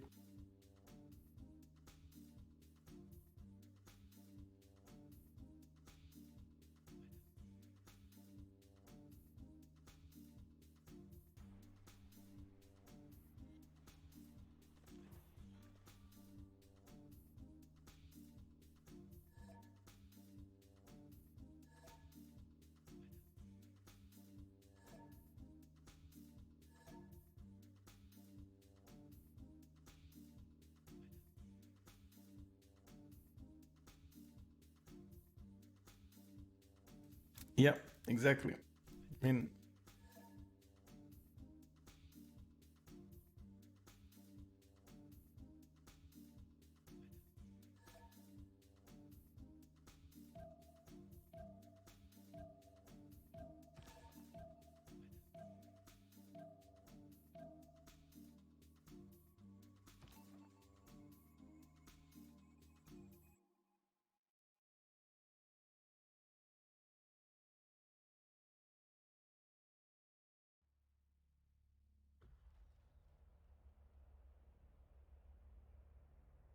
I'm not sure about individually playing better.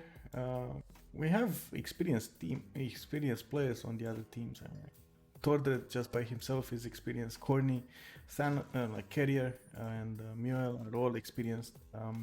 I don't think it's that. I don't think it's that. I think it's like you said, they adapt much better on the map. They also uh, have a better coordination between them, and they help each other more than the other teams. They don't play as greedy as the other teams. Much more aggressive type of gameplay.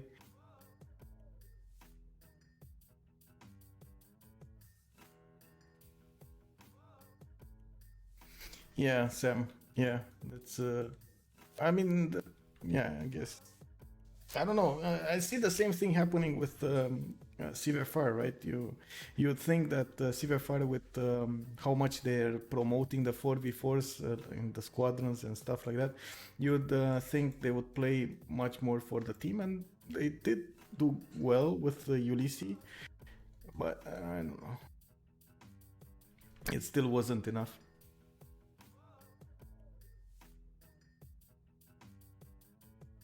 Yeah. Whoa, you wanna? Oh, okay. Um, Look, that's a good idea. Check it out. Check it out. I'm gonna put up a poll here, even though I don't always like to do polls on players here. But let's rate carrier. And that's an interesting idea. Let's check it out. I'm gonna put up a poll. I only have 5 options, so I'm gonna put like a 1 to 5. One being the lowest and 5 being the greatest. So let's see.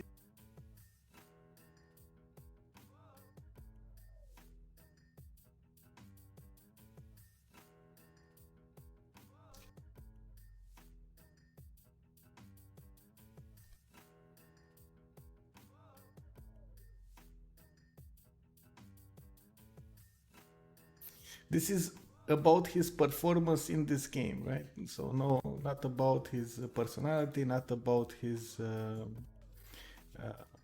relationships with other players, not about anything other than just the performance in this game. He was the one playing Rome here, and he did have to go against 2 players, and it is turn 94. He's still alive, getting the city, the last bastion, right, in the city of Granada here. So it's your choices. Let's see. Oh my god, I don't even want to watch that. Oh my god, come on, boys, have mercy, mercy on his soul, man.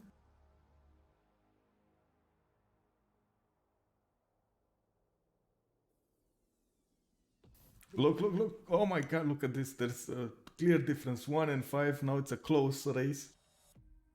Interesting. 50-50 to 41. Oh my. One is the no, one is the lower rate.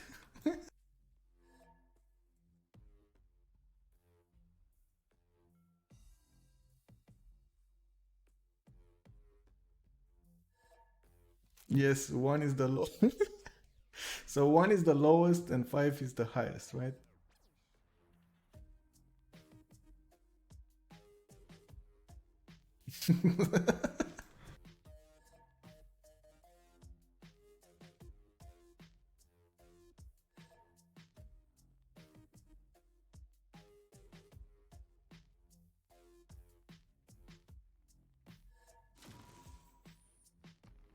Looks like we're gonna have a re-lobby here real quick, and in the meantime, while I do wait for this, I do wanna get something to drink real quick here. Give me a second. I'm waiting for the link.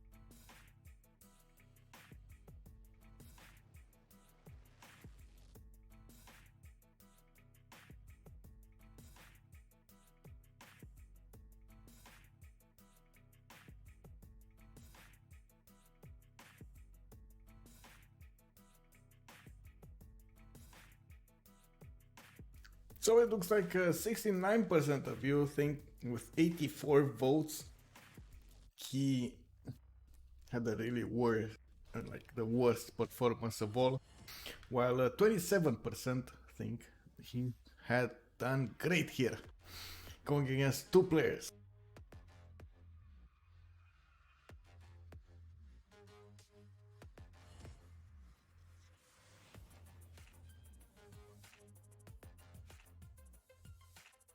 I mean, Sam, they did have spies in his cities anyway. Or at least I saw a spy from Kree in it, in one of the cities. So I think they already know what's happening there. There were some scouts at the beginning, not sure exactly how much they seen, but I can check it out once we go in and I will check their point of view.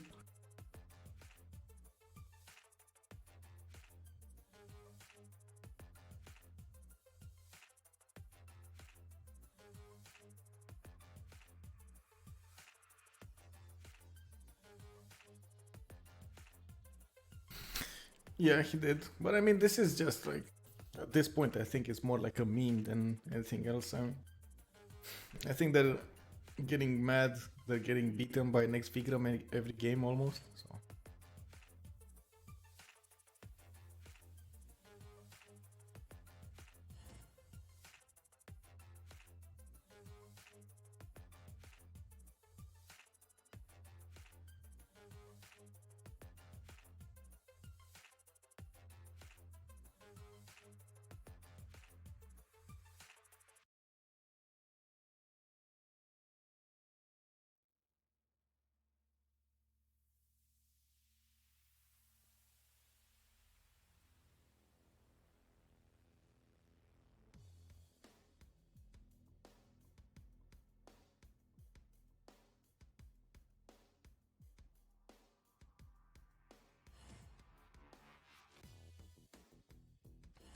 Oh, Corny is good. In this game, he just got pressured between Persia there with an extremely early Immortal slash General push, and then Phoenicia next to him. They did raise one of his cities. He got a little greedy, and instead of going for encampment or holy site or something, he went for 3 cities, and that basically sealed his fate.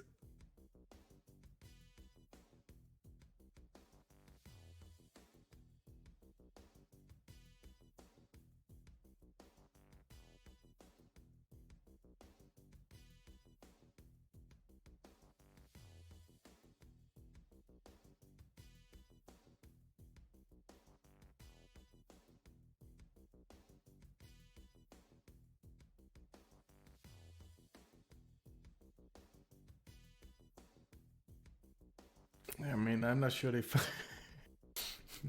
I'm not sure if that works actually. Where are they? We're still missing Destroyer and Sandro games.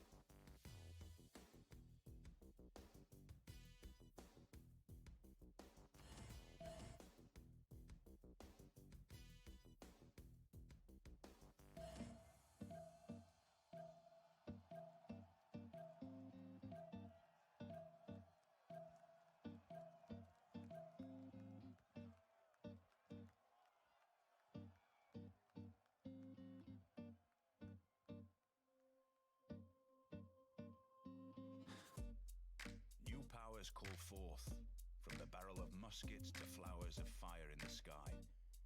Even the quiet words are newly printed.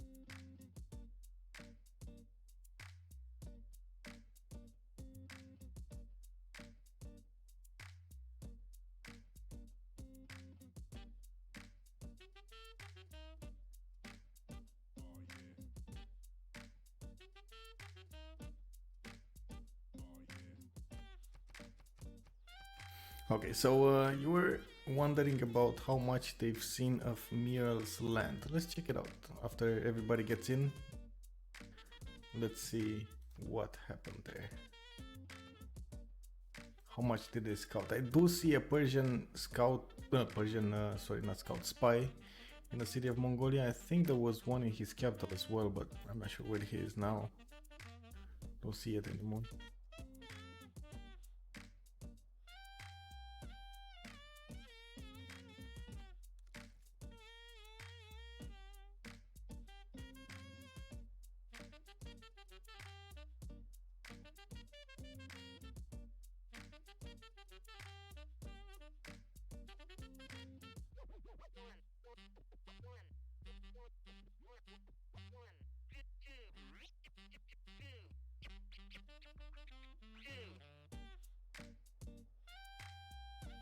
It should be.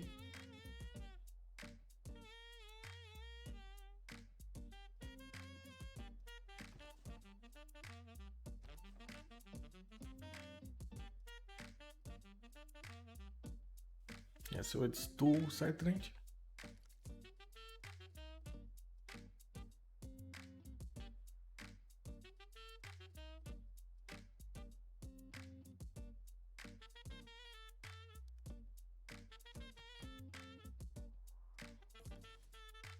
Yeah, so there we go. Perlman just got a spy in there. So let's see. Let's check it out. Destroyer. They've seen this much.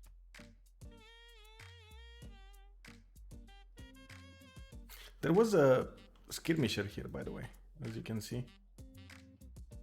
Maybe it did manage, I think it did manage to get sight of that and then went back. It is...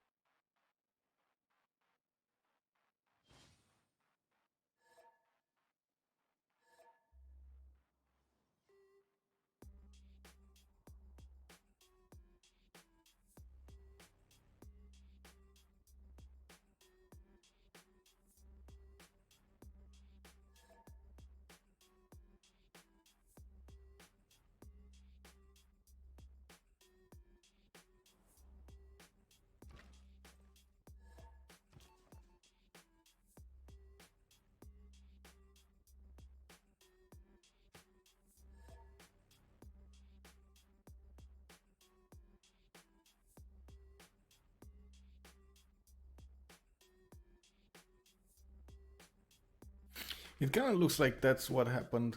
Destroyer came in with the skirmisher and then got this inside the city. Yeah, it does take a long time to move the scout, the spy into the city, right? So I think that spy was there for a few turns. It's not an invisible scout, and I'm guessing that's why Emil already had units going after it. So it just took him a little bit of time to react to that.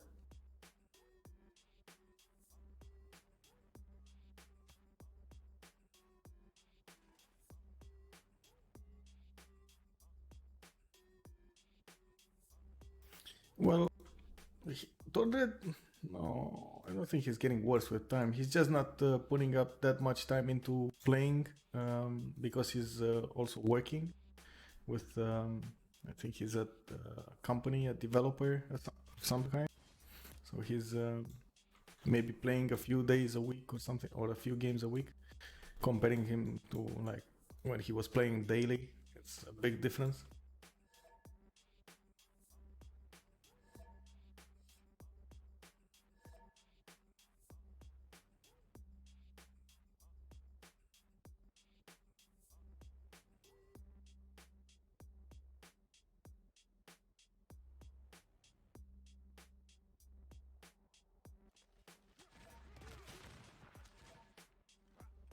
Well, like, I'm not sure if it punishes you exactly, but the meta is changing.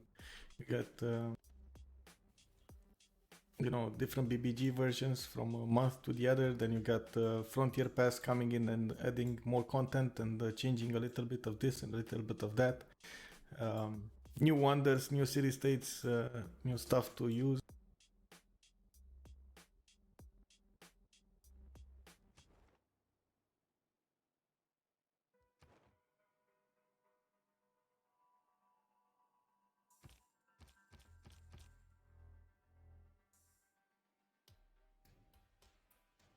It's like in any game. Well, I guess no. Even if the FPS is, it's the same, right?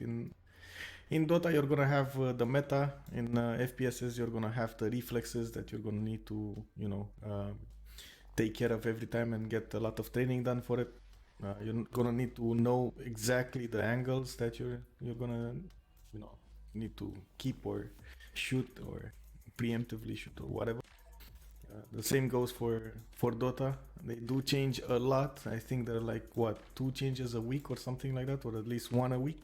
It's much faster than here. League of Legends is the same if you put it that way. The only stable one, or I guess if you put it, it is a little bit more stable than the other esport games, is StarCraft 2. Which has undergone some changes, some extra content there as well, but overall it's much more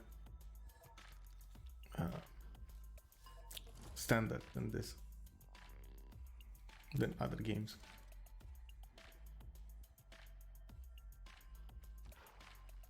And I think that's how strategy games should be. I think it's kind of weird to have them change from it's not like, I mean, let's take the example of chess.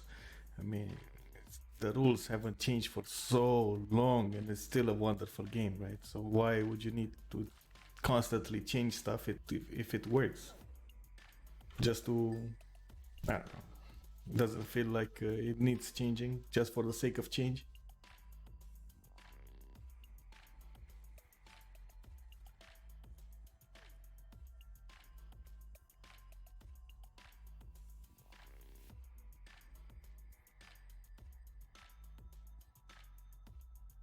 I mean, don't take this the wrong way, but the players were complaining about other stuff, not exactly the game. The game was fine. It's still fine. I still would play the base version with no problems. It's you have different expectations, but in the first CCCs, for example, the first CCC I actually went through, it was a much more strategic overview of the game. Like, we're gonna pick this because we have to counter that exactly, and there's no other counter to that civilization. That those discussions are not that pregnant or proeminent. I think proeminent, yeah. In these versions, like, this is much more. I don't know, I guess StarCraft-like feel, which I don't know, it doesn't matter that much if you pick Mongolia or if you pick France or if you pick Khmer or if you pick Daido. I mean,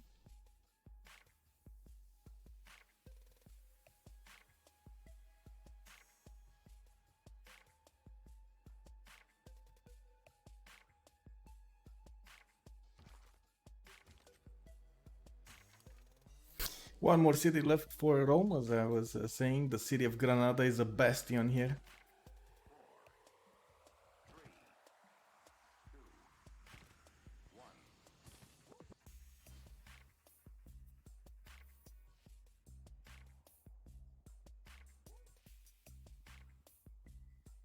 It is becoming more balanced with new civs in different aspects of the game, if you count them. There are some good things, I think, about BBG. I like the only thing I would keep from BBG was the wonder changes and some tile changes, and of course the pantheons.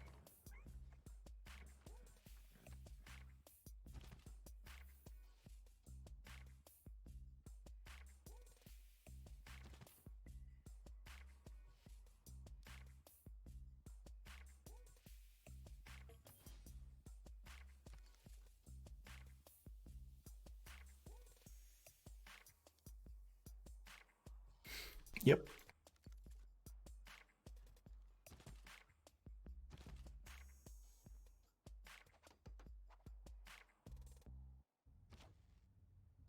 Oh, this spy just got invisible. It got a camouflage promotion because it got attacked but not killed by this Mongolian unit. Right now they need to find it. So only adjacent enemy units can reveal the unit. Oh, damn it, they found it.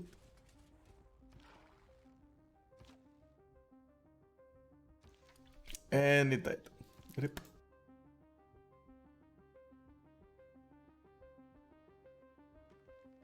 Yes, Tom, Mule is rushing space 4v1. Rushing is, I think, a strong word here.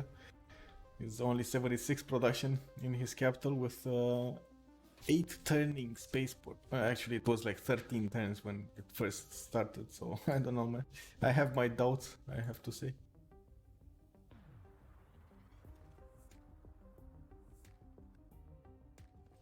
How did Tordred lose his 1v1? Simple, Japan got Defender of the Faith. So he got the city of this one at the beginning. He actually managed to take it over. Tordred did, raised it to the ground, but that city didn't have defender in it because Kolento didn't wait for his second city to get the holy site, so spread much later or much harder to the forward city. But once he hit Kyoto, he tried to go against Kyoto. I mean, there was no way he was pushing Defender of the Faith archers with swords in front of them.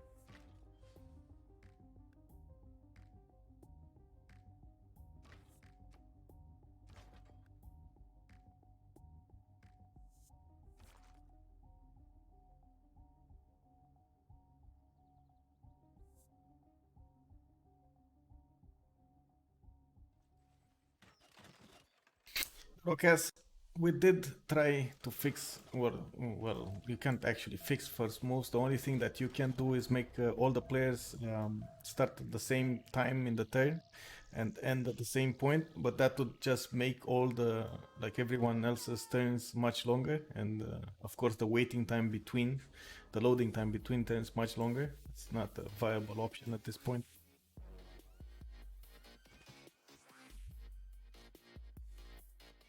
There was a long discussion in the suggested channel, I think a few months ago. But I mean, these are not even the players that are extremely abusing the first moves and last moves. I mean,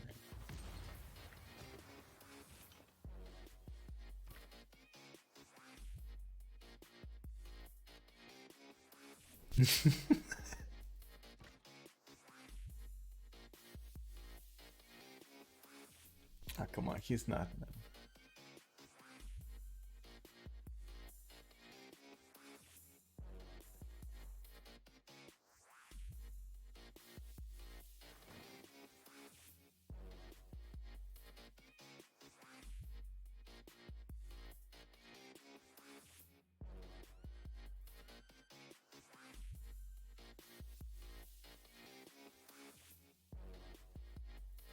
You cannot queue attacks. You can only queue movements. The attacks just don't go through.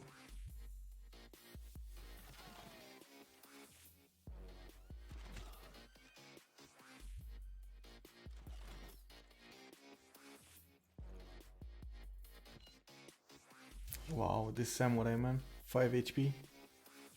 It's probably gonna die next turn. It doesn't have a promotion. But we do see some Mongolian cuirassiers coming on the battlefield now. Maybe just in time to save Tordred cities. There are Kolentos cuirassiers coming from as well. Look at these cuirassier cores just popping out of his main cities, and of course the pre-built heavy chariot cores. I'm a bit wondering how are they doing on let's see, on the technology side. Colento 3 turns away from combustion. Does he know about oil? Cause I mean, he doesn't have that much. He does have 1, 2, 3 encampments though. Could build those military academies in them.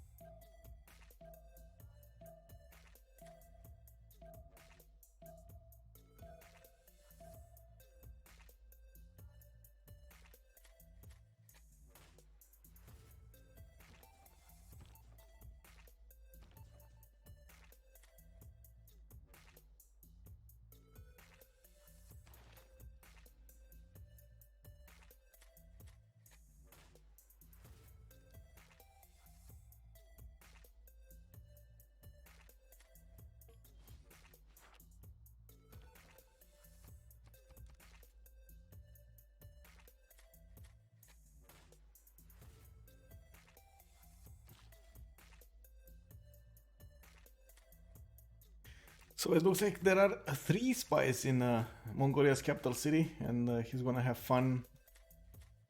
Well, he doesn't have even 1 spy in there to protect his assets. He is making 1 in Aksu, to the south there, as you can see, and that might actually help him defend his city from these pesky spies. I'm not sure exactly what mission will that Kree Scout do. But the other ones are gaining sources, and one is doing 2 turns away from neutralizing the governor. Let's see if it's successful or not. The city of Nakmapu will probably fall next turn. I don't think there's any way he can stop this. And in the meantime, he still has to fix his gold problem. He's still making -6 gold a turn. He was, well, losing -6 gold a turn, I should say. There are even Persian units coming against him. Look at these. These calves have traveled a long way to get to Mongolia.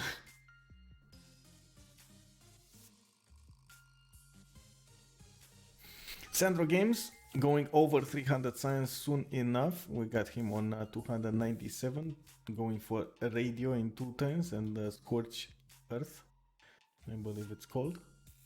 While Pellman was on 308 science himself, so it does look like the Nekst Vigraem boys are catching up to Mioel, and Mioel is kind of left alone to fend for himself right now. Not sure if it's gonna be enough. He does have 1400 gold in the bank. I guess everybody gave him the gold. And let's check it out. On the culture screen, Colento is very, very far away from getting a culture victory here, but it is possible. I mean, they could keep... and they will actually have the players alive if he wants to go for a culture victory. It's not something that it's going to be hard, especially since Muir has only 72 culture a turn.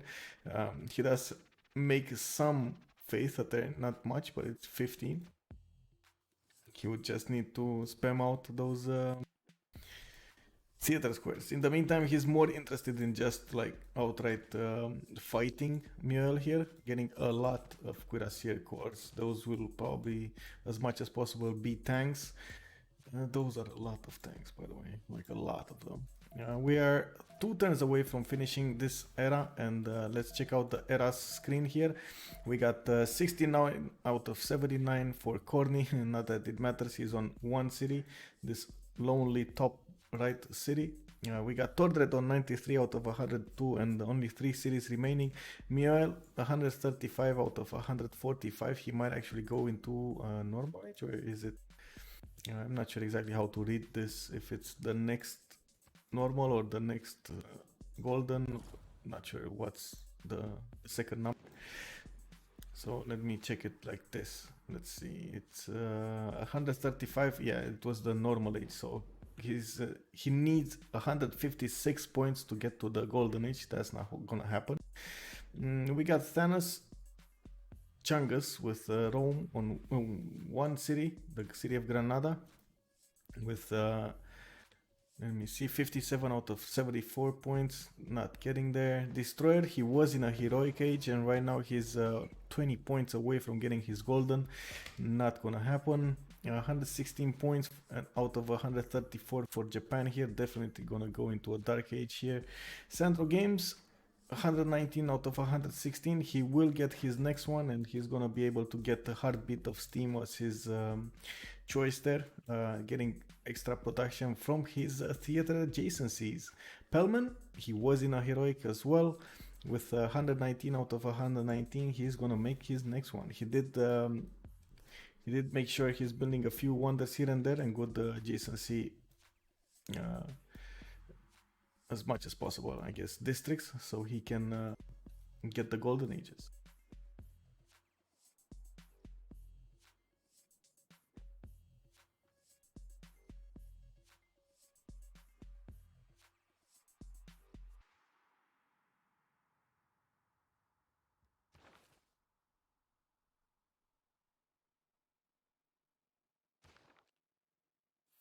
Mongolia is 4 turns away from finishing that spaceport, and probably another 4 to 5 turns to finish the first project, to send a satellite into space, or what is it? Let's check it out. Let's see, what is the first project?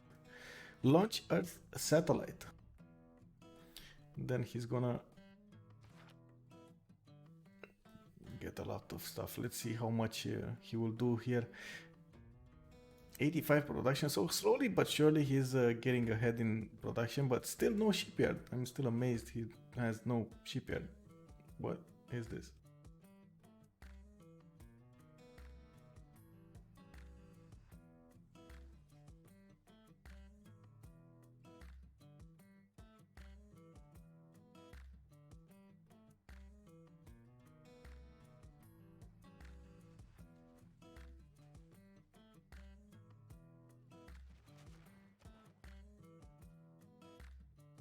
The Science City State is still being held by Carrier, that is Taruga, that's the only Science City State in the game. Colento does have 10 envoys in there, and probably at the moment Granada dies, since Carrier has the suzerain there. It's probably gonna flip to Colento, and I'm pretty sure Mule there will lose a lot of science because of it. He has his own 9 envoys in there, not sure if Colento can get more, but he's making more culture than Muriel is, so he might get more. He's also building a Kilva that will give him 3 more envoys, and I think that should be enough for him to take it. And that's it. We got the last 2 Mapuche cities of the first ones being taken over, and Mapuche is just left with 1 city behind Mongolia. That is Pikun Mapu, settled at the border of the map. It's just a city to have a city. Staying alive, staying alive.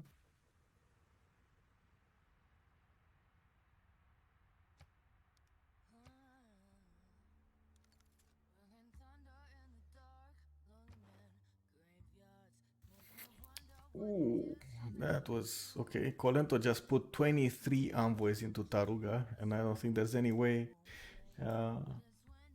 Thanos here can match that. And we are in the next era. We got this time other players going into a heroic, especially Phoenicia here. Then we got Kree with a golden age. Then everybody else is in a dark age. Oh, look at this trail of dark ages here. India, Persia, Japan, Mapuche, Mongolia, and Rome, all in a dark age.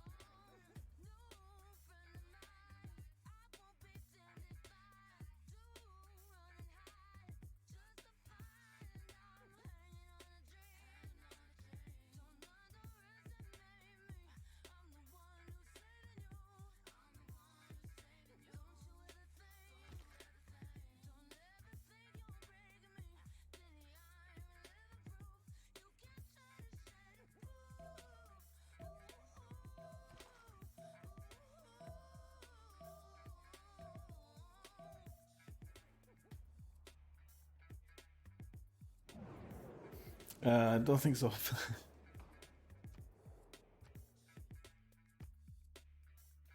Nope, 6 turns away. Let me see the options here. More for, I should say, entertainment complex. +5 for recon. And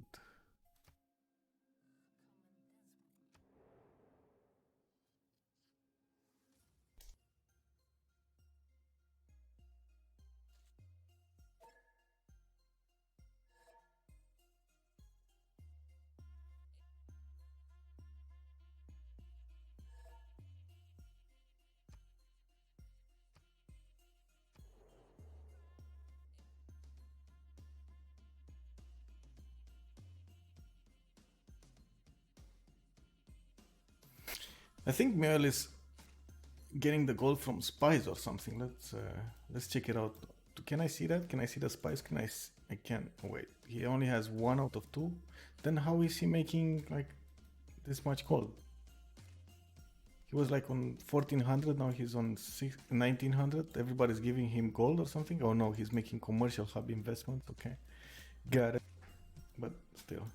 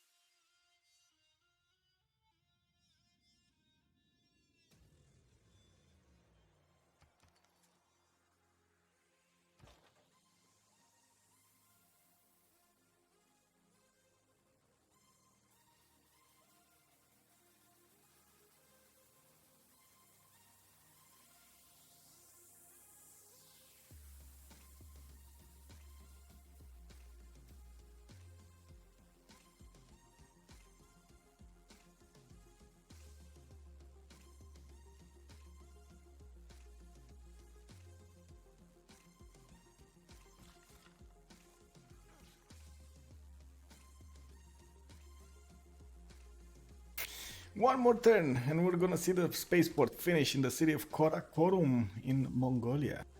Still 3 spies in that city, and I don't see a Mongolian spy protecting it. Where did it go? I don't know. Maybe it's still moving in that city. He does need to get that somehow. And it looks like the mission has failed for neutralized governor. Pingala did get established in the city.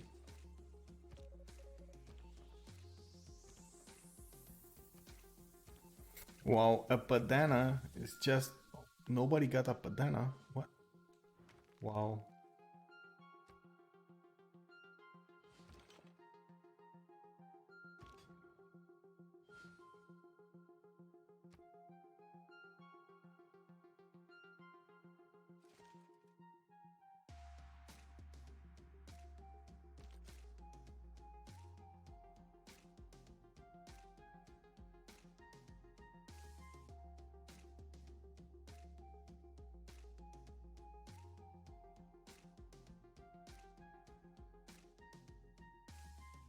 Not sure why there are so many Arctic ports built in Kreese land here. Are they all gonna go and just like sail their troops against Mongolia here? That's what's gonna happen? Because I don't see those Arties making it all the way there otherwise. It's just too much land to cover. And also I was Curious to see what happens after Taruga. If is in their suzerain bonus. Colento still right now has it, so we got 348 science on Sandro, 362 on Pelman. Colento is 186 and 200, almost 200 on Destroyer. Muriel is still over 500 science. He was building more and more of those research labs. And it does look like it's paying off right now, but still has gold problems. Minus 20 a turn. He just spent 800 or 900 gold or something. What did he spend his gold on?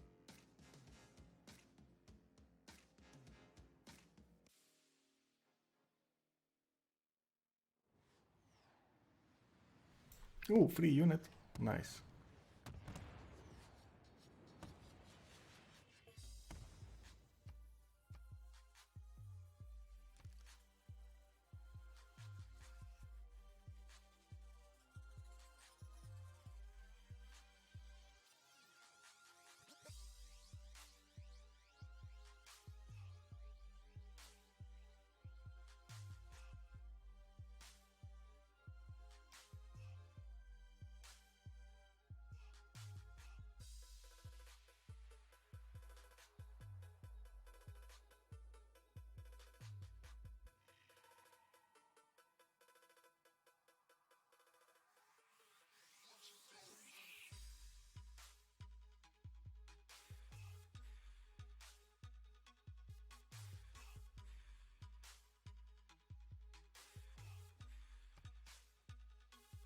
And look at that, 4 turns to get Earth satellite into space.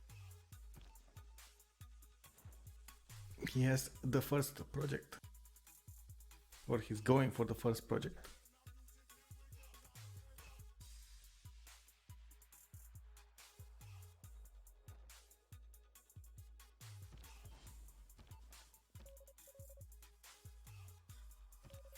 Will the next mission in that city be successful from this spy? He's 1 turn away from neutralizing the governor. I still don't see a defensive Mongolian spy in there. And oh, look at that, there are actually 2 Phoenician spies there. One is sabotaging the production in the industrial center in 2 turns. And I think he did already finish mission for gaining sources. So it's like what, 70, 80, 90? I think 80%. There's always that 20%.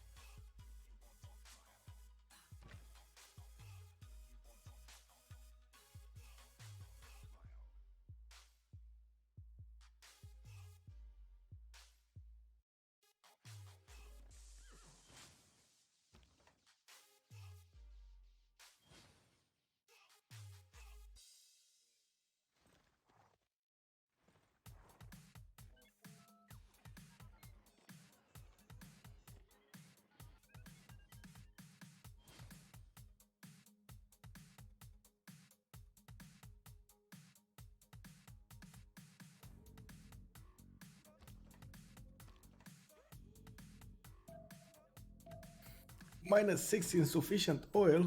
Whoa.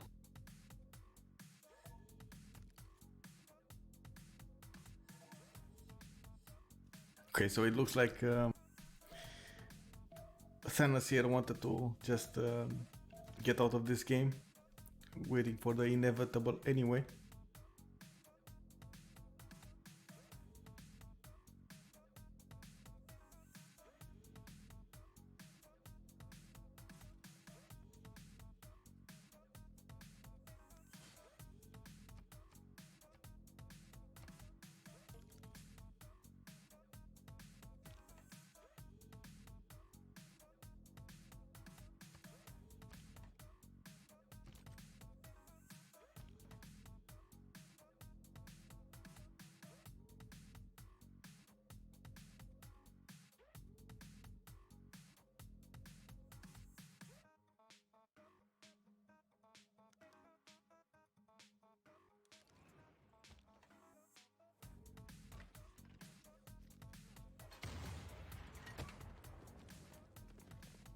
And the Japanese attack on Mongolia has begun. We got a tank popping out of the city of Candy next turn, but that Kuirasira couldn't take the pressure here, and it looks like there are a lot of artists behind that first tank, and a lot of tanks behind those artists. Look at that. Already 4 more tank cores are on the field, another level 4 field cannon coming, field cannon core actually coming. Even a samurai is joining the fight there. Oh, that's gonna be interesting. Let's see how the samurai fares against the tanks. I don't think his blades are up to the task, but let's see.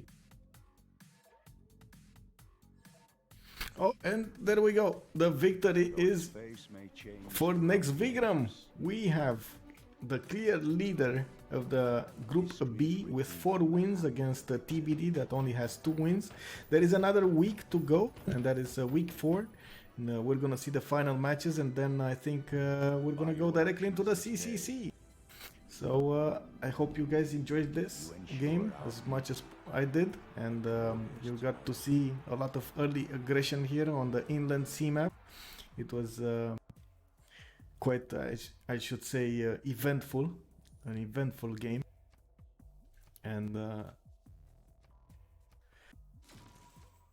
yeah, tomorrow I think we will have another game. I was seeing something, yeah, Ogothy needed to do it, but I think I'm gonna cast it for English.